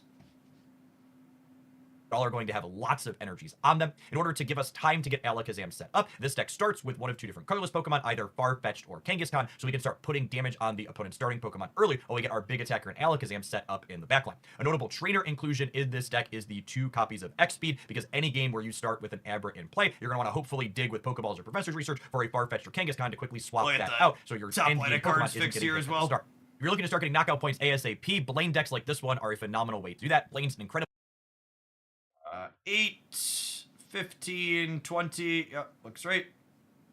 Powerful supporter card that adds 30 damage to the next attack done by a Ninetales, a Rapidash, or a Magmar. This lets Rapidash crack for 70 for just 1 energy, or it lets Ninetales crack for a whopping 120 for 2 energy, which can one-hit KO things like Pikachu EX. Because this deck list is focused around 2 Stage 1 Pokemon and a Basic and Magmar, it also gets to play a variety of utility trainers on top of Blaine. Potion is especially useful in this deck when you're playing into the Mewtwo matchup, because generally speaking, Rapidash or Ninetales goes down into its Mewtwo, but Potion changes that breakpoint to give you a 3rd turn, and often the time you need to get set up and fully win. Next up, we have a Vileplume Executor deck, the first deck we're going to cover today that showcases an EX Pokemon, because if you pick Charizard as your first pack, you're guaranteed to get that EX Executor in it to start. 8, 9, 10, 11, 12, 13, 14, 15, 16, 17, 18, 19, 20. You say 120 for 2 energy. Yeah, Ninetales does 120 for 2 energy with a Blaine kicker. The monthly pass is the best way to spend money in Pokemon Pocket, yes. This deck list essentially looks to start on a regular Executor or a Farfetch while it builds up the powerful Vileplume in the backline, who not only has a hefty health pool of 140 points, but notably not only hits for 80, but also has a 50% chance of not being able to attack or retreat the following turn thanks to Sleep. The health pool in combination with Erica is especially noteworthy on Vileplume, because 140 plus 50 gives you a total of 190, which means Vileplume can survive 2 hits from things like Pikachu or Starmie EX, which are common aggressive decks in the format. One thing to note with the inclusion of EX Executor in this deck list is that even under non-budget concerns, I think you only want 1 Executor EX. Under ideal circumstances, this deck is never starting with an EX Pokemon. One of the strengths of these single prize point decks is that your opponent needs to chew through 3 of your Pokemon in order to get the match win. So ideally, you're making them knock out 2 things, and then you're finishing on the Executor EX as opposed to starting on it, leaving it stranded because it has a high retreat cost, and letting your opponent win the game with only 2 knockouts. Our final Charizard pack deck is my personal favorite. It is a 2-color Greninja Executor deck that's again sporting that Singleton EX. Basic idea here is relatively straightforward. You start on the regular Executor. Is this missing a card? We have 8, 6. That's 14. Yeah, we're missing a card here in the. It's my other Singleton. This one is also on 2 Sabrinas. No, there's two Sabrinas in this build. Giovanni's a fine one too, and I think I like 2 Sabrinas with the Greninja. The tempo on it can be valuable. Or Farfetch to start chipping up damage early, and then Greninja evolves in your backline to come in and play cleanup, either because your opponent retreated things that your aggressive start put back on their bench, or because it can effectively hit for 80 damage a turn with Water Shuriken plus its deal 60 attack. One thing to note when playing a 2-color deck like this is you get to know what your first energy is going to be during the setup portion of the game when you're playing out your starting Pokemon. This means you can know if you're going to have Grass or Water, which can inform whether or not you're going to want to start on Execute, Froakie, or Farfetch, depending on what your hand looks like. Can I ask for just like a random opinion from chat based on, I've been watching other people making content and doing deck highlights, and almost every other person I've watched do deck highlights, like, makes a point and tells you that they're playing 2 Pokeballs and 2 Research and 2 Potions and stuff like that.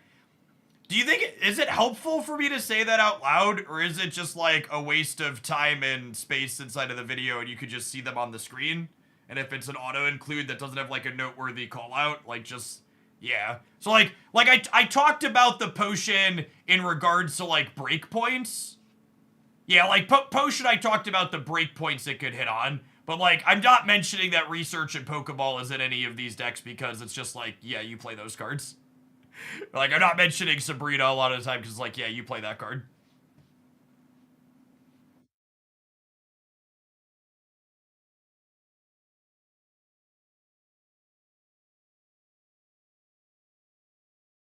Yeah, okay. Yeah, I just like it to be short. Like, my goal is to be, like, under 90 seconds when I do a deck highlight, with ideally being closer to 60. So, like, it's harder to keep that timing if I say actually all of them. On to our Mewtwo pack-focused decks, we kick things off with a Sand/Marowak matchup that again is featuring a singleton EX that you're guaranteed to get if you choose Mewtwo packs as your ones to start. Similar to like I talked about with the Executor EX decks earlier, an ideal start for this deck is not beginning on Marowak EX, but rather finishing on it. You want to focus on making your opponent chip their way through 2 of your single knockout point Pokemon before you finish on your most powerful card that they would get 2 points for knocking out early. This deck list is pretty well positioned against Pikachu EX since not only is Fighting type the Electric's weakness, but your starting Pokemon Sandslash and Marowak both have 100 base HP, which allows them to survive a single 90-point hit. The potions... So, people asking about deck building basics, it's not that you have a heuristic of you should play this many items in your deck. The deck building heuristic is more you want 4 to 6 basic Pokemon, generally 5 or 6 basics, and then how many item slots you have depends on how many slots your deck has available after you fill in your Pokemon. So like, in a deck like this, for example, I have a lot more items because we're playing 2 stage 1s and 1 that's just a basic, and then the rest fills in. The important number that's a heuristic when I've been building decks is how many basics I'm fitting, fill the Pokemon that's appropriate for those basics, and the rest are items. Speaking of numbers, is this the right number? This is 8 is 16, 20. God, my editor's so good, chat. There's just space so beautiful. 8, 8, and 4. Are also key in this deck list, like any deck with 100 hit point Pokemon, because Potion gives you an extra turn against Mewtwo EX before you get knocked out.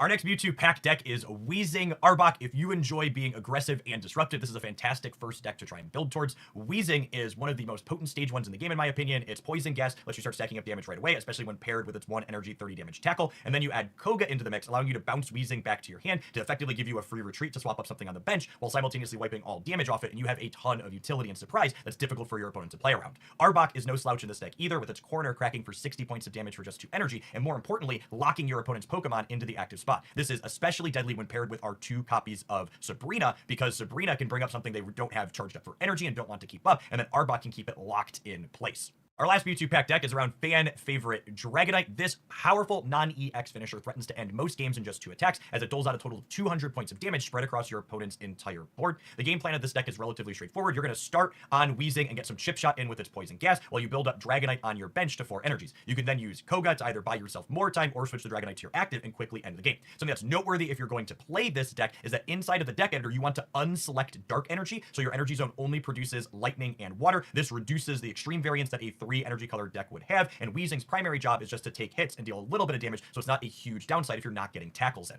Moving to Pikachu pack-focused budget decks, we kick things off with a 1 knockout point aggression. We're gonna finish watching this, and then the editor will have to make a couple of corrections and export it, so it'll probably be up in like an hour or so. Once they export, send it to me, I download and re-upload. This is 8, 6, and 6. If you Koga a Weezing, do you need to find the other coughing? No, you get the coughing and Weezing back to your hand. Aggressive electric deck. Electrode cracks for 70 points for 2 energy, and Jolteon is personally one of my favorite sleeper cards. It does on average 80, but swings high up to 160 for just 2 energy on a non-EX. We also get to play Zebstrika to play cleanup. Once your opponent's retreated to the safety of their bench from your early heavy hitters, Zebstrika can come in and play cleanup, getting you key knockout points to end the game. Yeah, this will be up on the Hooglandia Pocket YouTube channel later this afternoon.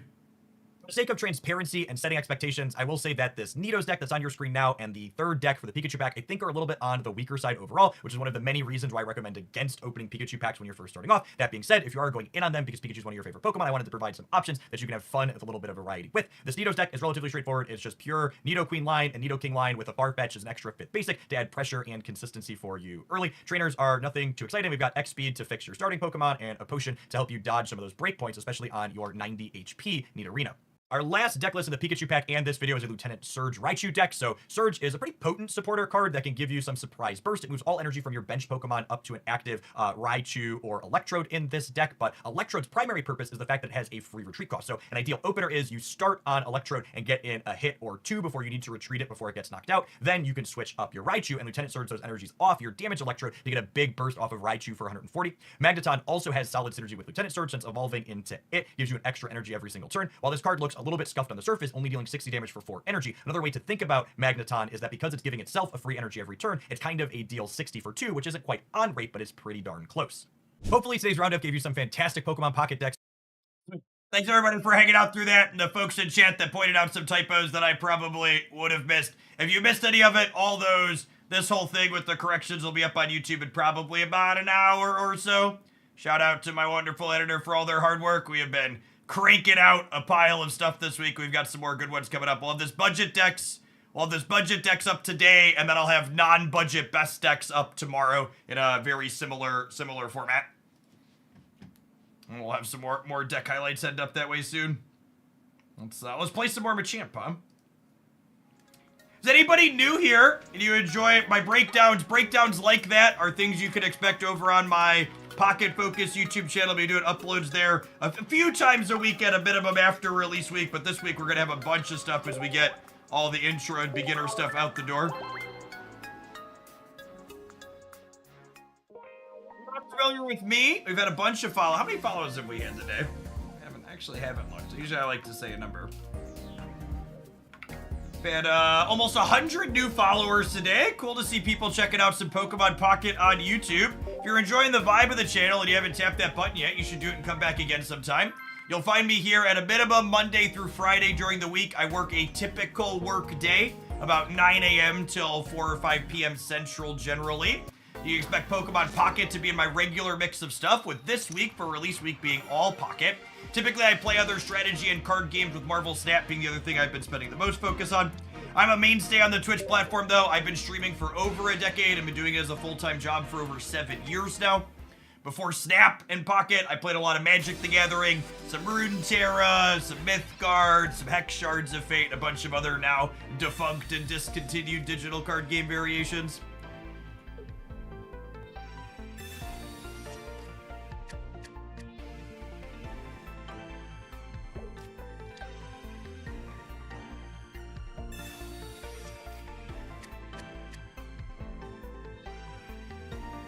Well, you know about Choppier ASAP.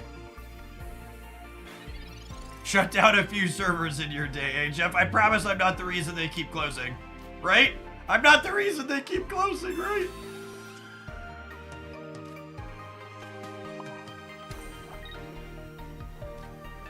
Unfortunately, Arcanine is pretty mid. If you want my ratings on all the EX Pokemon, check out this one here.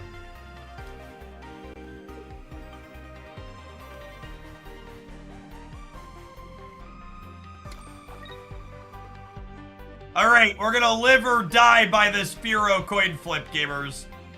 So Fearow does 50, and then it flips a coin to be able to take an energy away.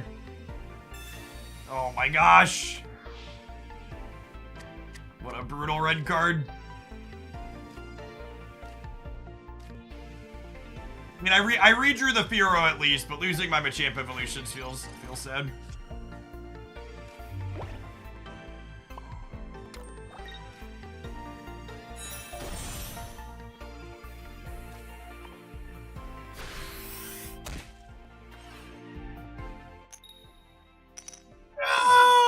And we're dead.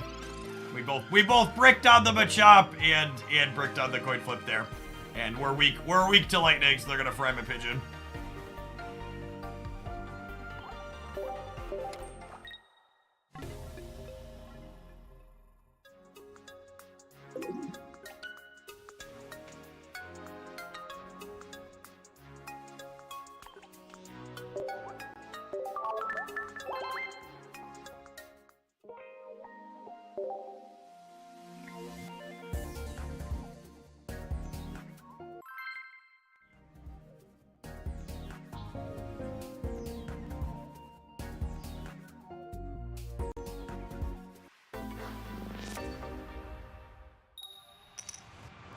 Are on the play.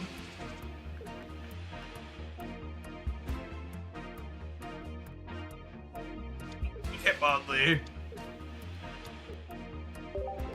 Get a little Strucci.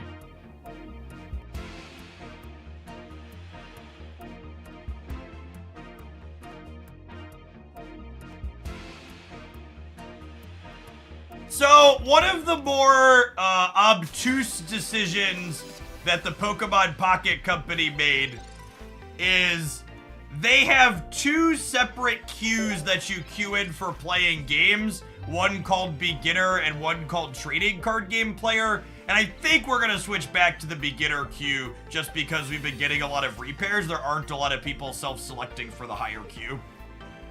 Expecting your players to self-select for that instead of having just like MMR-based matchmaking is one of the more silly head-scratching decisions I've seen a game company make. 0% players should be self-selecting for matchmaking.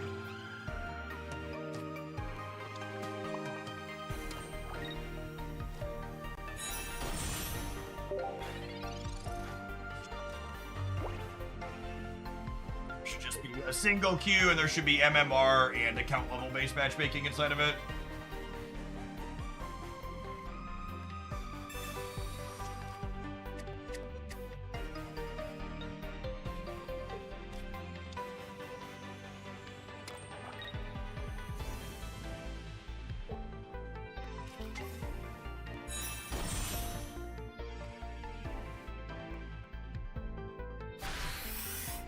Alright, my chicken does survive a weakness tip from Electron, at least. What's the best deck we should be working towards? I think the best decks in the format that we are aware of right now in order are Pikachu EX, Mewtwo EX, and Charizard EX, which conveniently are across 3 different packs. They're really like... Long term, I don't think there's really a, like, you're rooting your account by opening that way.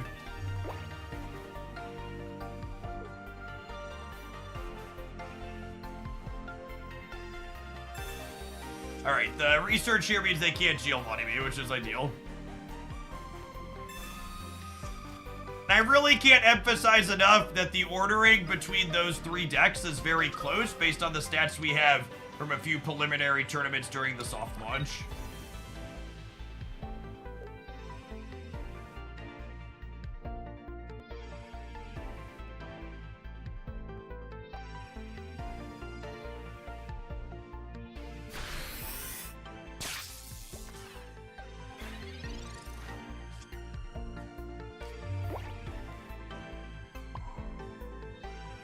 Oh, I guess I'm powering up another chicken. Without, what's it called, Insight?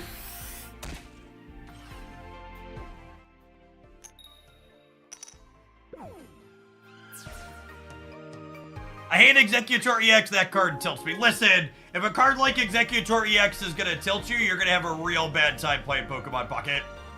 You gotta learn to set yourself free and not get mad over coin flips not breaking your way. Desensitize yourself. Take your game less seriously and accept that you're gonna roll low and you're gonna roll high. I know that's easier said than done. I would recommend focusing on a single pack until you have most of the cards you want from it.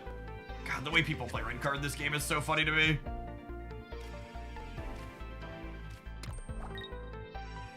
You have a Mewtwo deck and a Mewtwo deck. I don't, but I'll have my preferred Mewtwo list in my best decks roundup tomorrow.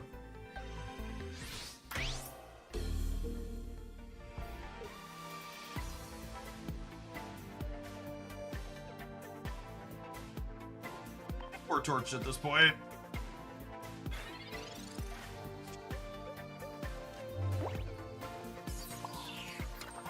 Fine, what if I hit the Machoke into the Machamp?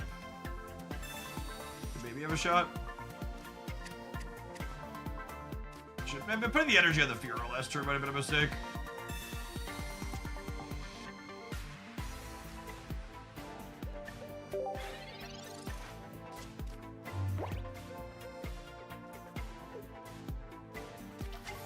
Well, I will tell you this, the only deck in my best decks roundup that contains the card Red Card is Charizard. Because that deck just doesn't want to play Giovanni. There's no other trainers that are worth playing. In general, I think Red Card is pretty mid.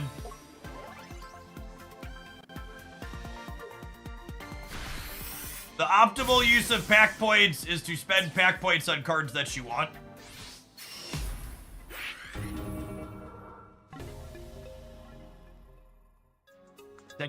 Technically, the optimal thing to do with pack points is never use them because you could always open the cards that you would be spending pack points on.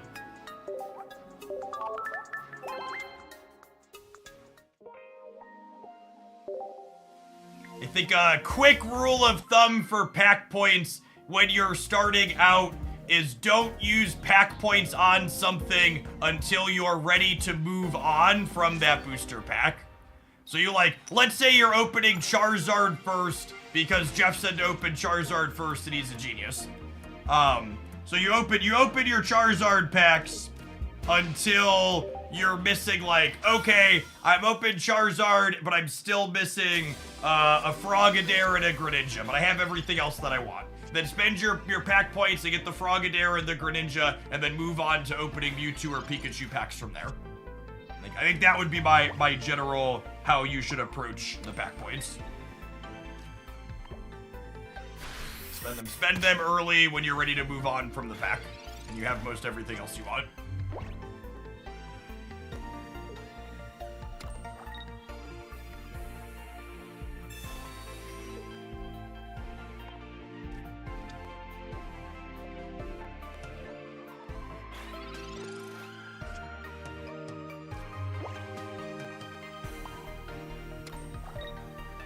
Fighting deck against Mewtwo. I mean, this Machamp on curve is about to put baby in a corner, yeah?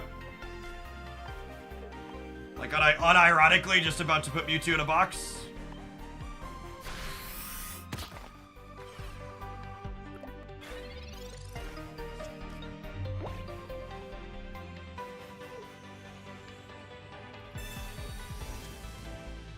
Just have the Machamp BX and to knock you out through double potion.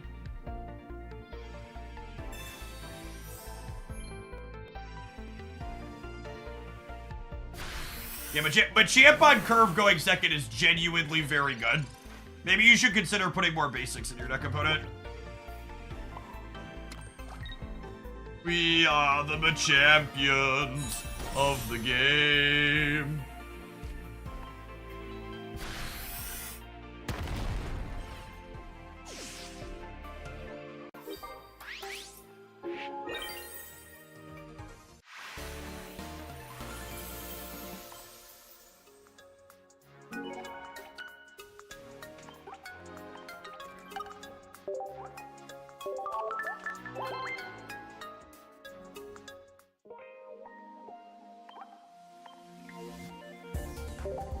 Switch to beginner so we get some less repairings.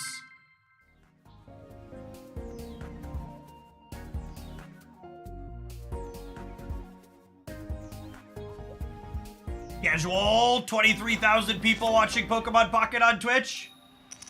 Such a solid number for no sponsored push happening. See some organic hype. No drops, no sponsored stuff.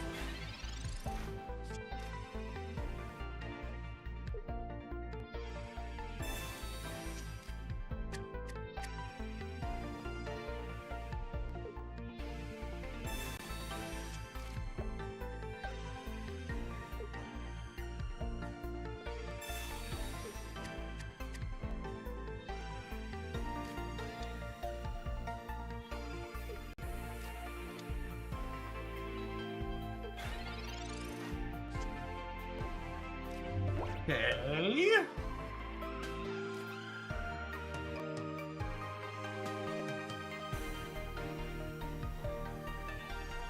So those are some bench Pokemon over there. I'm gonna Professor's Research before I Pokeball, because researching before I Pokeball makes it more likely that I get 2 basics out of these 3 cards.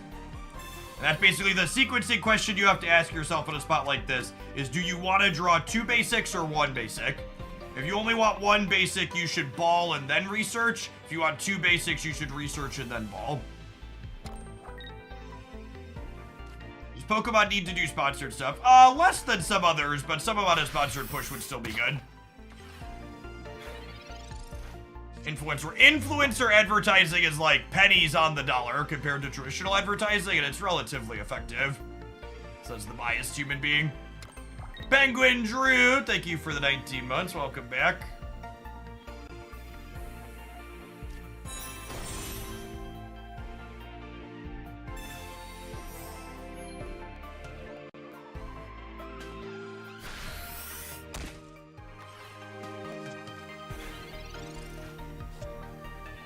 So Hitmonlee gets to sit here and pressure their bench while we get to build up our friends.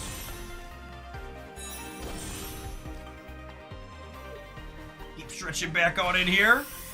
Snoot Boop.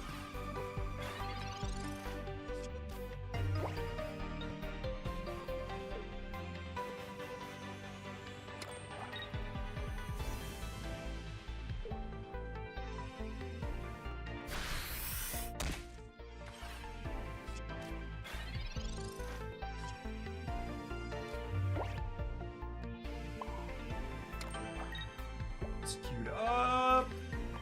Go ahead and we'll boop Diglett.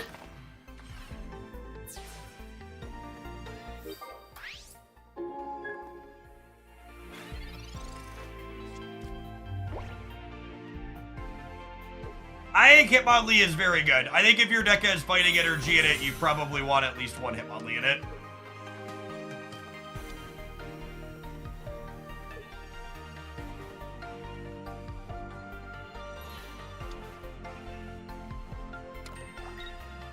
Do they have a Giovanni is the question. Our Firo is not particularly useful here. These Sabrinas might let us win the game cleanly without it.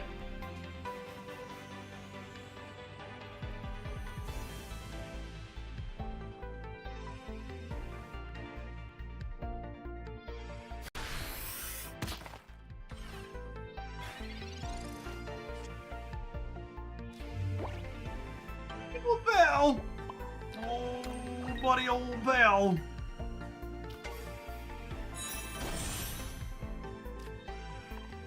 I think I'm still just Sabrina-ing though, yes? Wait, is this weak to... No, it's weak to grass?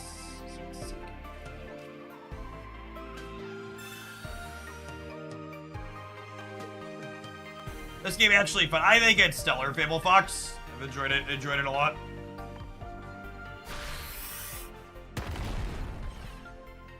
Snoot Boop on the cat. I think they successfully kept basically all the good parts of the paper Pokemon TCG while stripping away a lot of the noise and modernizing parts of the gameplay.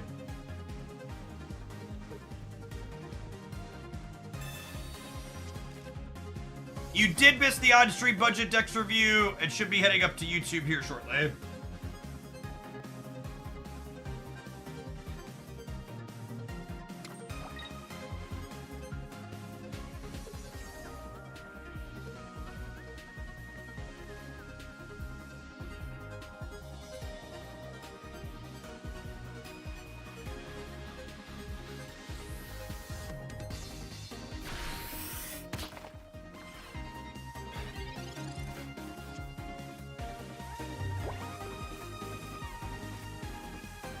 Sabrina is so good. Sabrina is so good. Hi-de-ho the cherry-o. Sabrina is so good. But Champ's honestly been pretty good too.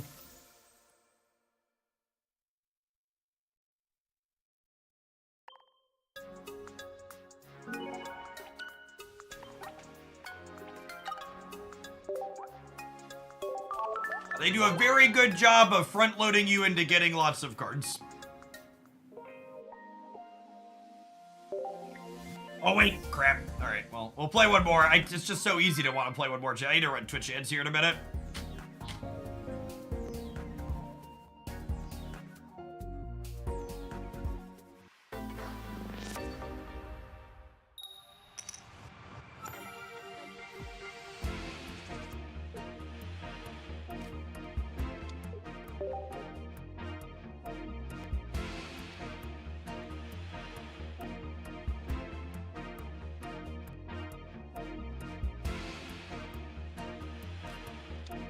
Going first is a little sad.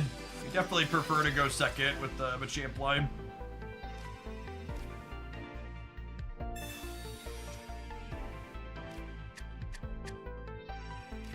With Firo and Machoke already in my hand, I think I don't really have a strong reason to research here.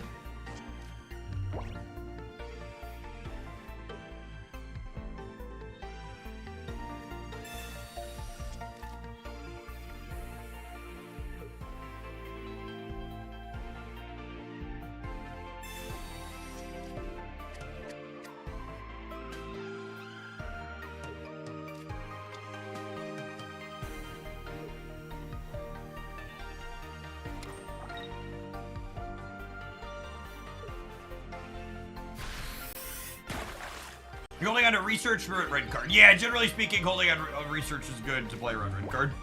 You don't have a strong reason to be leaning into it ASAP. Isn't going second always better because you get the energy? Going second is always better with the EX aggressive decks that are popular right now. There are some Pokemon in decks that prefer to go first. Good examples of this are Weezing and Executor are excellent cards when you're going first and can evolve into them. Going second gives you first energy advantage. Going first gives you first evolution advantage.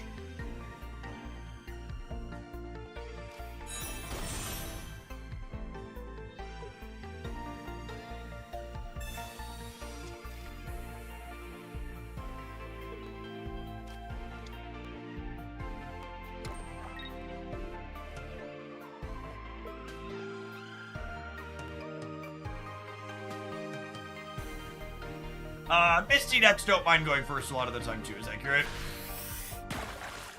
Alright. And then Machoke here gets to jump out and Stoot Boop the Froakie.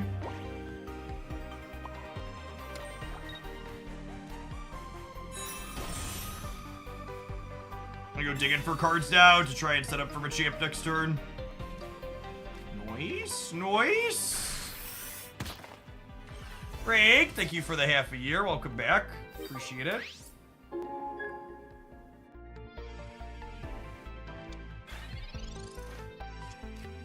And notable here, evolving a Pokemon removes status conditions.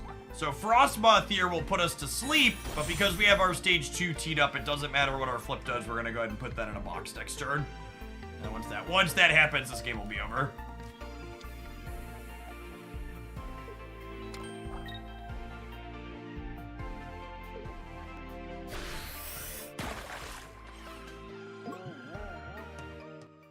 I almost feel a little bad. Like, this was a viewer submission for Firo, and it's just been a Machamp show. Firo hasn't had any time to shine. There's been a lot of Pikachu, though, too, which gives Firo fits. Now they're on 0 energy, and they're down 2 knockout points, so we're done here.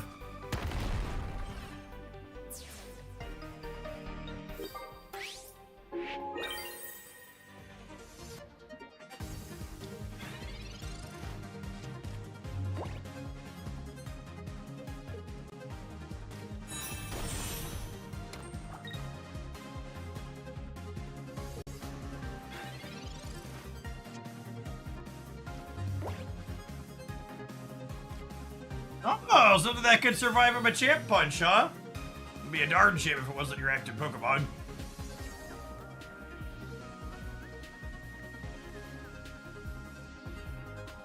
That's not a Mega Punch, chat. This is a Mega Punch.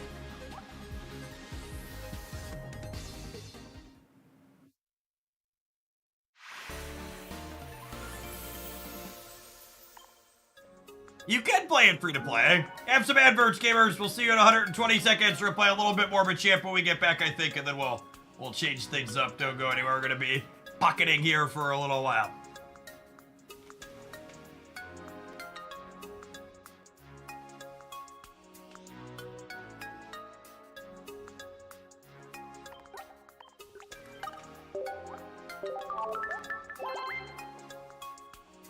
So perfect. I just got my video from the editor to get uploading.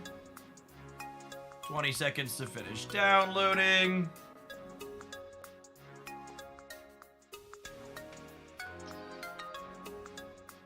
Hey, Luatech, thanks for the biddies. Appreciate it. Let me put the deck list up for you while I get this YouTube video formatted.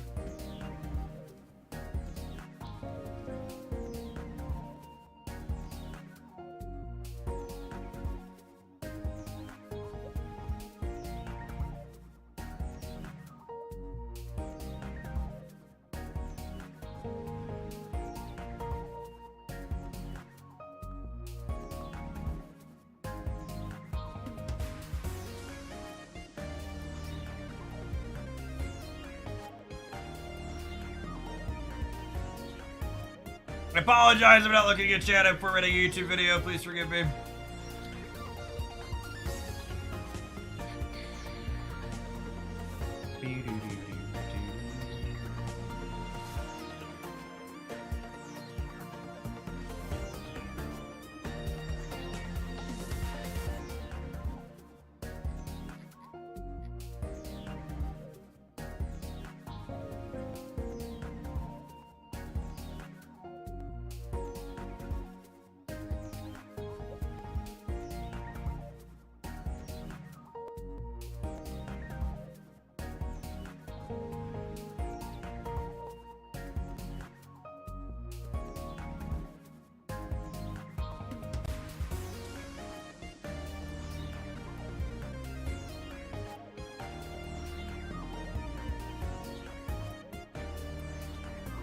right, uploaded and checking. God bless fiber internet connection, huh? Streaming to Twitch, uploading to YouTube. All sorts of it.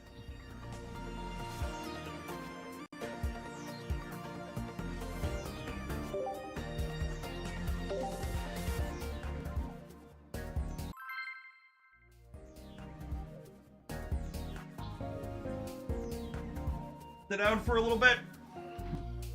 Sit down for a little bit.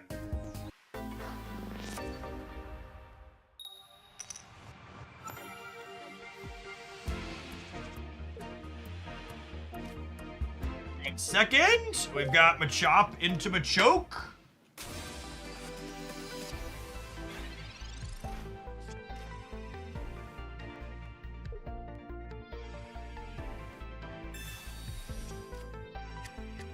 Do a new townhouse this month where I can finally ditch Xfinity and get fiber. No joke, when Christy and I moved from our former house into this one like 5 years ago, she'd like ask me what I thought when we'd be looking at something. I'd be like, does it have fiber internet? Okay, then I'm happy if you're happy.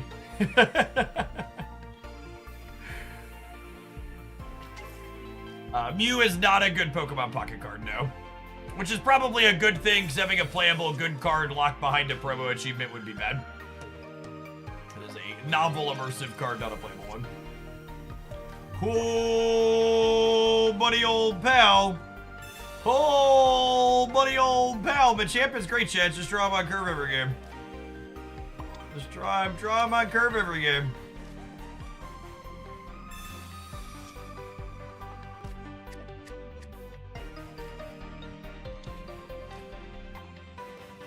Knuckle Punch into Strength into Mega Punch. I'm a little disappointed that Machoke doesn't have some kind of punch attack.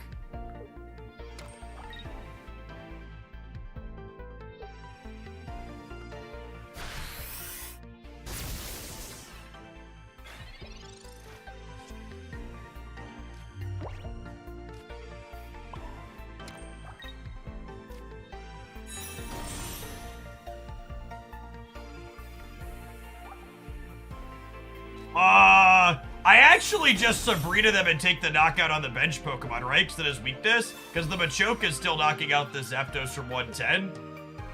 This does mean that if they potion the Zapdos, I don't get the knockout, but I think it's worth that gambit. They're probably a Pikachu EX deck too, so taking a bench slot down in case they top deck that is ideal.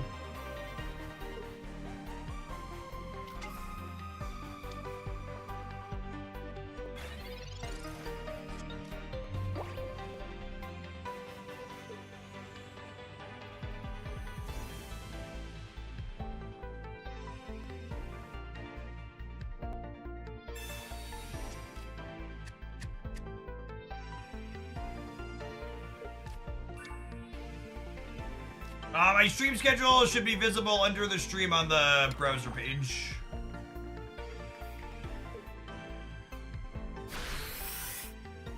So done. We're so done. Actually, 1, 2, 3, right up the curve, 3 knockout points with the Mega Punch on the final. Good night.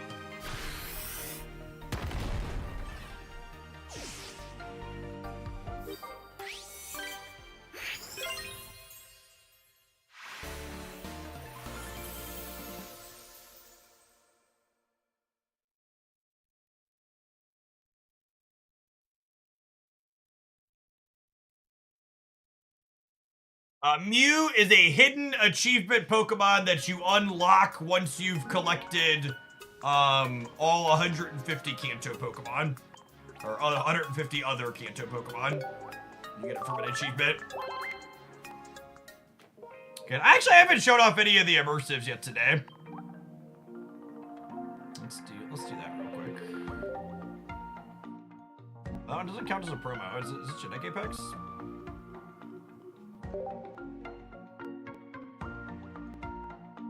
This is Mew. It's and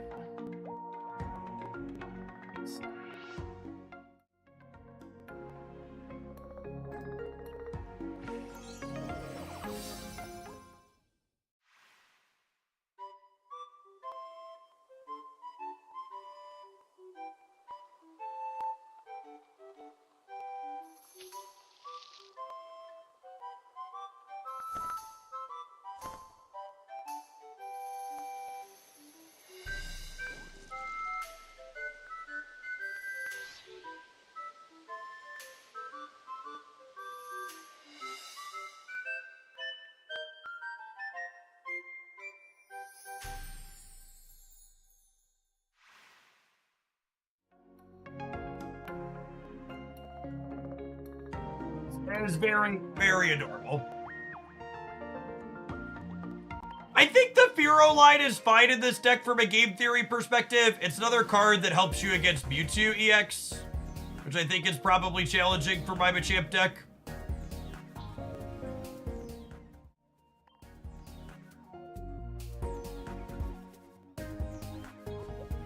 Charizard works as expected on mine. Oh, I unlocked a mission?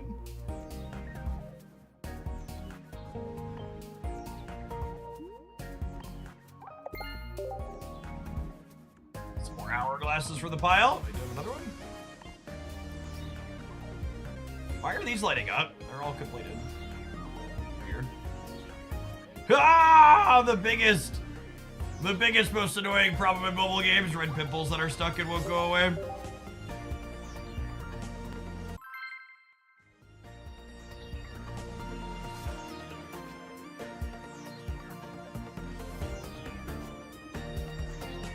Pokemon and Marvel and come out at the same time. Which one do you choose as your primary game? What a weird theoretical.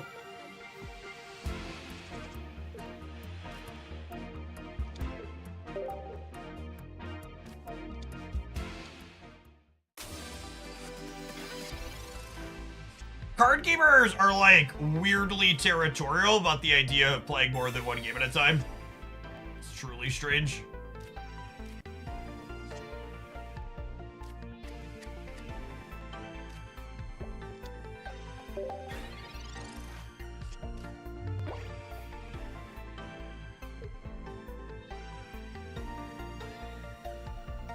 Maybe I'm supposed to burn the XP to be a little bit better into a red card.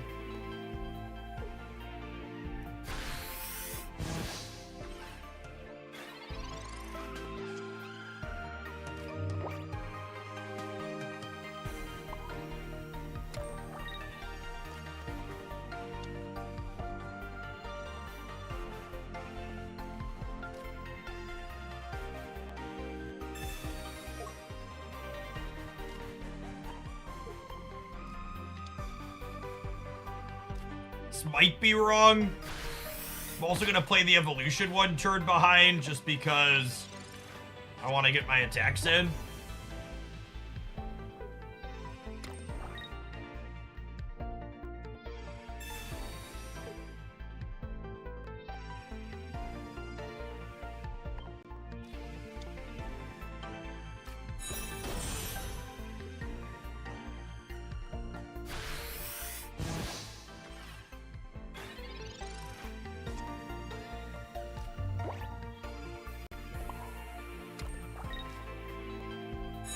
There, we'll Pokeball up, and then if they knock out the Spearow, we get to crack them with the Machamp on curve. Kinda, I guess I waited a turn to play it so I could deal 20.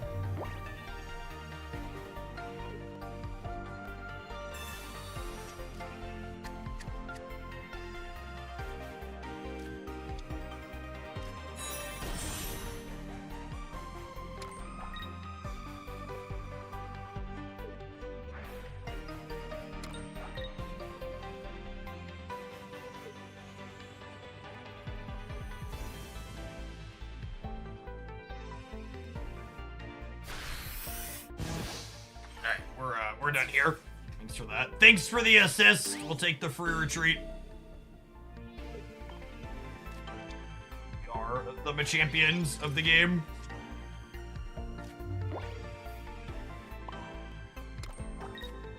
Stage 2's better than yours. Stage 2 neener, neener, neener.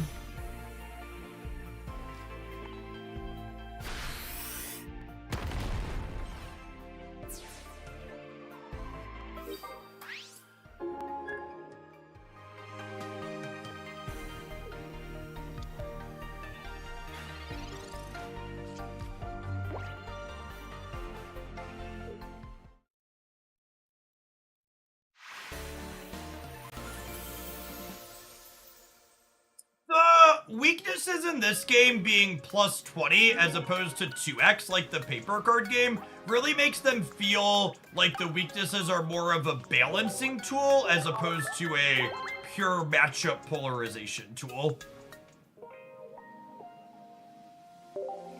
I don't know any of the decks that I've played where I like queue up for a matchup, but I'm weak here, so I just can't win.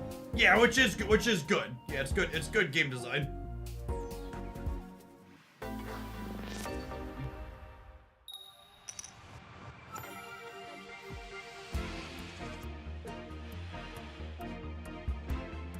First again. A full line on curve here again.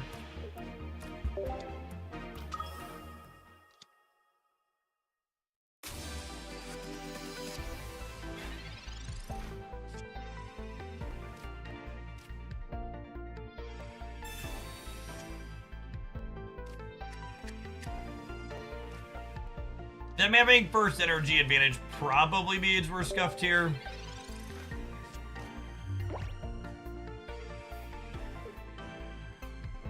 Oh, but Chop has a 2 retreat cost too.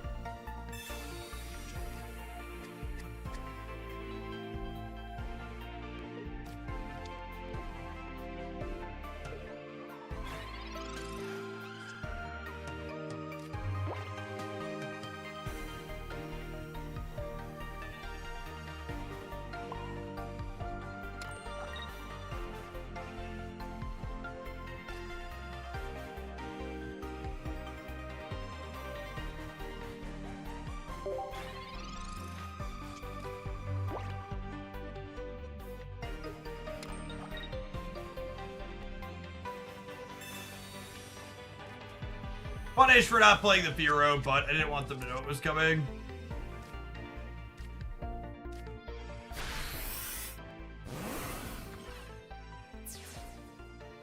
Play around that card all the time.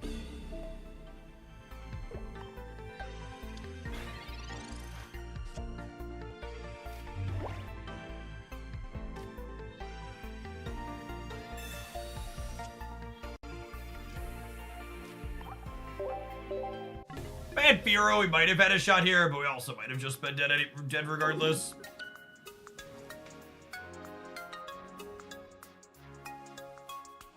Right. Budget decks video is live.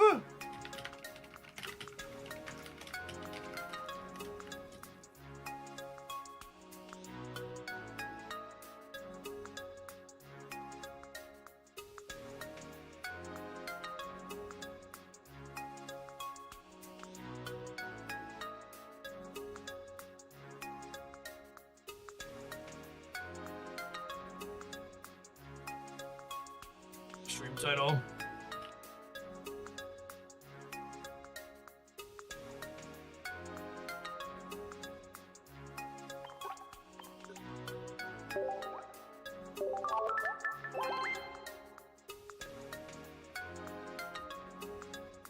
Let's do one more with this, and then we'll change it up and on this one for a little bit.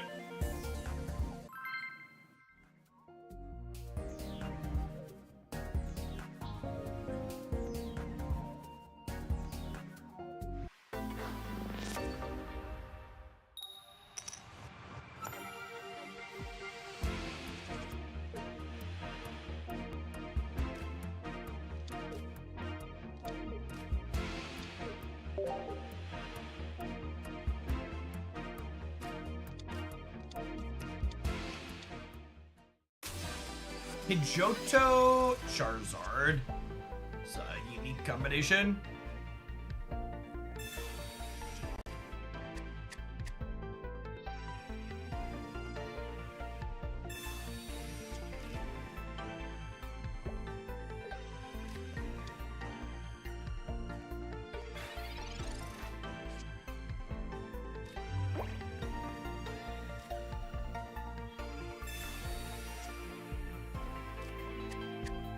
I'm gonna not play this Spearow out because there's one Hitmonlee in my deck I would like to slide onto my bench if we draw it.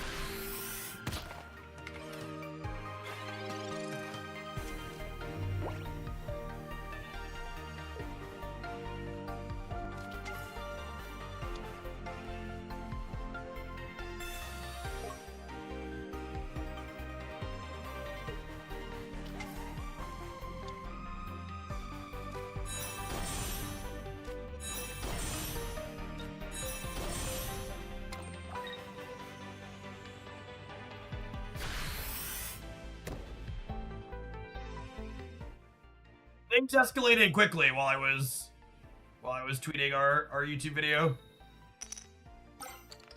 We need to find my choke here.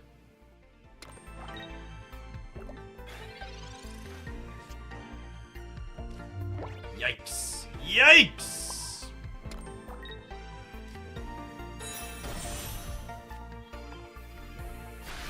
Opponent is out of cards at least.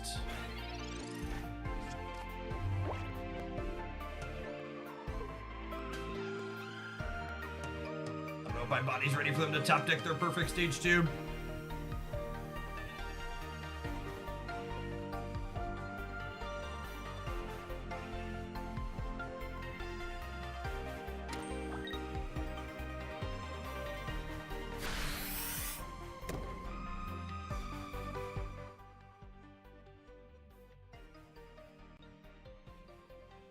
If their Charizards are at the bottom, we have a chance. Accurate.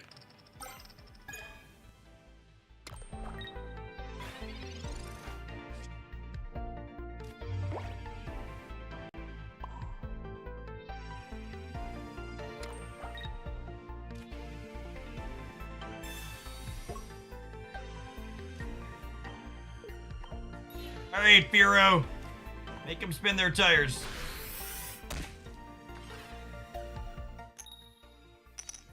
Yeah, buddy.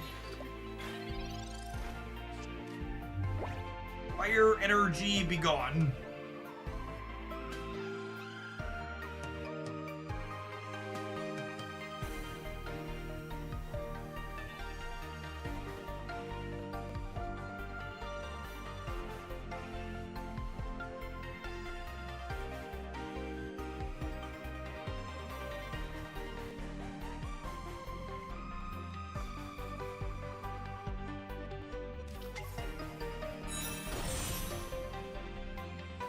That's scary. Yep. Pidgeotto gives them a basically free Sabrina every turn, drive off, making me switch with one of my bench Pokemon. Also cracking 70 for 2. Is Pocket the same as Pokemon TCG? It is not. It is a modernized digital version of the Pokemon card game for Android and iOS.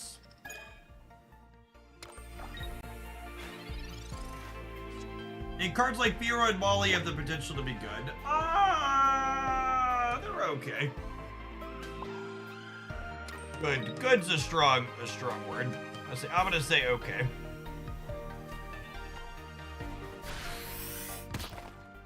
Hold on, Delkeep, thank you for the 20 months. I think Kabutops occupies a similar space to Venusaur EX, where it's pretty good against decks that are fringe and pretty bad against things like Pikachu and Mewtwo that are hitting you hard and fast.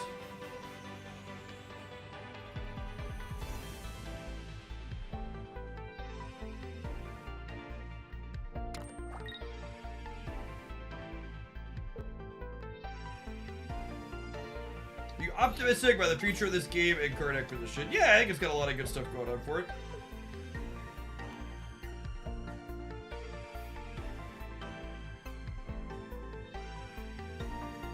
Big question mark around it is how trading is going to work. Trading will have a big impact on how card acquisition functions.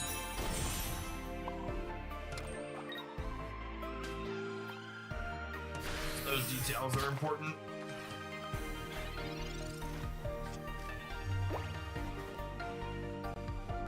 How long can they brick on Charizard? 6 cards in their deck.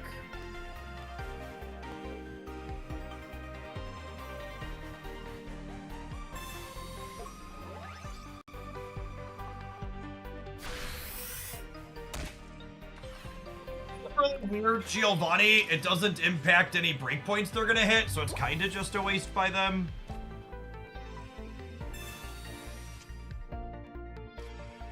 Yes, I guess, does it make me feel compelled to use a potion?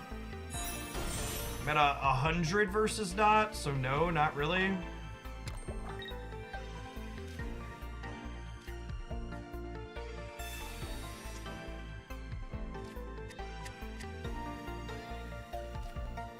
Yeah, I agree that Giovanni and Charizard tends to be kind of whatever.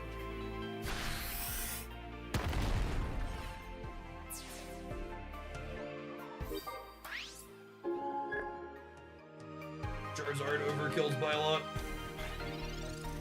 Alright, is there a Charizard in my future? I assume because they switched that one up, the answer is no.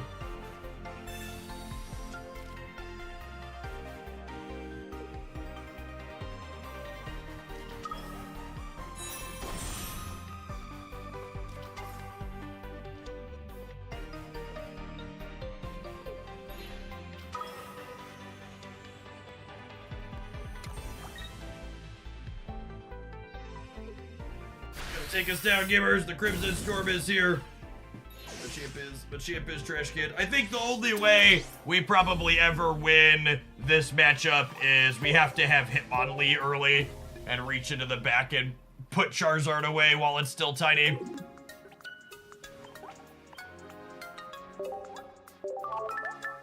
Once they get set up, they just shoot through us. Alright, let's change things up, huh? Flip some coins. Let's flip some coins.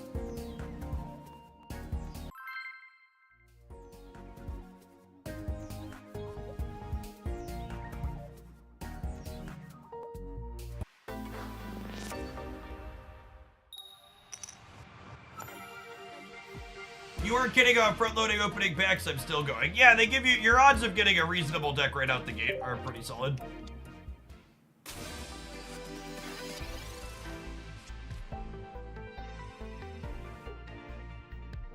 This is my same account from the soft launch. I put like 500 bucks into it. We're about to reroll. No reason to.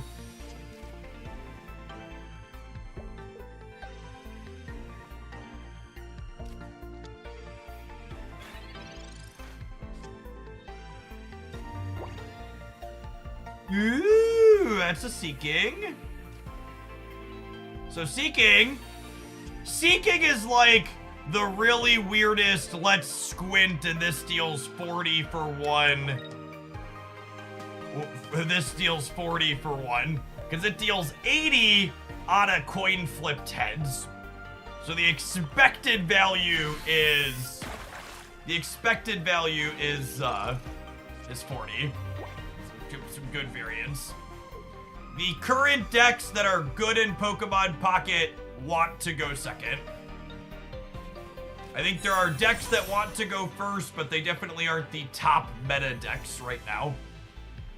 Seeking's actually a really good example of a card that likes going first, because you can evolve into this, attach 1 energy, and attack for 80 potentially on its first turn evolved. Like this attack with Goldeen didn't do anything, right? I would have much rather have gone first, rather than having an energy suitor.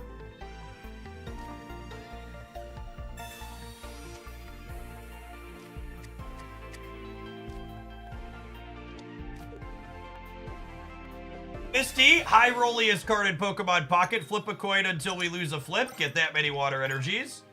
1 extra, we'll take it. That's above average for us here.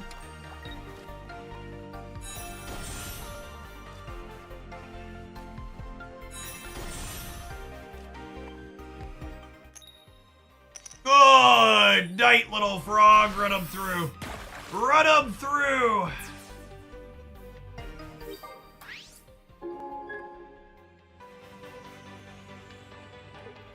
Sickered.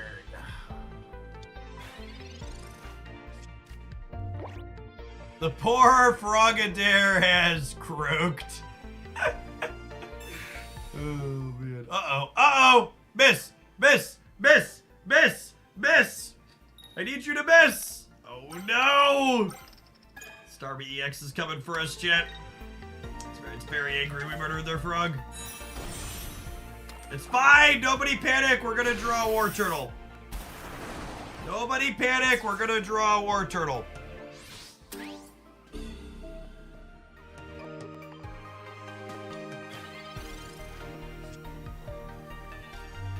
Ruh-roh, Raggy.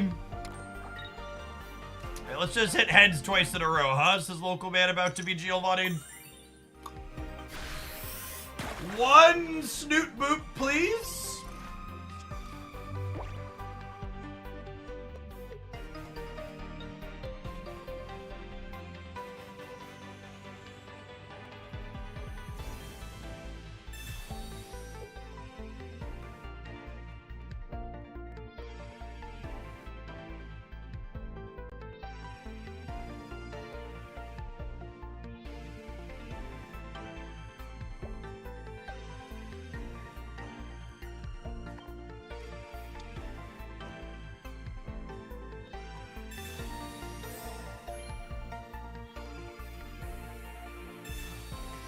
say the whole coin flip concept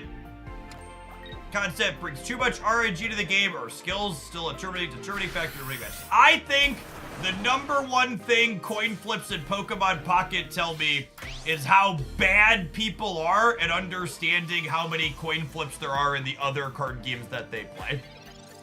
Every single card game you've ever played is riddled with coin flips. Pokemon Pocket and Pokemon TCG just doesn't hide that they exist. They put them on the card.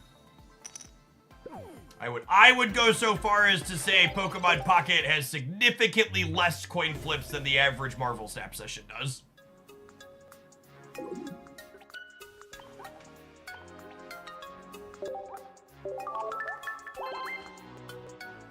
I also enjoy the experience that a lot of Pokemon Pocket's coin flips tend to be weighted towards the front of your games, the variance swings at the beginning, as opposed to Marvel Snap, which generally has coin flips happening on turn 6, the most important turn of the game.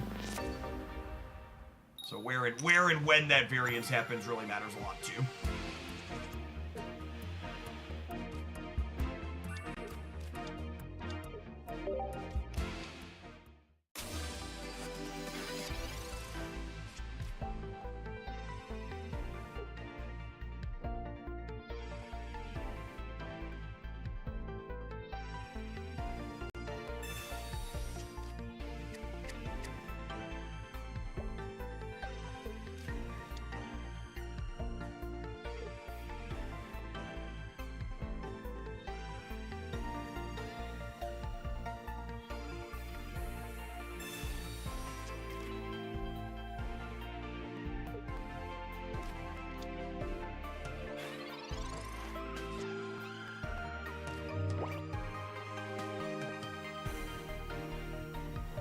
There's a classic article from Magic about how they hide their variance in the forms of randomness that players either accept or ignore, like card draw matchups. Magic the Gathering players are actually the most delusional TCG players you'll ever interface with.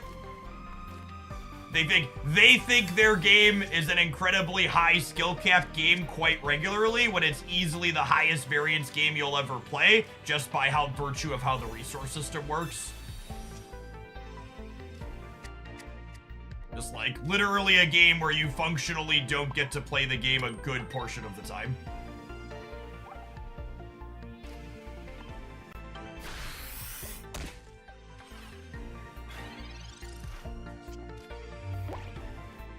What coin flips does Magic the Gathering have? Well, really hope I draw my 3rd land this turn.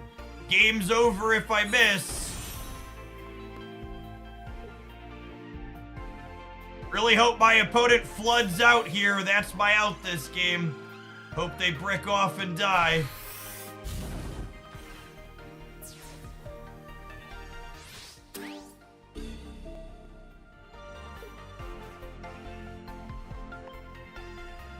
Pokemon TCG has that on top of coin flips, though.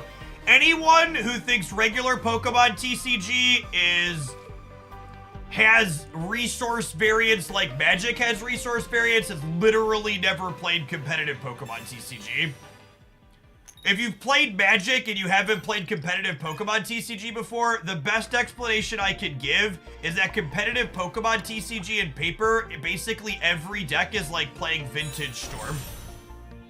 Every deck is search for this particular type of card, discard your hand, draw 7, shuffle your hand into your deck, draw 5, etc., etc. There is so much searching and drawing and redrawing and sculpting. It is way lower variance than Magic the Gathering by a significant margin. In fact, a big part of the reason why there are coin flips in games like Pocket and regular Pokemon TCG is because without those coin flips on the cards, the gameplay would be too samey and predictable and would get boring very easily.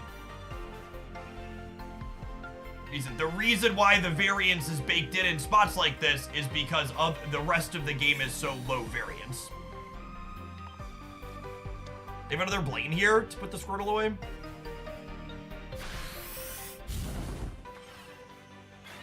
It's probably comparable. All right, I'm just gonna time you out. For people who aren't familiar with my background, I traveled to play Magic the Gathering professionally. And by that, I mean like comp REL, professional REL, like 400 or 500 matches in a year, several years in a row. Like, I've probably played way more competitive Magic the Gathering than most, or probably a good chunk of chat all combined. I'm speaking from a place of experience and understanding. This ain't my first rodeo. You learn REL. REL stands for Rules Enforcement Level. So competitive and professional REL refer to more serious tournament settings, i.e. like hundreds and thousands of players generally were the ones that I was playing in. Top-aided many events that were multiple days, had thousands of people playing in them, that type of thing.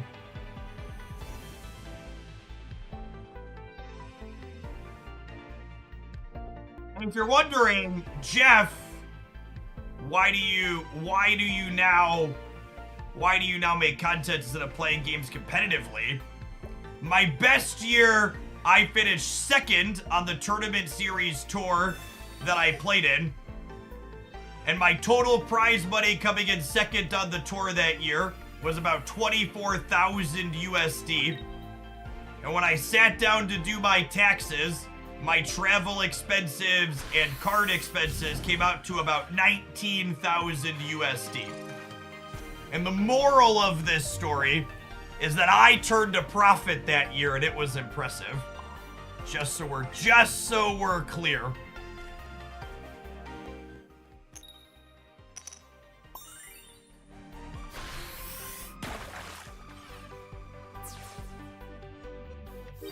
And then for context, doing content full-time, there's been months doing content where I made, you know, practically 20,000 in a single month.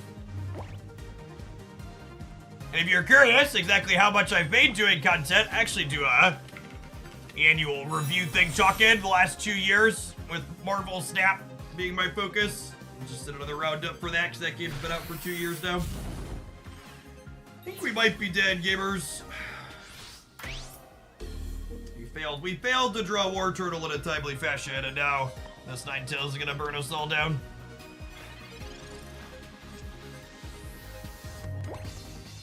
Burn it to the ground. Poor Blastoise. My boy Blue is so terrible. I'll delete this deck. It's been trash every time we played it. Out of Prime Purgatory. Thank you for the primer. Hi, Mark. I appreciate that.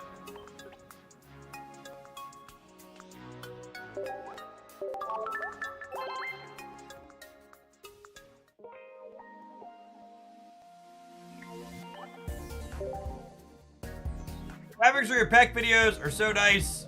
I just keep it open while switching between packs to keep track of what's in which. Yep. Yeah, that really, I'm so happy with all the visuals and all the edited stuff we put out. It felt really clean.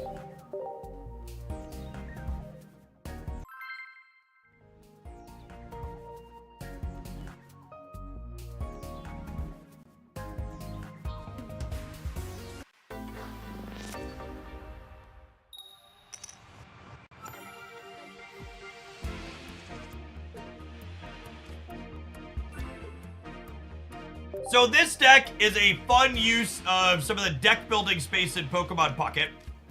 Brock explicitly attaches a fighting energy to a Golem or an Onix. And Golem only needs a single fighting energy to attack. So the basic idea of this deck is we don't have any fighting energy in our energy zone coming up. It's always making dark so we can attack with Weezing early. And then after we build up Golem, we put the final fighting energy on it with Brock and then crack our opponent with it for 150.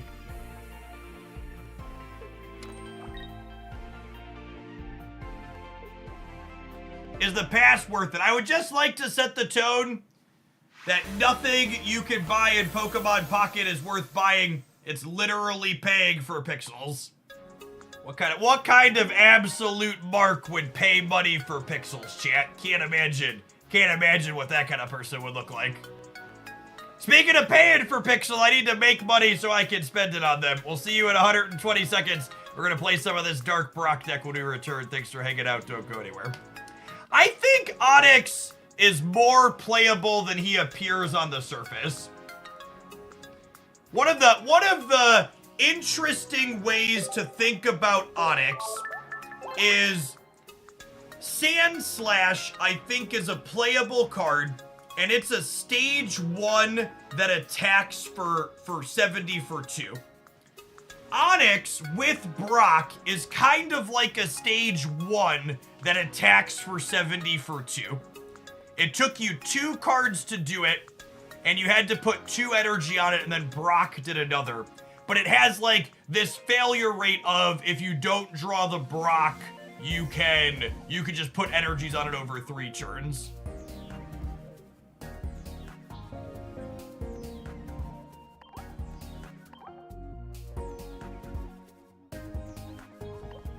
Onyx is one of my cards I would work on. Someone asked if we would play some more Electros. Yeah, I maybe need to play that one too. I'm gonna play this Brock deck for a minute.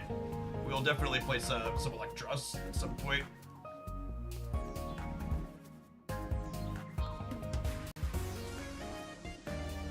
Yes, there are Pokemon in Paper Pokemon that change types when evolving.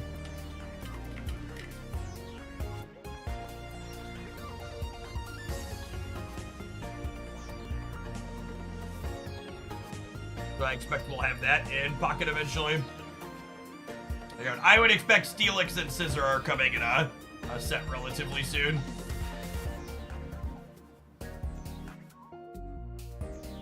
Hey, Shreddo Lord. Thank you for the 44 months. Oh yeah, we have Eevee already too. It's a good show. I really hope the Johto Pokemon come quickly.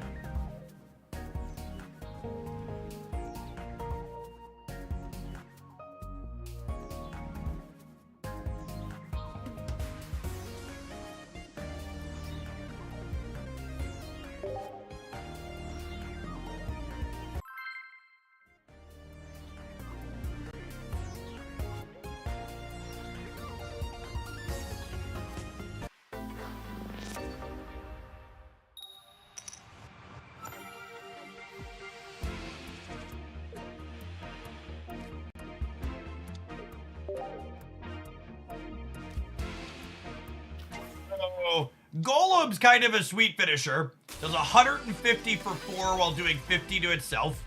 And really it's 3 if we squint, because we're going to Brock onto it for one of them. So we can OTK a Mewtwo is appealing.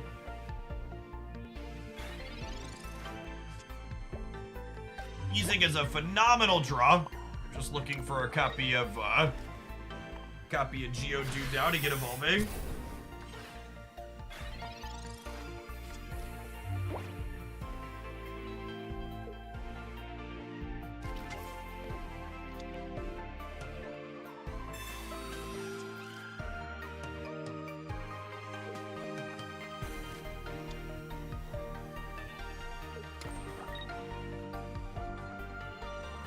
Ninja Charizard. An interesting choice. Charizard doesn't really need chip shot damage.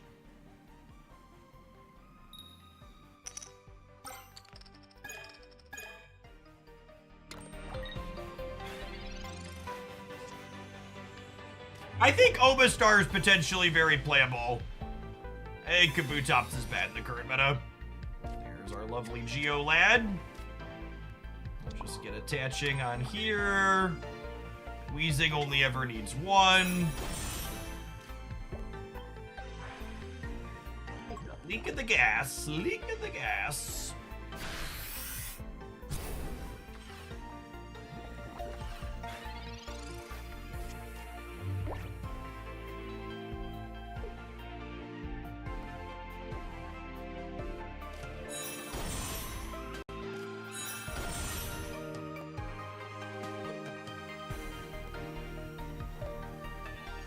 I really wish Brock worked with Graveler. There's definitely occasions where you wish you could attack with him.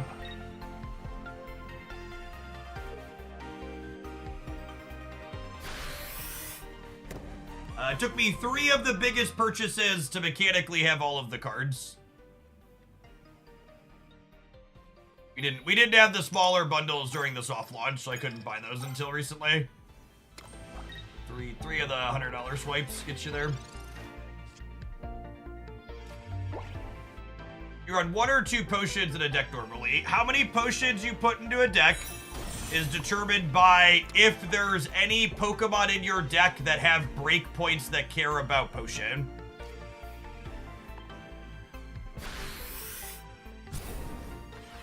So a good example of this is if you're playing 100 hit point Pokemon, potion tends to be good in your deck because 100 hit points plus a potion survives 2 hits from a Mewtwo.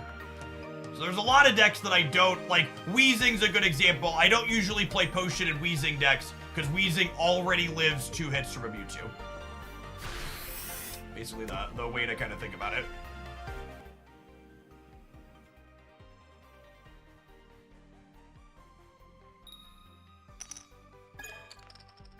I'm pretty sure, like, the only use of gold is to open more packs, right? Or they added some nominal cosmetics? Potion tends to be good with Kangaskhan. Yes, is a good example. Get to Brock here. So long as they don't have Sabrina Charizard, we're in a good spot. Sabrina Charizard will put our Golem down and then we can't finish him.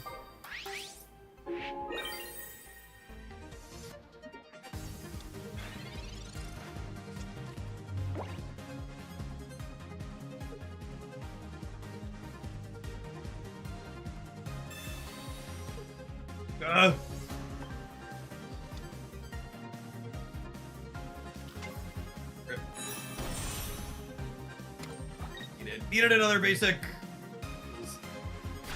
Feels bad to be playing a high basic count deck and not be able to draw another one to play around Sabrina, but that's what it is. And they just have enough energy to knock out the Weezing next turn. I think double Sabrina is overkill at times. It really just depends on the deck. The only heuristic I have for deck building is every deck includes 2 Pokeballs, 2 Research, and 1 Sabrina. Everything else from there is subjective.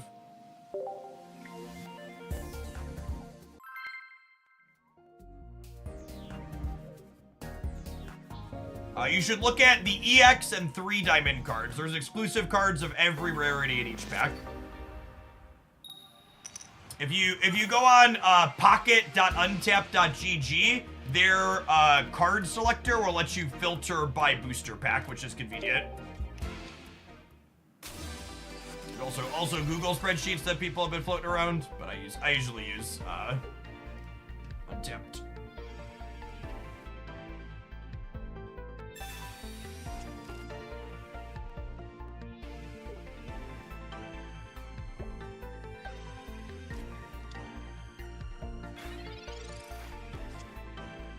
It really depends on what your goals are, T says. If your goal is to play with the cards, you're gonna need 2 of them. Or a play set, as we like to say. Yeah, it takes about 300 USD to functionally get all the cards. So I was playing during the soft launch, so I have all mechanically all of the cards. Missing cosmetics. All the regular cards we've got locked up.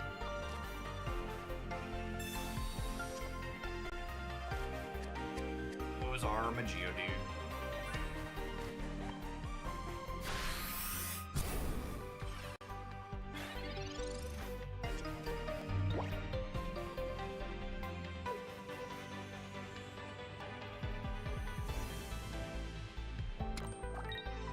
You should listen to the words when I say them. I said I have all of the mechanically unique cards.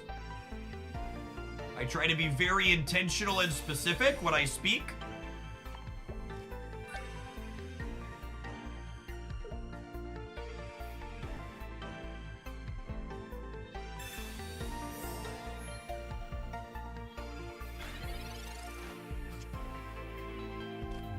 We do not have any transparency on how anything in this game works, and I don't expect to gain any at any point in the future.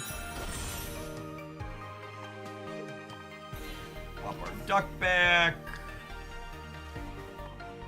Put damage on Arbok.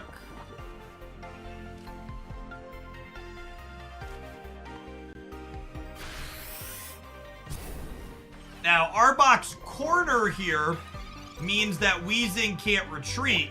However, Koga's a ninja, so he doesn't care about that. He just picks it right back up. Yeah, Koga gets through corner. So if they don't have another potion here, the Arbok goes to 50 from poison when the turn passes, and then the duck cracks it for 40, and then it dies to poison. So yeah, we actually got him here.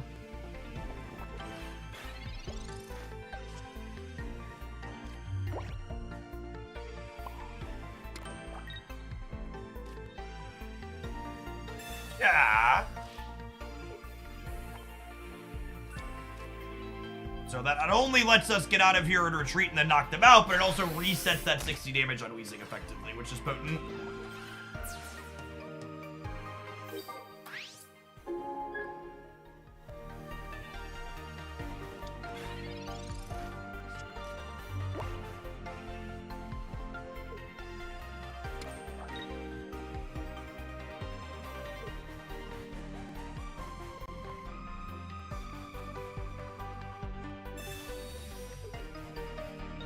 I mean, I was thinking about retreating the duck, so this sounds great. Am I crazy for thinking $300 for all the cards is not bad compared to thousands of dollars in Marvel Snap? I mean, you definitely won't get all of the cards for $300 in Marvel Snap. That is accurate. Just the facts.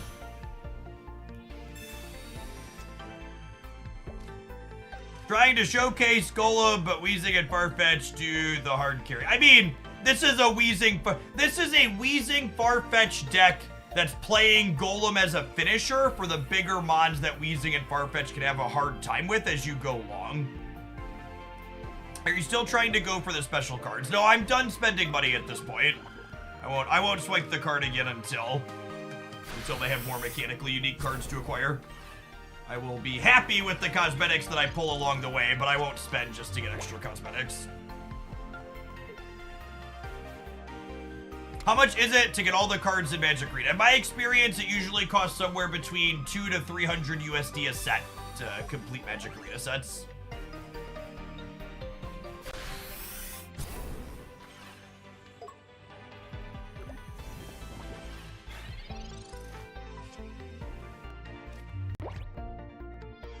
Rap, never a Geodude, chap.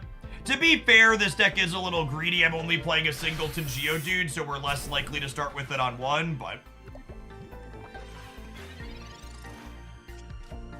data mines say that we're supposed to get sets every 6 weeks, with every other set being a smaller set release. So every 3 months for a set the size of Genetic Apex, and then 6 weeks in between those, we'll get smaller card drops. I did hear Magic was increasing to 6 standard sets per year.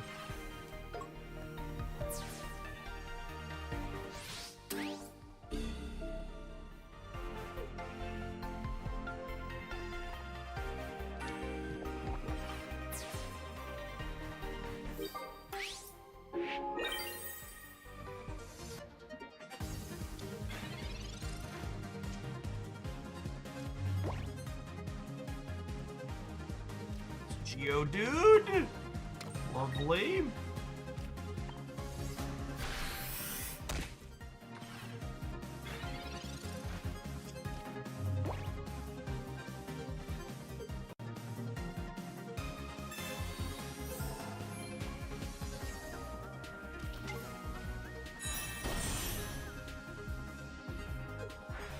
As a paper boomer, I think I'm finally out on Magic. Yeah, I can't say I blame you.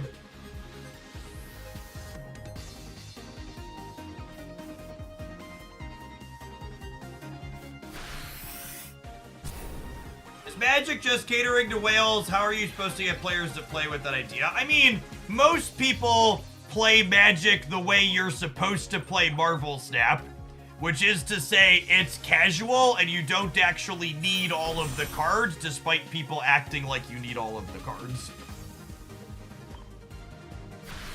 And hey, look, people were saying this wasn't looking like a This wasn't looking like a Golem highlight. We're actually going to get to finish on Golem as a big hitter here, right? I'm going to get to go Golem into Dark Energy Brock, finish this Weezing next turn.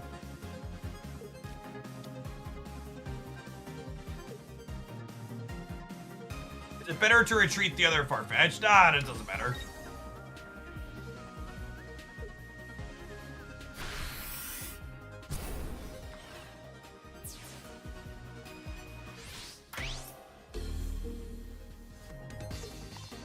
Our deck is functioning exactly as intended.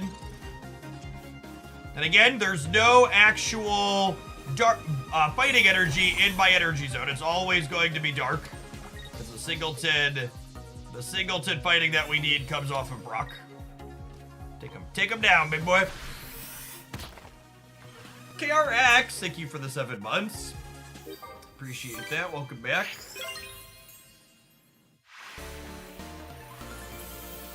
You lose if you deck out. You do not. You just stop drawing cards. No penalty. We could also Weezing into Koga the Weezing into Farfetch there. Sure, yeah, that's true. Do you think the pricing on this game is better versus Marvel Snap in your experience? I mean, it's cheaper to get all of the game pieces in this game. If that's what you mean. And there's more game pieces.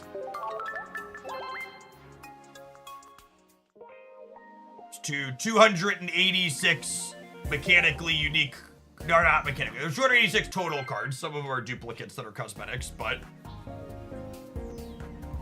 Marvel said it's not an apples to apples comparison is the thing though. B Knight, thank you for the 24 months. One of the best apples to apples comparisons I can give that'll give you perspective on Marvel Snap's economy is that I want to be fair. I'm enjoying Pocket and it's new and shiny, but I want to be fair to Snap because I think Marvel Snap's economy is pretty reasonable. It costs loosely $80 to $100 a month to get every card release in Marvel Snap on release once you're in the end game. For Pokemon Pocket, if Pokemon Pocket's gonna release 4 sets the size of Genetic Apex, that's gonna be $1,200 per year. If it was $300 to max a set the size of Genetic Apex. So that alone, the 4 big sets per year in Pocket, if they're the same as Genetic Apex, is what the data mines say, that's the same price as Snap. But they're also going to have smaller card drops every 6 weeks in between that. So if you, again, want to have every mechanically unique card, on the surface, it looks like it's going to cost more expensive than Snap to have that ASAP right away.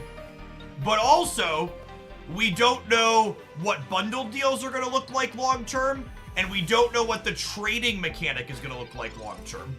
I would be absolutely shocked if the trading mechanic didn't make this game cheaper to play long-term. So I would expect that trading being implemented reduces the total price.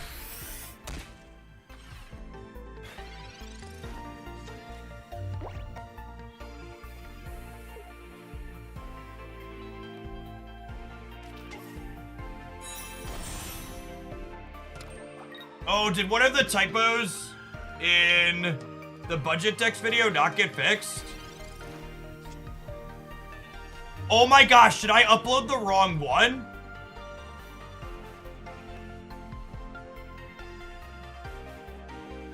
Oh no.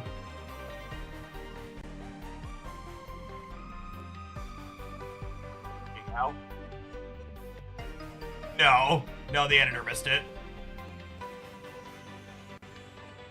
The other already fixed? Yeah, the other thing got fixed. All right, that one's on the editor. I will fix it in the comments for that. I'm just making sure I didn't fuck up.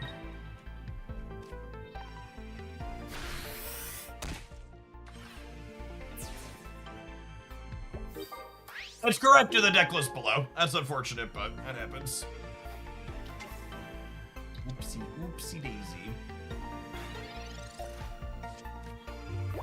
All right, if I can hit a Graveler. If we can hit it, we need Graveler into Brock to have a shot here. Over the next 2 turns.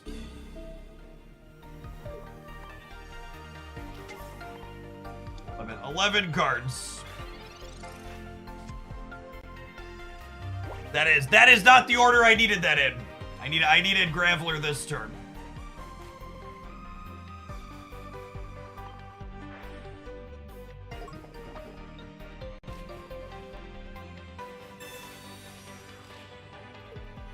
$180 is just gonna be too much to overcome without it, unfortunately.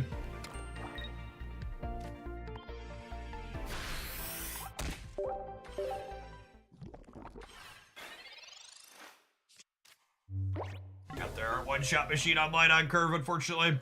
And we did not get ours.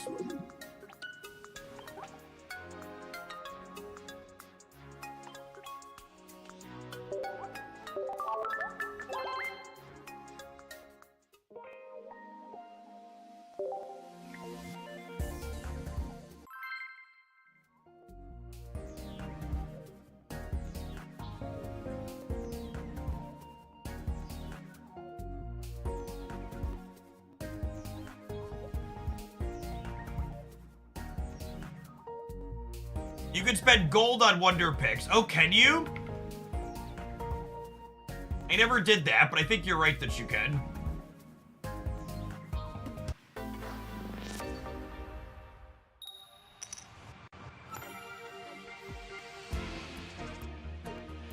One of these days, we're gonna open on a Weezing while we're going first. It's gonna be glorious.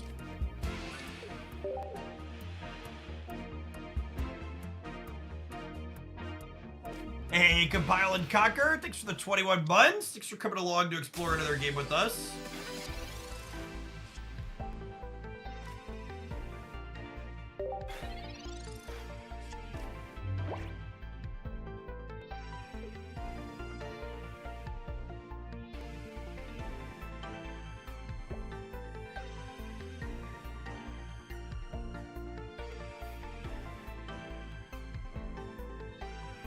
My favorite deck. I really like the Executor Greninja deck from my budget decks, actually. I played that in a tournament last weekend. Had a lot of fun with it. And also a full deck highlight of that one up on the YouTube side.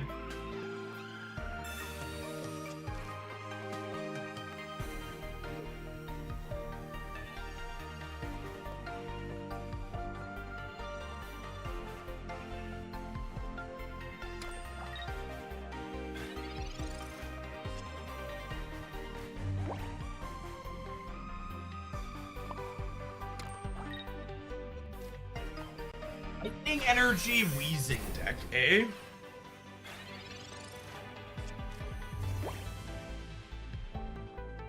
What pack does Greninja come out of? Charizard. It's one of the reasons why Charizard's the best pack. Oh, they're Dragonite. Yeah, there's a water underneath. They're totally Dragonite. Good show. Dragonite's probably a hard matchup for us because Golem can't OTK it.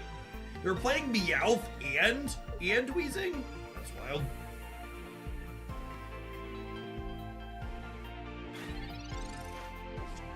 Where's Haunter? We tried to play some of that earlier today, Gengar, and Gengar is just really not good. Poor thing.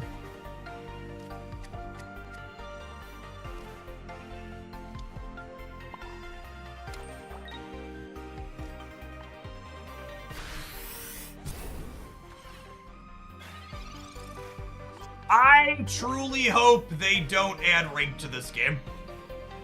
Ranked systems are incredibly predatory and they remove the joy of actually playing a game for fun for a lot of people. I think this game will be better if there's no ranked.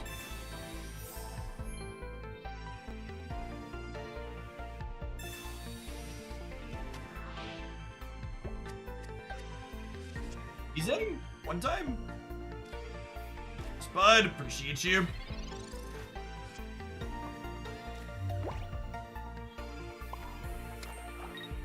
I guess I lost the Golem and the Brock, but I have time to redraw those, I suppose.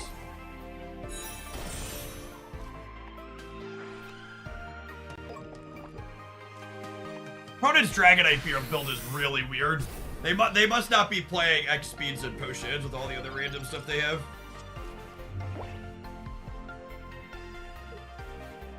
Every currency is basically fully self-contained in this game.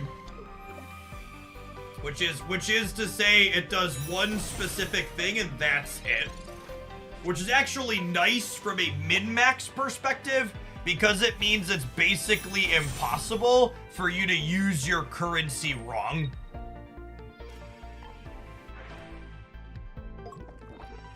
The opponent is simply not playing Dark Energy in their Dragonite deck, which is pretty common. They play Weezing with Koga just to stall to set up Dragonite.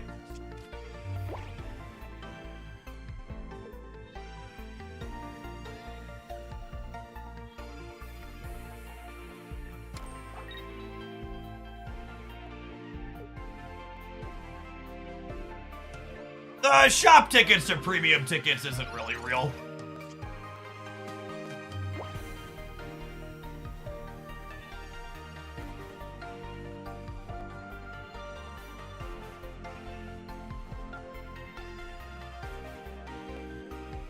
Yeah, that's also true, Great Meister. Having more currencies makes it harder to optimize the fun out, is a good call.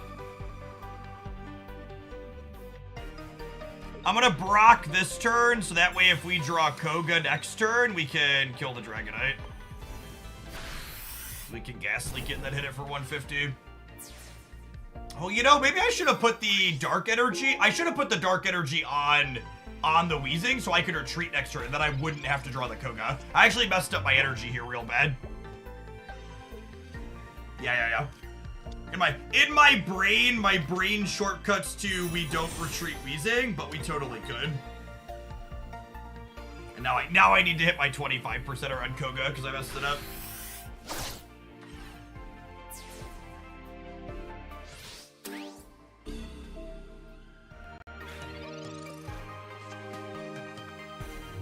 I would say unlucky, but I'm actually just bad.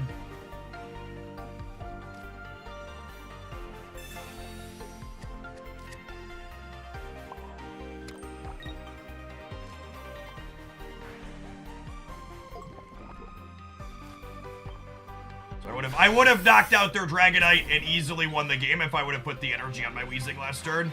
Oh, I forgot to play Farfetch too, so I'm just talking and clicking. Cascading mistakes. Statistically dead here. Yeah, you're supposed to put the Farfetch in play.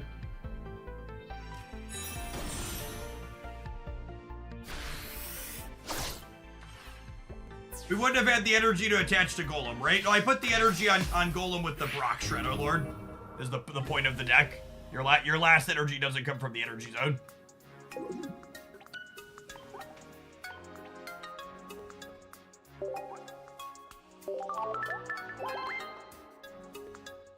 All right, I am gonna run upstairs and grab a snack really quick, I think, while these Twitch ads roll. We'll see you in 120 second, gamers. Thanks for hanging out. Don't go anywhere. Put energy on the Weezer tree. You need to go back and check the board, Shredder Lord. You're missing something. I totally could have put energies on Weezing 2 turns in a row and the Golem was ready to attack. Be right.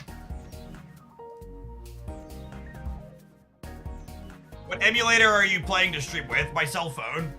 It's wild to me how many content creators don't know that you can hook your cell phone into your computer. But a question that's been asked a lot.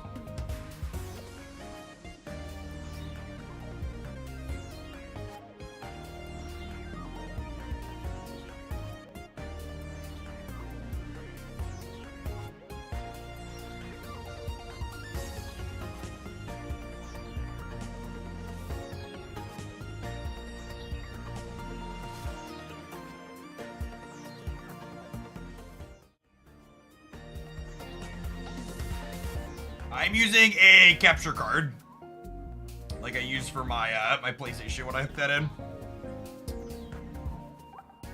This card reads to me as a card that should be good. The learning curve on this game is really low. The onboarding experience is great. If you install it and start the tutorial, you'll know the basics of what we're doing here on screen in less than 10 minutes. Halophile, thank you for the over 2.5 years. Welcome back.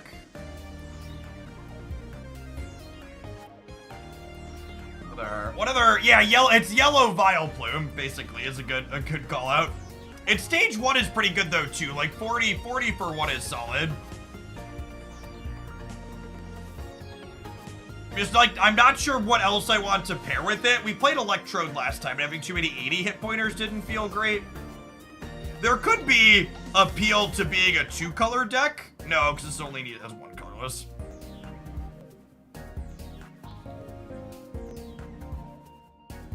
Yeah, I played some Vileplume. I have a Vileplume. There's actually gonna be a Vileplume highlight up. This was in my budget decks video. I like this one. It's pretty reasonable. Dr. Paj, thank you for the 1.5 years. Welcome back.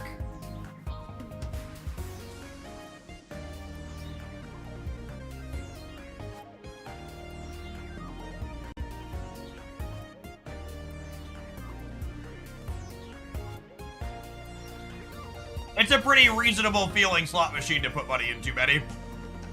All 3 of the little bundles at the top are better value than the big one.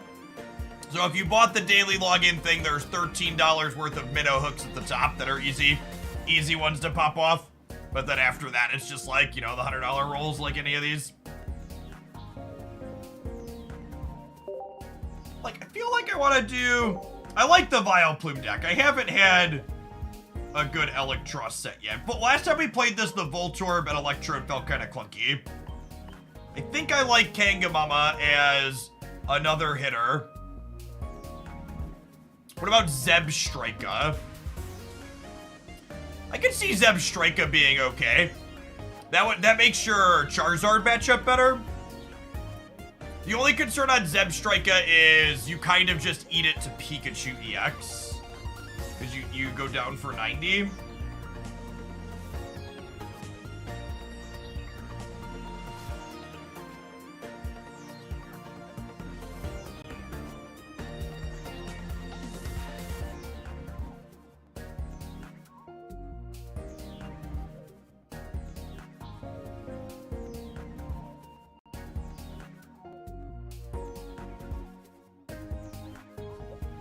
Jolteon.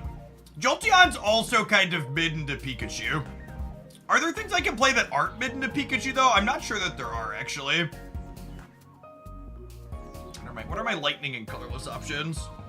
Actually, what if I filter lightning and colorless and we look for things that have 100 HP on the lower limit? Yeah, there aren't really a ton of them. None of these are super exciting. I think Tauros is better than his play rate implies, maybe.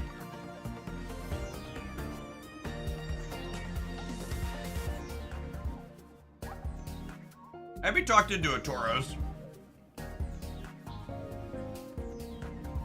Wiggly could be okay too. You could play regular Wiggly with an EX splash.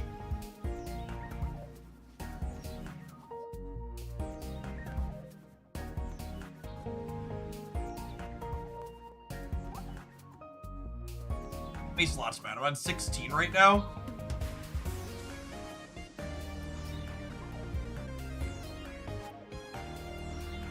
It could just be Zebstrika. Yeah, it's a lot of energy. That's accurate. If I go Zebstrika and then probably an extra X speed with our 30 hit point basic.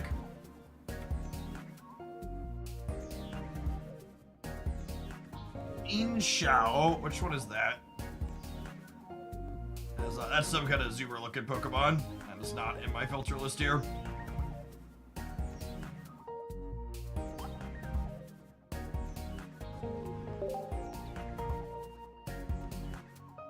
Oh, fighting.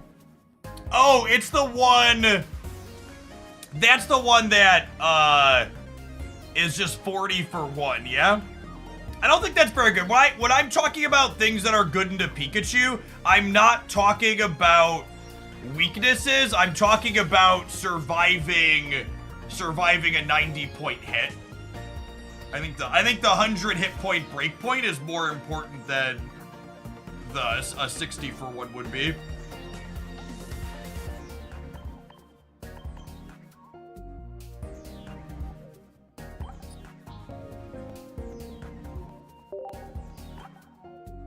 Trainer to grab another potion. Potion's good with Kangaskhan and Zebstrika against Mewtwo, which is nice.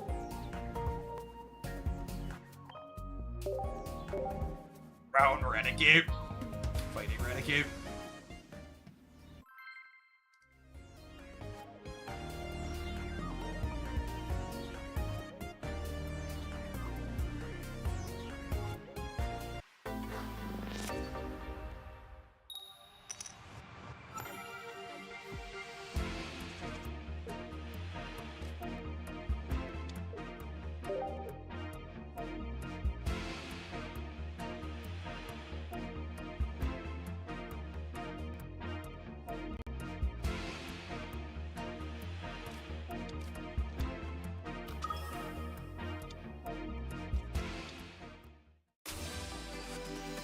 Alright. Out of the Pokeball and into the Pikachu. So many cards would be twice as good if you bumped them from 80, 90, 200. Yeah, it's a big deal breakpoint. Say the least.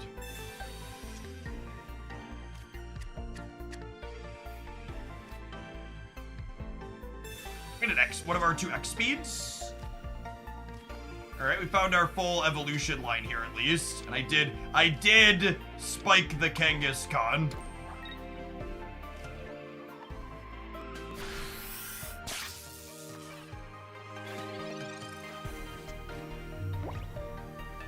My favorite Pidgeotto deck. I think I like it with Blaine is my favorite.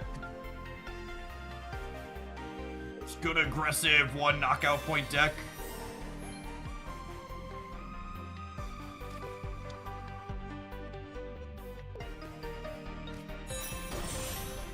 Yeah, then there's Tentacruel, who like has 100 HP, but still isn't relevant because it's weak to lightning.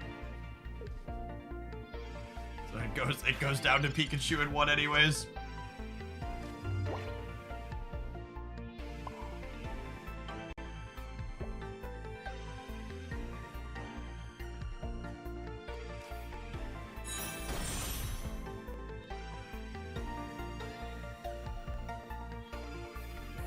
Do I count on them just not having a 3rd bench?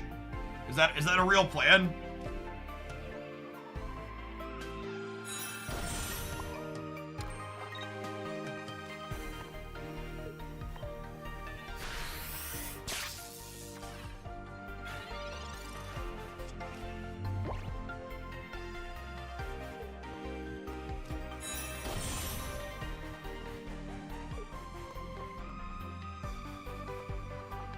The Pikachu circuit, we usually just take for granted that it does 90, but it does 30 per bench Pokemon. So if they don't have a bench Pokemon here, the Zebstrika lives this hit, which is ideal. No bench, but they had the evolution for the Electrode, so I can't finish it this turn, which is a little sad. That means we're gonna pivot here.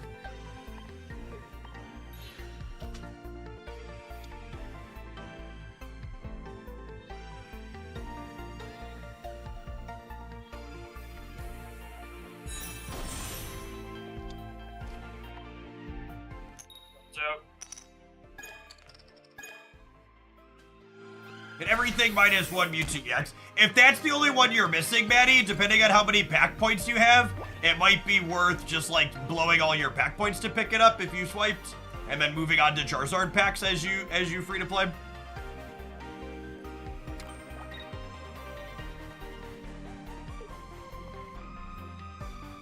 Alternatively, you could wait for one to show up in Wonder Picks too and try and acquire it that way.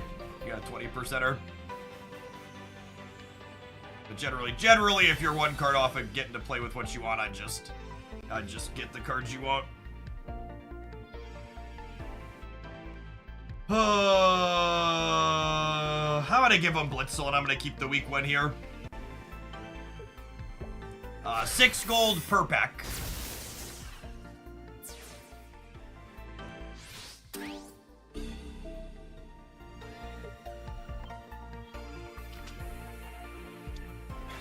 Working up towards Electros here. I'm excited to draw Blitzel and be sad, or Zebstrika and be sad that I gave up Blitzel.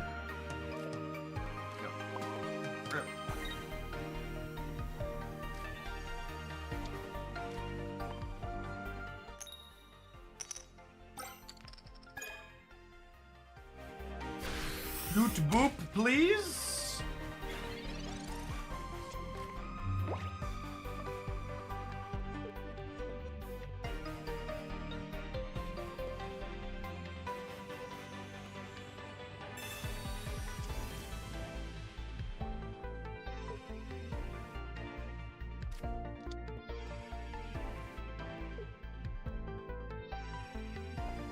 All right, if they have a Giovanni here, my Electros is ready to go in the back line as a big hitter.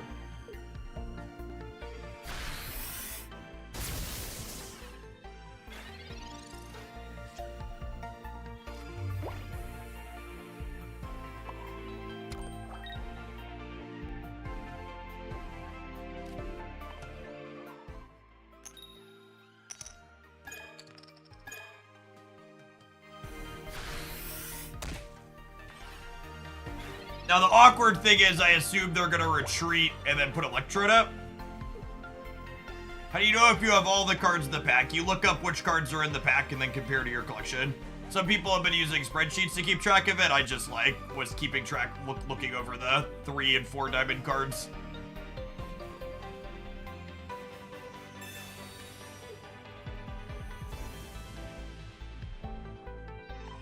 It's our second Sabrina, right? Yep.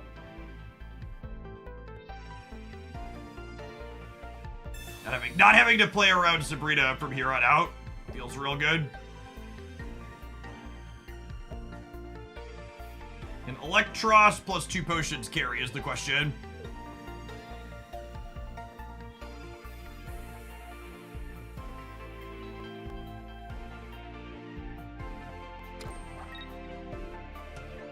I think they add coin flips to designs like Kangaskhan because coin flips add tension to the game. Something that's especially noteworthy about Pokemon as a game is that this game is very similar to chess in that most of the information involved in the game is face up on the board. So coin flips on the cards make it so even though you see what's going on the board, you can't know with certainty exactly how it's going to play out. So you still have to make some uncertain percentage plays.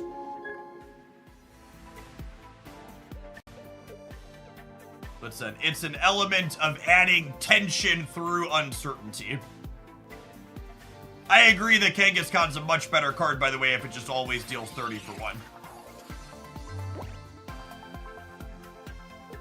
One unfortunate thing to note here is that Electros dies in 2 full Pikachu hits through my potions. So they have 2 90-point hitters on the Pikachu. We go down.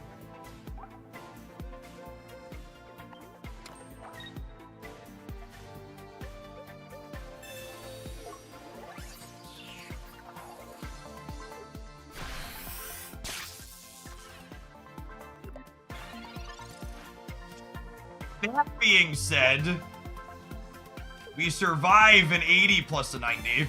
Exactly. So with the Sabrina, we should be good to go here, yeah?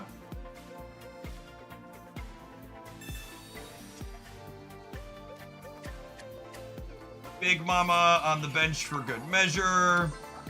Because they're through both their Sabrinas, so they can't force us up. And then our Sabrina gets to grab someone that Electros knocks out next turn.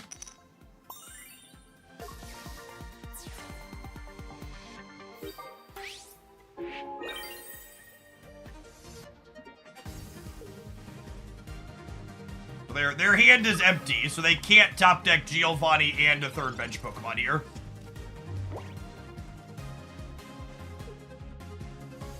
Paralyzed means they can't attack or retreat the following turn.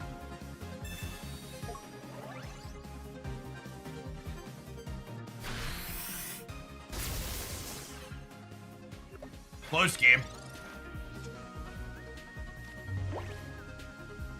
Some good set.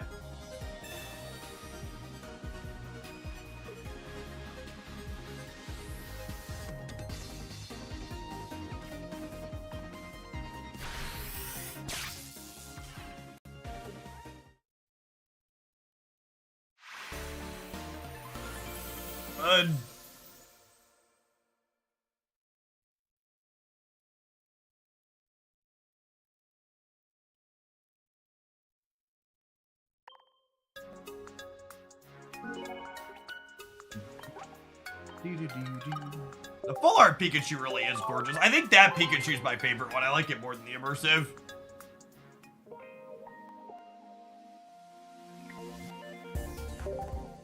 Yes, a nice quality of life would be like if Electros didn't flip a coin for paralysis when the Pokemon was knocked out anyways.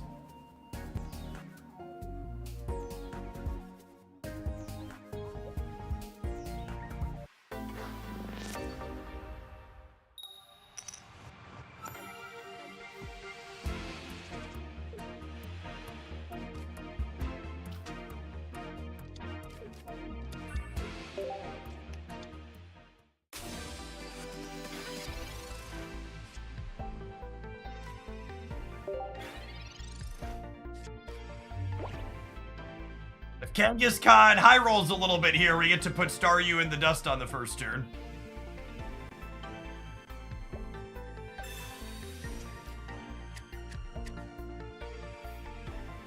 One of those. Let's get some clutch RNG type moments.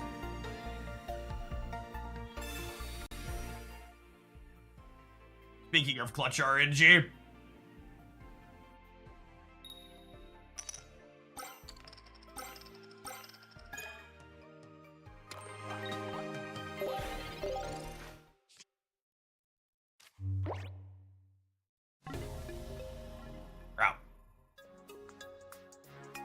So long, bud.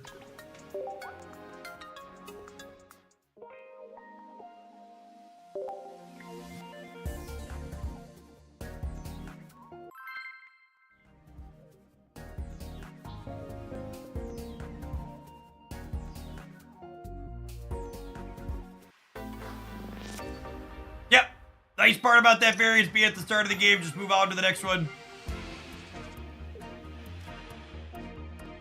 First and only time I felt a little bit salty about Misty hits was when my opponent was playing it in round 8 of the tournament I played in, but I'm the beat sometimes.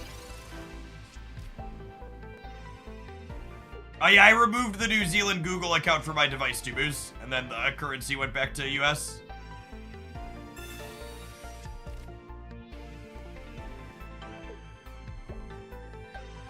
Misty is the hell of Pocket, 100%. At least she shows up on turn 1 instead of turn 6.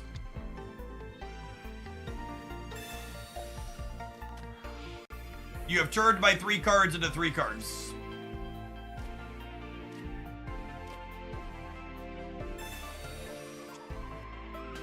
I love Pokemon's inclusion of playmats. Completely agree. I think one of the biggest misses on Second Dinner's team's part is their lack of game board cosmetics still 2 years in. They finally mentioned it in their roadmap. It should have been a priority from day one.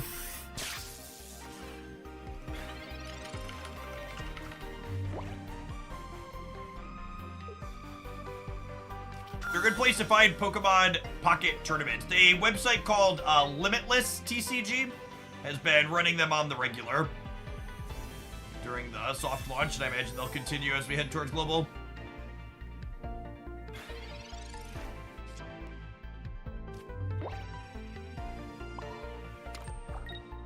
All right, Mama, I'm gonna need one big ol' Snoop Boop here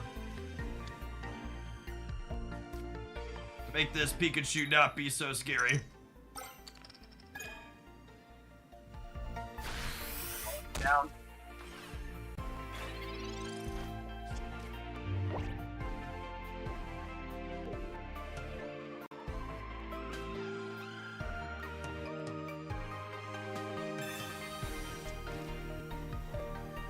Boop.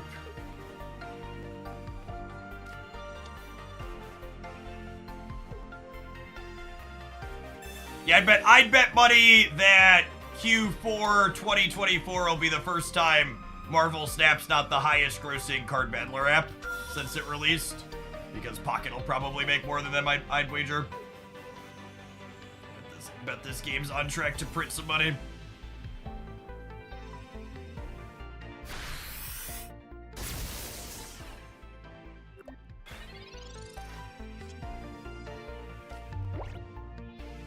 It's so sad when people get paid off for playing red card, because it's such a trash card.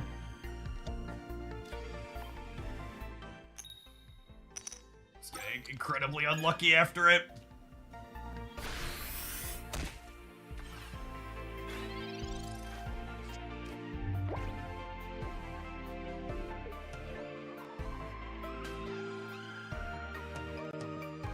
Our out to win this game is gone because they have more bench Pokemon. I just needed the Electros to happen on curve so we can survive the 90s.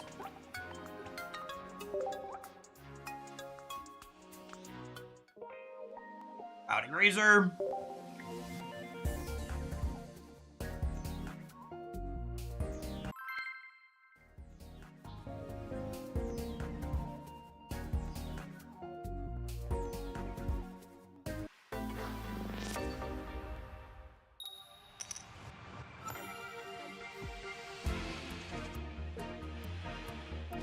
I would love to start on Kenga, thank you.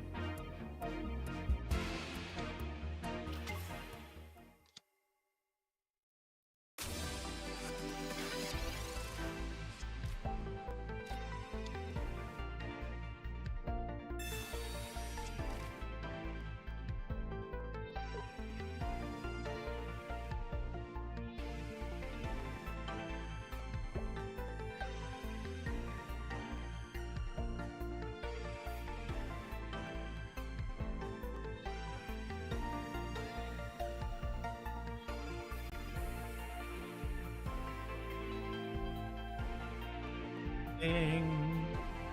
Do do do do do do do do do do do do. Survey says I have a basic now at least. Keep working on that.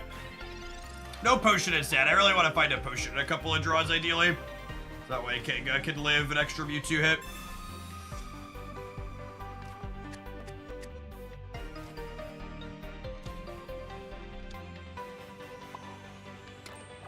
I think I play this out just as like Sabrina insurance.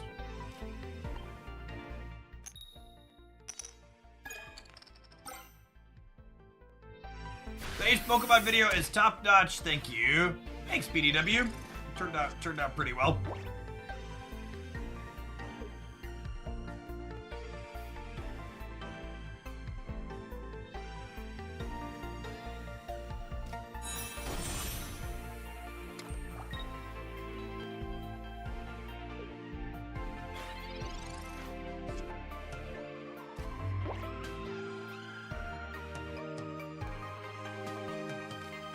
The Pikachu EX you got out of the Charizard pack had the gold background on it, right? So the 3 Crown Rare EXs that are the most rare cards in the game can come out of any pack. They're the only cross pack thing. So the Mewtwo, the Pikachu, and the Charizard can come out of any of the 3. They're the highest rarity things in the client.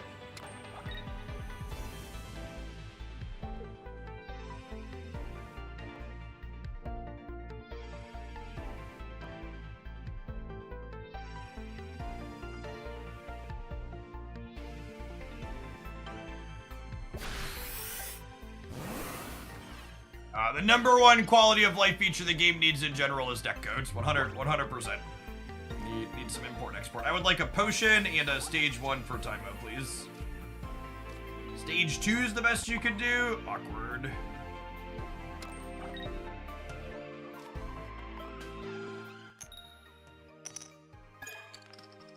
Four tails in a row. Rip.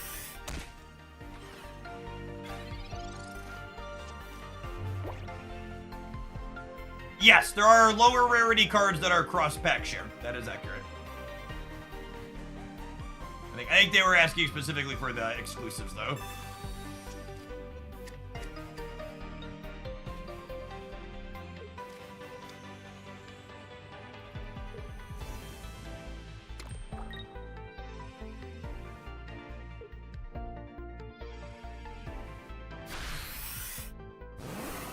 It's a real shame that we both bricked on Potion and our stage 1 here.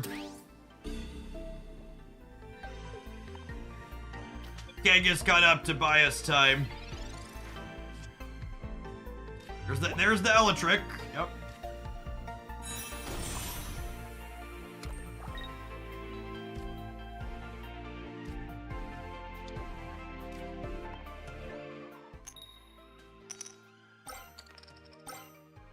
We're swinging back around towards average, which is great. So if they knock out the Kanga, the Electros means we're probably good to win the game.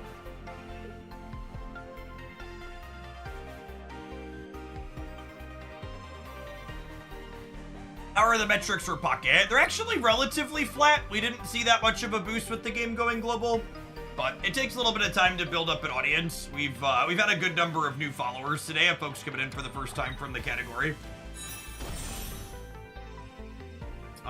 Noteworthy metric from my time moving into the Marvel Snap space is that my most viewed months making Marvel Snap content were the second and third month after the game released. December 24 and December 2022 and January 23 were the highest organic viewer count months for the game. I think part of that is they ramped up advertising shortly after too. Curious to see if Pokemon does an advertising push or not, if they're going to try and rely purely on organic word-of-mouth style things. S team is done. Took their second knockout point with Side Drive. They're just gambling. We don't have our stage 2 and we do. Been sitting on it.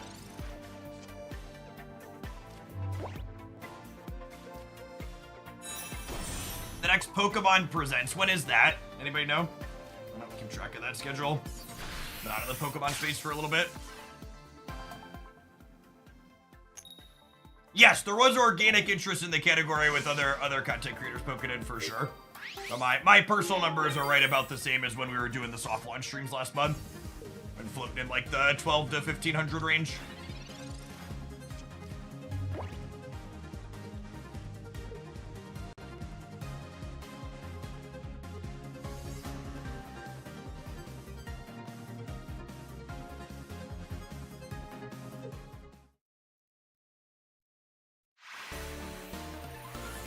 Solid game.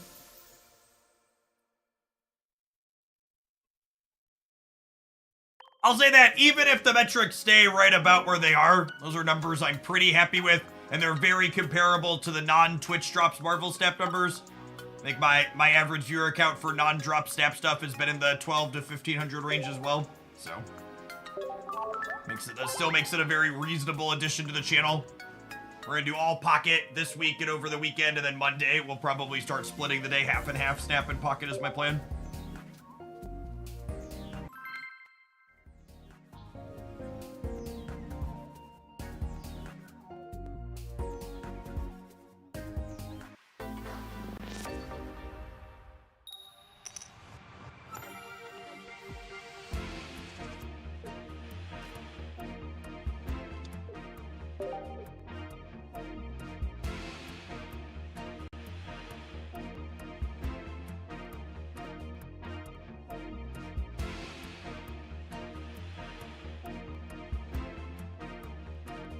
I honestly can't tell if that's a serious question. 2, 3, 4, 5, 6, 7, 8. 8 EXs in your free packs feels like it has to be incredibly above average, yes? I don't actually have any idea. We're not, this isn't a channel where we talk about min-maxing free-to-play stuff like that, but my gut says 8 is way more. Way more than the average.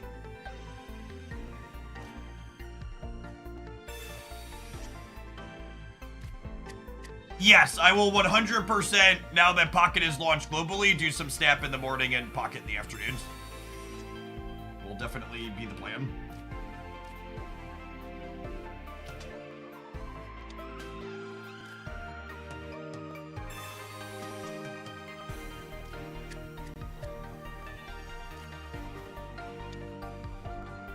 Am I just giving up a knockout here? I think I'm just giving up a knockout here. Doesn't feel good, but it's where I'm at. No X speed really sucks. Yeah, I think we might alternate per day, Derek. That's probably a good schedule. Snap in the afternoon, Tuesday, Thursday, Pocket in the afternoons on the other days. Works well with how Snap does stuff. But also, the other thing to understand is that doing Pocket after Snap assists in bringing my audience that watches me for Snap into Pocket. Is like the TLDR. But beneficial for my content long term to try and cross the audiences.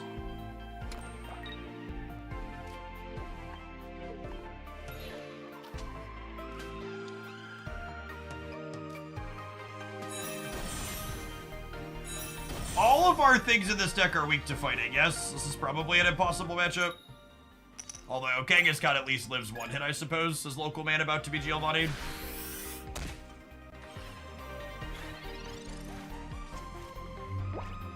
I just assume the auto deck tool in every game like Pokemon Pocket and Marvel Snap is worthless and I ignore it. Hearing people talk about... Which honestly is a little disappointing. I feel like that would be a fun algorithm for me to write as a programmer and a card gamer. So Dina or Second Dinner, if you're out there, I'd be open to some contract work on the side. That would be a fun. I can't like. I'd really be curious under the hood to see what they're doing to get the results that are as bad as they're getting. For people who haven't heard me talk about it before, I talk about my card gaming and education background a lot, but I did data automation or data analysis and process automation for a Fortune 50 company after grad school for about a year. And then I also spent time contributing to a number of open source projects. Actually, you want to hear, my Magic the Gathering players will appreciate this. You want to hear a really fun factoid? When I was in grad school, after I played in my dozenth Magic the Gathering tournament where their pairing software vomited and just died midway and they had to rebuild the tournament for thousands of players from scratch, I decided it can't be that hard to write a pairings algorithm. I'm gonna write my own. So then, in a single weekend, in a crunch time, I wrote my own Python's pairing library. And I found out down the line that the pairing software that Pokemon TCG uses was built on top of my Python library by the company they contracted it to. Because they reached out to me at one point to ask something about it. Just really funny.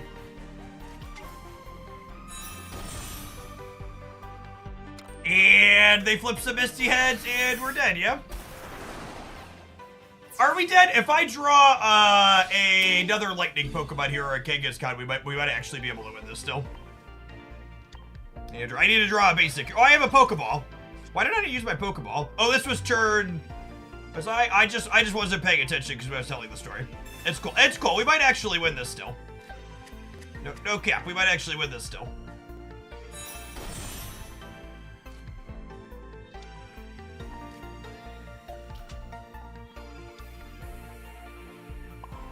I forgot where I first heard it, but there was a joke that I once heard that said majoring in math is signing yourself for a lifetime of saying, I'll just code this myself because apparently no one else can. That's funny right there. All right, do they have double potion? If they don't have double potion, the Zebstrika is lethal next turn. Oh my gosh, get in the trash can, Misty. Nobody loves you. You are everybody's least favorite character in the anime. Please leave my card game. We're done. Get out. Out. Misty high roll? No problem, gamers. We got the lightning and the thunder. Cleared through the potion. Got him.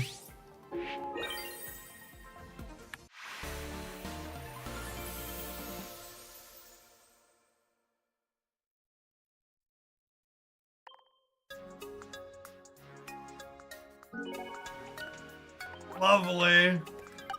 This deck's actually felt pretty good. I'm taking notes while we play, and we've kept up with Pikachu and Mewtwo, and then we just beat a Misty high roll on the back of the weaknesses.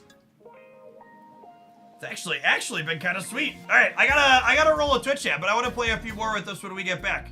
Thanks for hanging out. Don't go anywhere.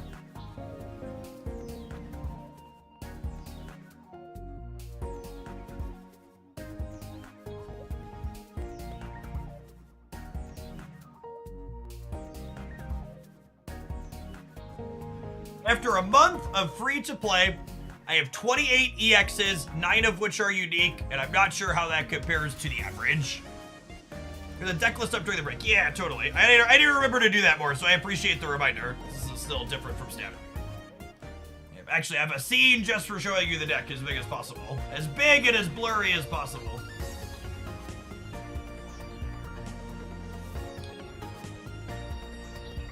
I might actually look into making a deck auto build as a side project. I'm building up software skills. I'm looking at, yeah, no joke. Like, people always would ask me, like, how do you learn to program? And I'm the type of person where just sitting there and trying to learn libraries and run example stuff doesn't work for me. So whenever I want to learn how to do something, I need to, like, sit down and build something I want to use myself. If you build it. I see you said zoom in, but didn't say enhance. Yep.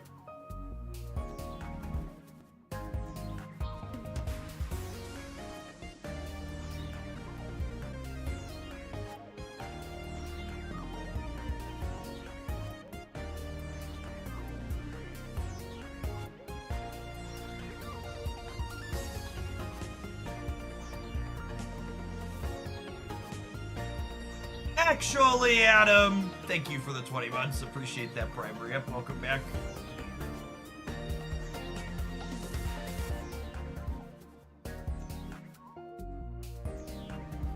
Budget Decks video is performing well. That's exciting. It's performing just slightly behind the best packs video, which performed very solidly for us.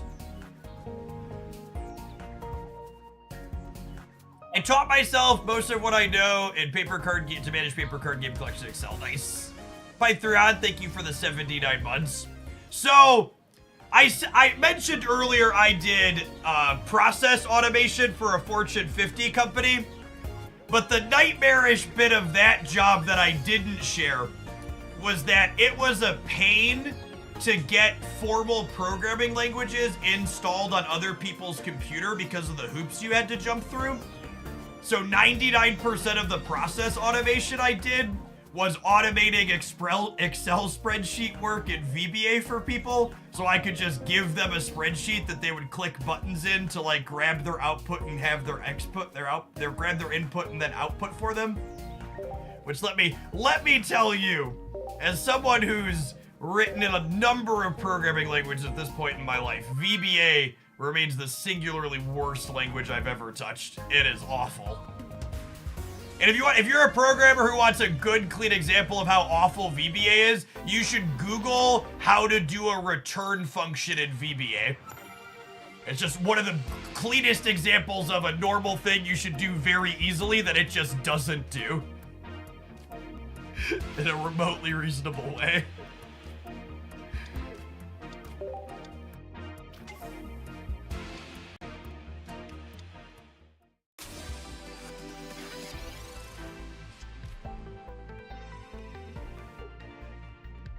You don't need PHP. I never worked in web languages. Mostly user applications. A lot of my open source contributions were building and maintaining user interfaces and software repositories for a Linux distribution.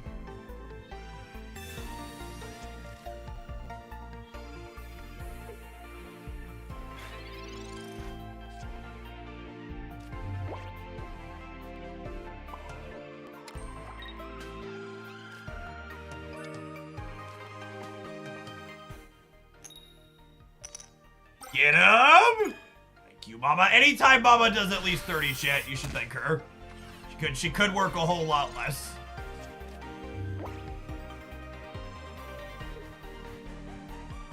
The Gardevoir and the Mewtwo board make me excited for the range of cosmetics in this game.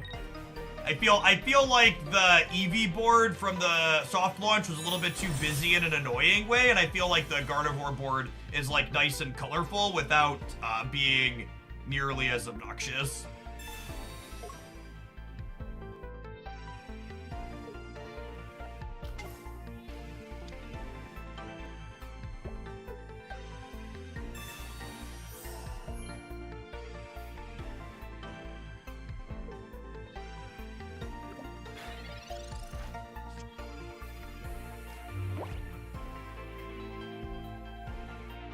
This Sabrina just basically isn't going to have value because they have an electrode, so I'm just gonna play it for tempo basically to put damage on a Pikachu EX here.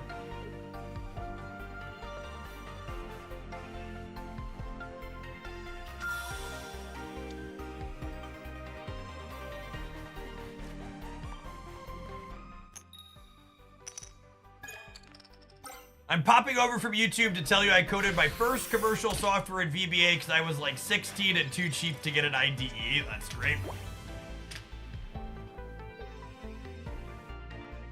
I put the extra energy on the second Kangaskhan because I think I'm most likely to switch into that after this first one goes down. And if I draw the Time Pool or whatever the electric first one is called, I want to start powering it up next turn because we need to get it to 3 ASAP. No Giovanni here is big. It means my Kangaskhan's buy us more time, but I really need to find our basic for this so we can start building up our finisher here.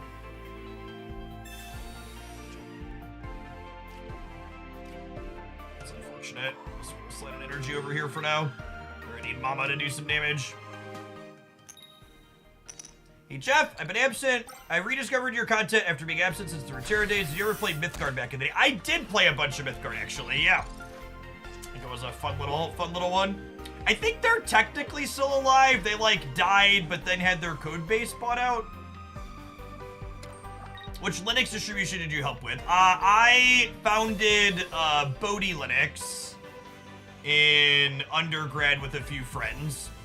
It's an Ubuntu fork that uses the Enlightenment libraries. Weird that they Sabrina just to put damage on this other one. Alright. Assuredly, we find our last basic this turn, right? There he is. God bless. No reason to potion here. Come on, Mama. Do some damage. Oh, Mama.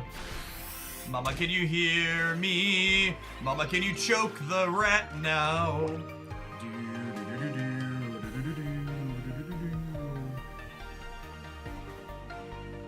I've used Bodhi before. Yeah, it's actually one of the older forks at this point. I haven't really worked on it.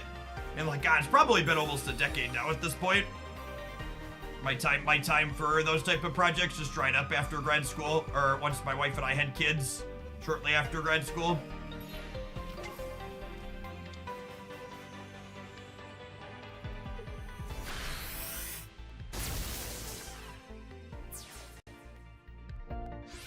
We're gonna end up in a position here where we probably can't beat the second Sabrina.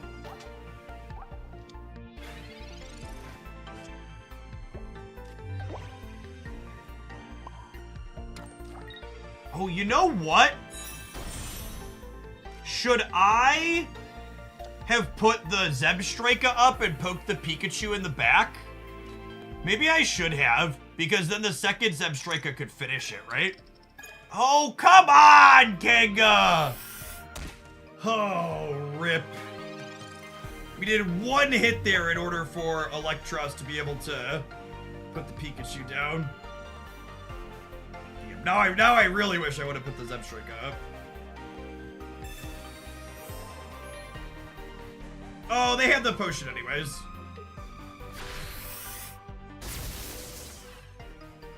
It's fine. We still got a shot here. The really important heads flip is gonna be. The really important heads flip is gonna be this next one here. Can we paralyze with this and buy ourselves a turn?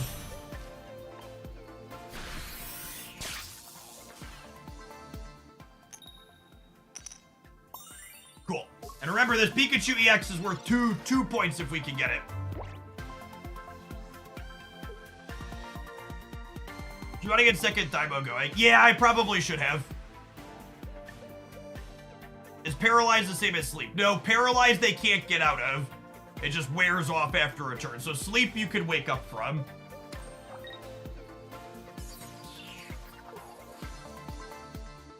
Last one turn rather than a chance to wake up. Can't retreat. Can't attack.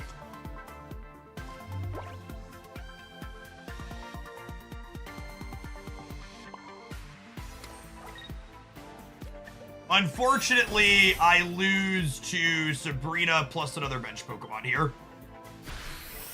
Because I'm out of Kangaskhan's, so I only have 90 pointers. My poor Zebstrika just needs 10 more health. I don't think there's a lot of good direct comparison between Snap and Pocket. They're just fundamentally very different games.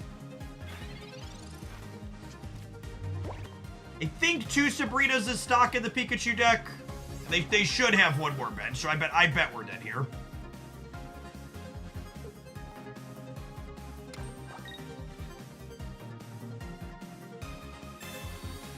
Oh my gosh, do they not have it?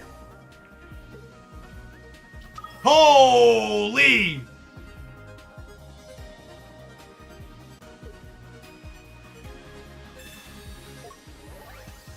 That's incredible for us.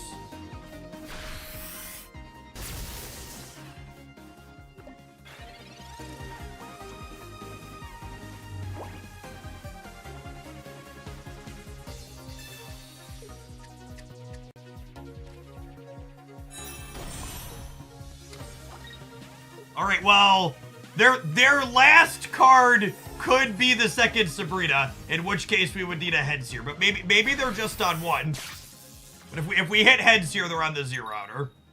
Okay, everybody clench.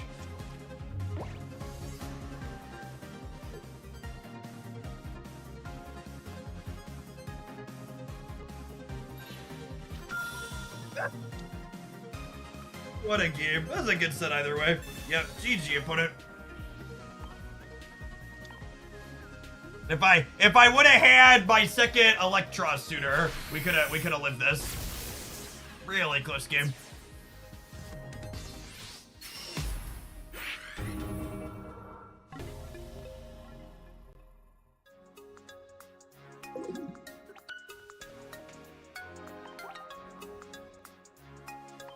Edge harder, chat.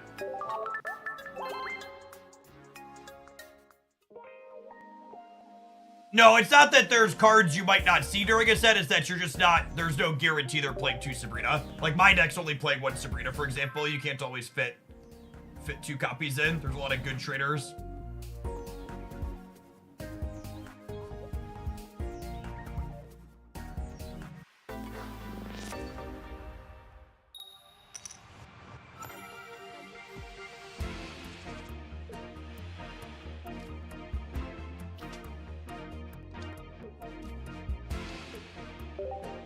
This is such an interesting basic that evolves because it only has 30 HP, but it also hits for 30, which is a neat dynamic.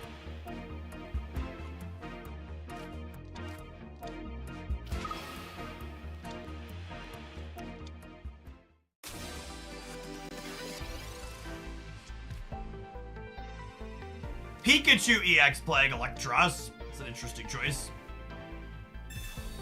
That reminds me, I clicked into, I've been watching YouTube content for the first time in a while. Because I stopped watching Snap YouTube content, so I just wasn't interested in making it anymore. And I wanted to see what other people were making for Snap stuff. And I clicked into an Electro deck highlight that once I got into it, it was just the Pikachu EX deck. I was just like, I forgot how much misleading clickbait there is on this platform.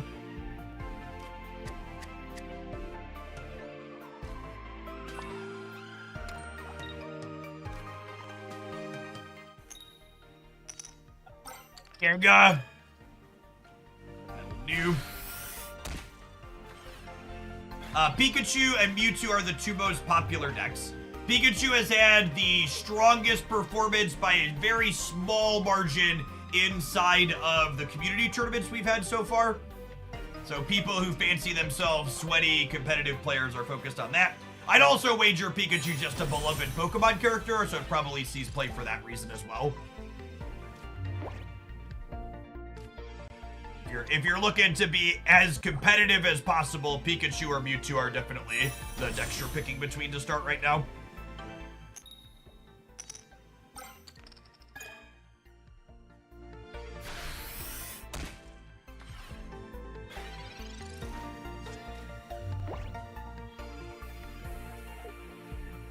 Hey, Nobles, thanks for getting out the vote. You'll love to hear it. Pokemon's been good. It's been a fun set today.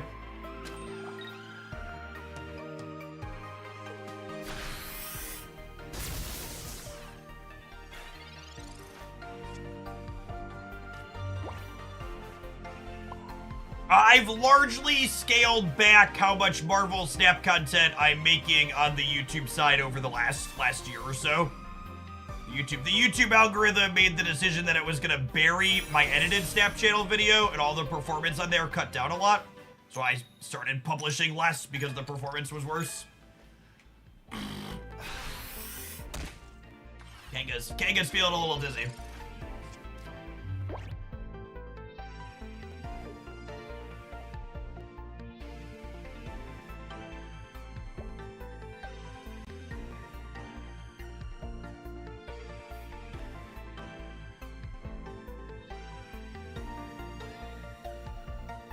Yeah, for what it's worth, if you're looking for daily Snap content, on the Jeff Hoagland channel on the YouTube side, I post a daily deck video that's not edited. It's just a raw cut from the stream, kind of highlighting the better things we've played live. Like I covered in my year in review video of talking about my annual income, most of my income comes from the Twitch side. YouTube's always been my secondary platform. Well, this is interesting. Do they Zeb Strika? They're not Zeb Striking my Kangaskhan. Okay. Let's see if we can top deck a X speed and punish them here for this.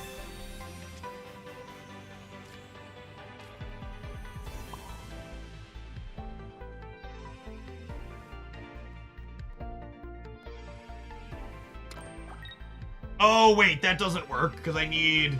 Oh, I'm dumb. I'm dumb. I don't have 3 on the bench yet.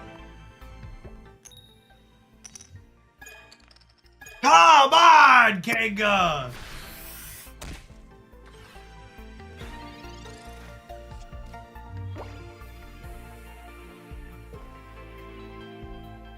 We needed 1 hit there so the Electros didn't need to paralyze.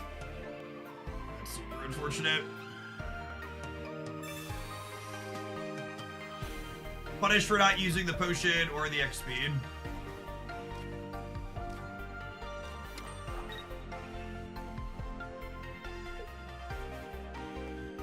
Putting the energy on the Kangaskhan was a really big mistake.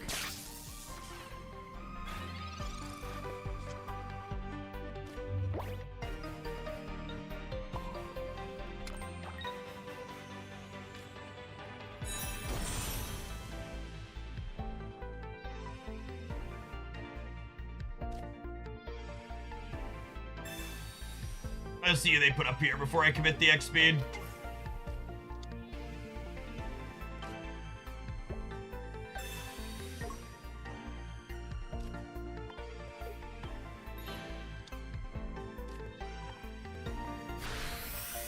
I need to paralyze now because of my mistake, but that's what it is.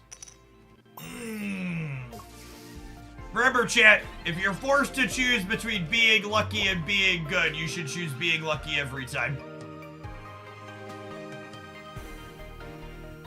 Ideally, you would like to be both, but if you're forced to pick between the two.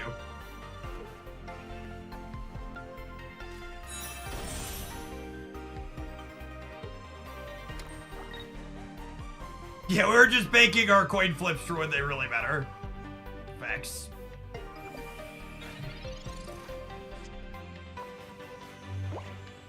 So I explain it like I'm 5, what pack points are / bean. Pack points are a currency that you use to craft particular cards in Pokemon Pocket. So every time you open a pack, you get 5 pack points. And then different rarities of cards require different pack points to build. So unfortunately, I didn't redraw any of my potions, which means this Pikachu EX number 2, the Electric Boogaloo gets to switch up and knock out my Electros. Oh, do they not have another bench Pokemon?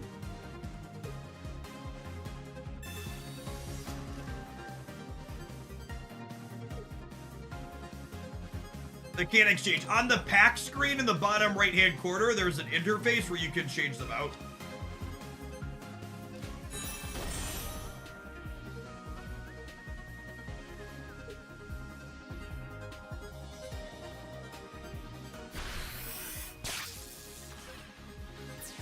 Wow. Okay, I'm really surprised they didn't just knock out my lead here, because now they lose to me flipping heads. Which, as everybody who's been watching this channel knows, we only flip heads here.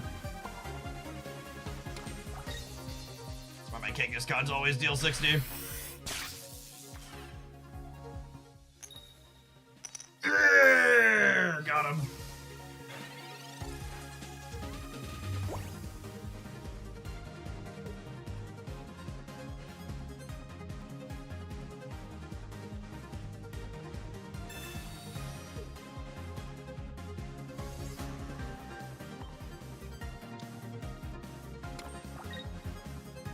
This is a real Pokemon Pocket card, chat. It and Vileplume have both really impressed me. What pack is Electros in? Does anybody know? I don't remember offhand.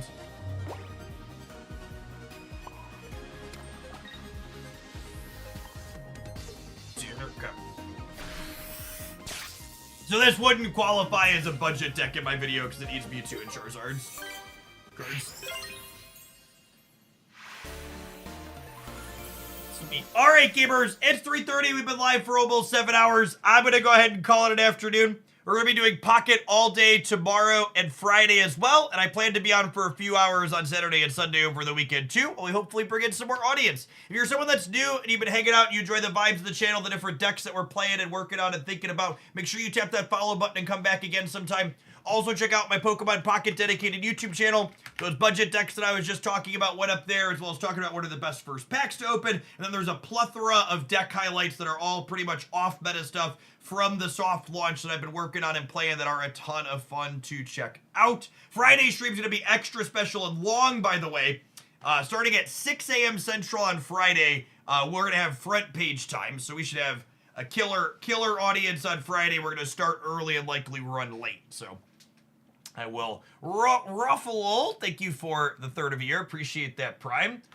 So let's find someone streaming some Pocket to read into here, shall we? Looks like KK Sparkles is jamming. They're friend of the channel that does Marvel Snap and card game stuff. They've been playing Pocket as well, so I'm gonna send you over their way. We'll catch you tomorrow, hopefully, folks. Peace.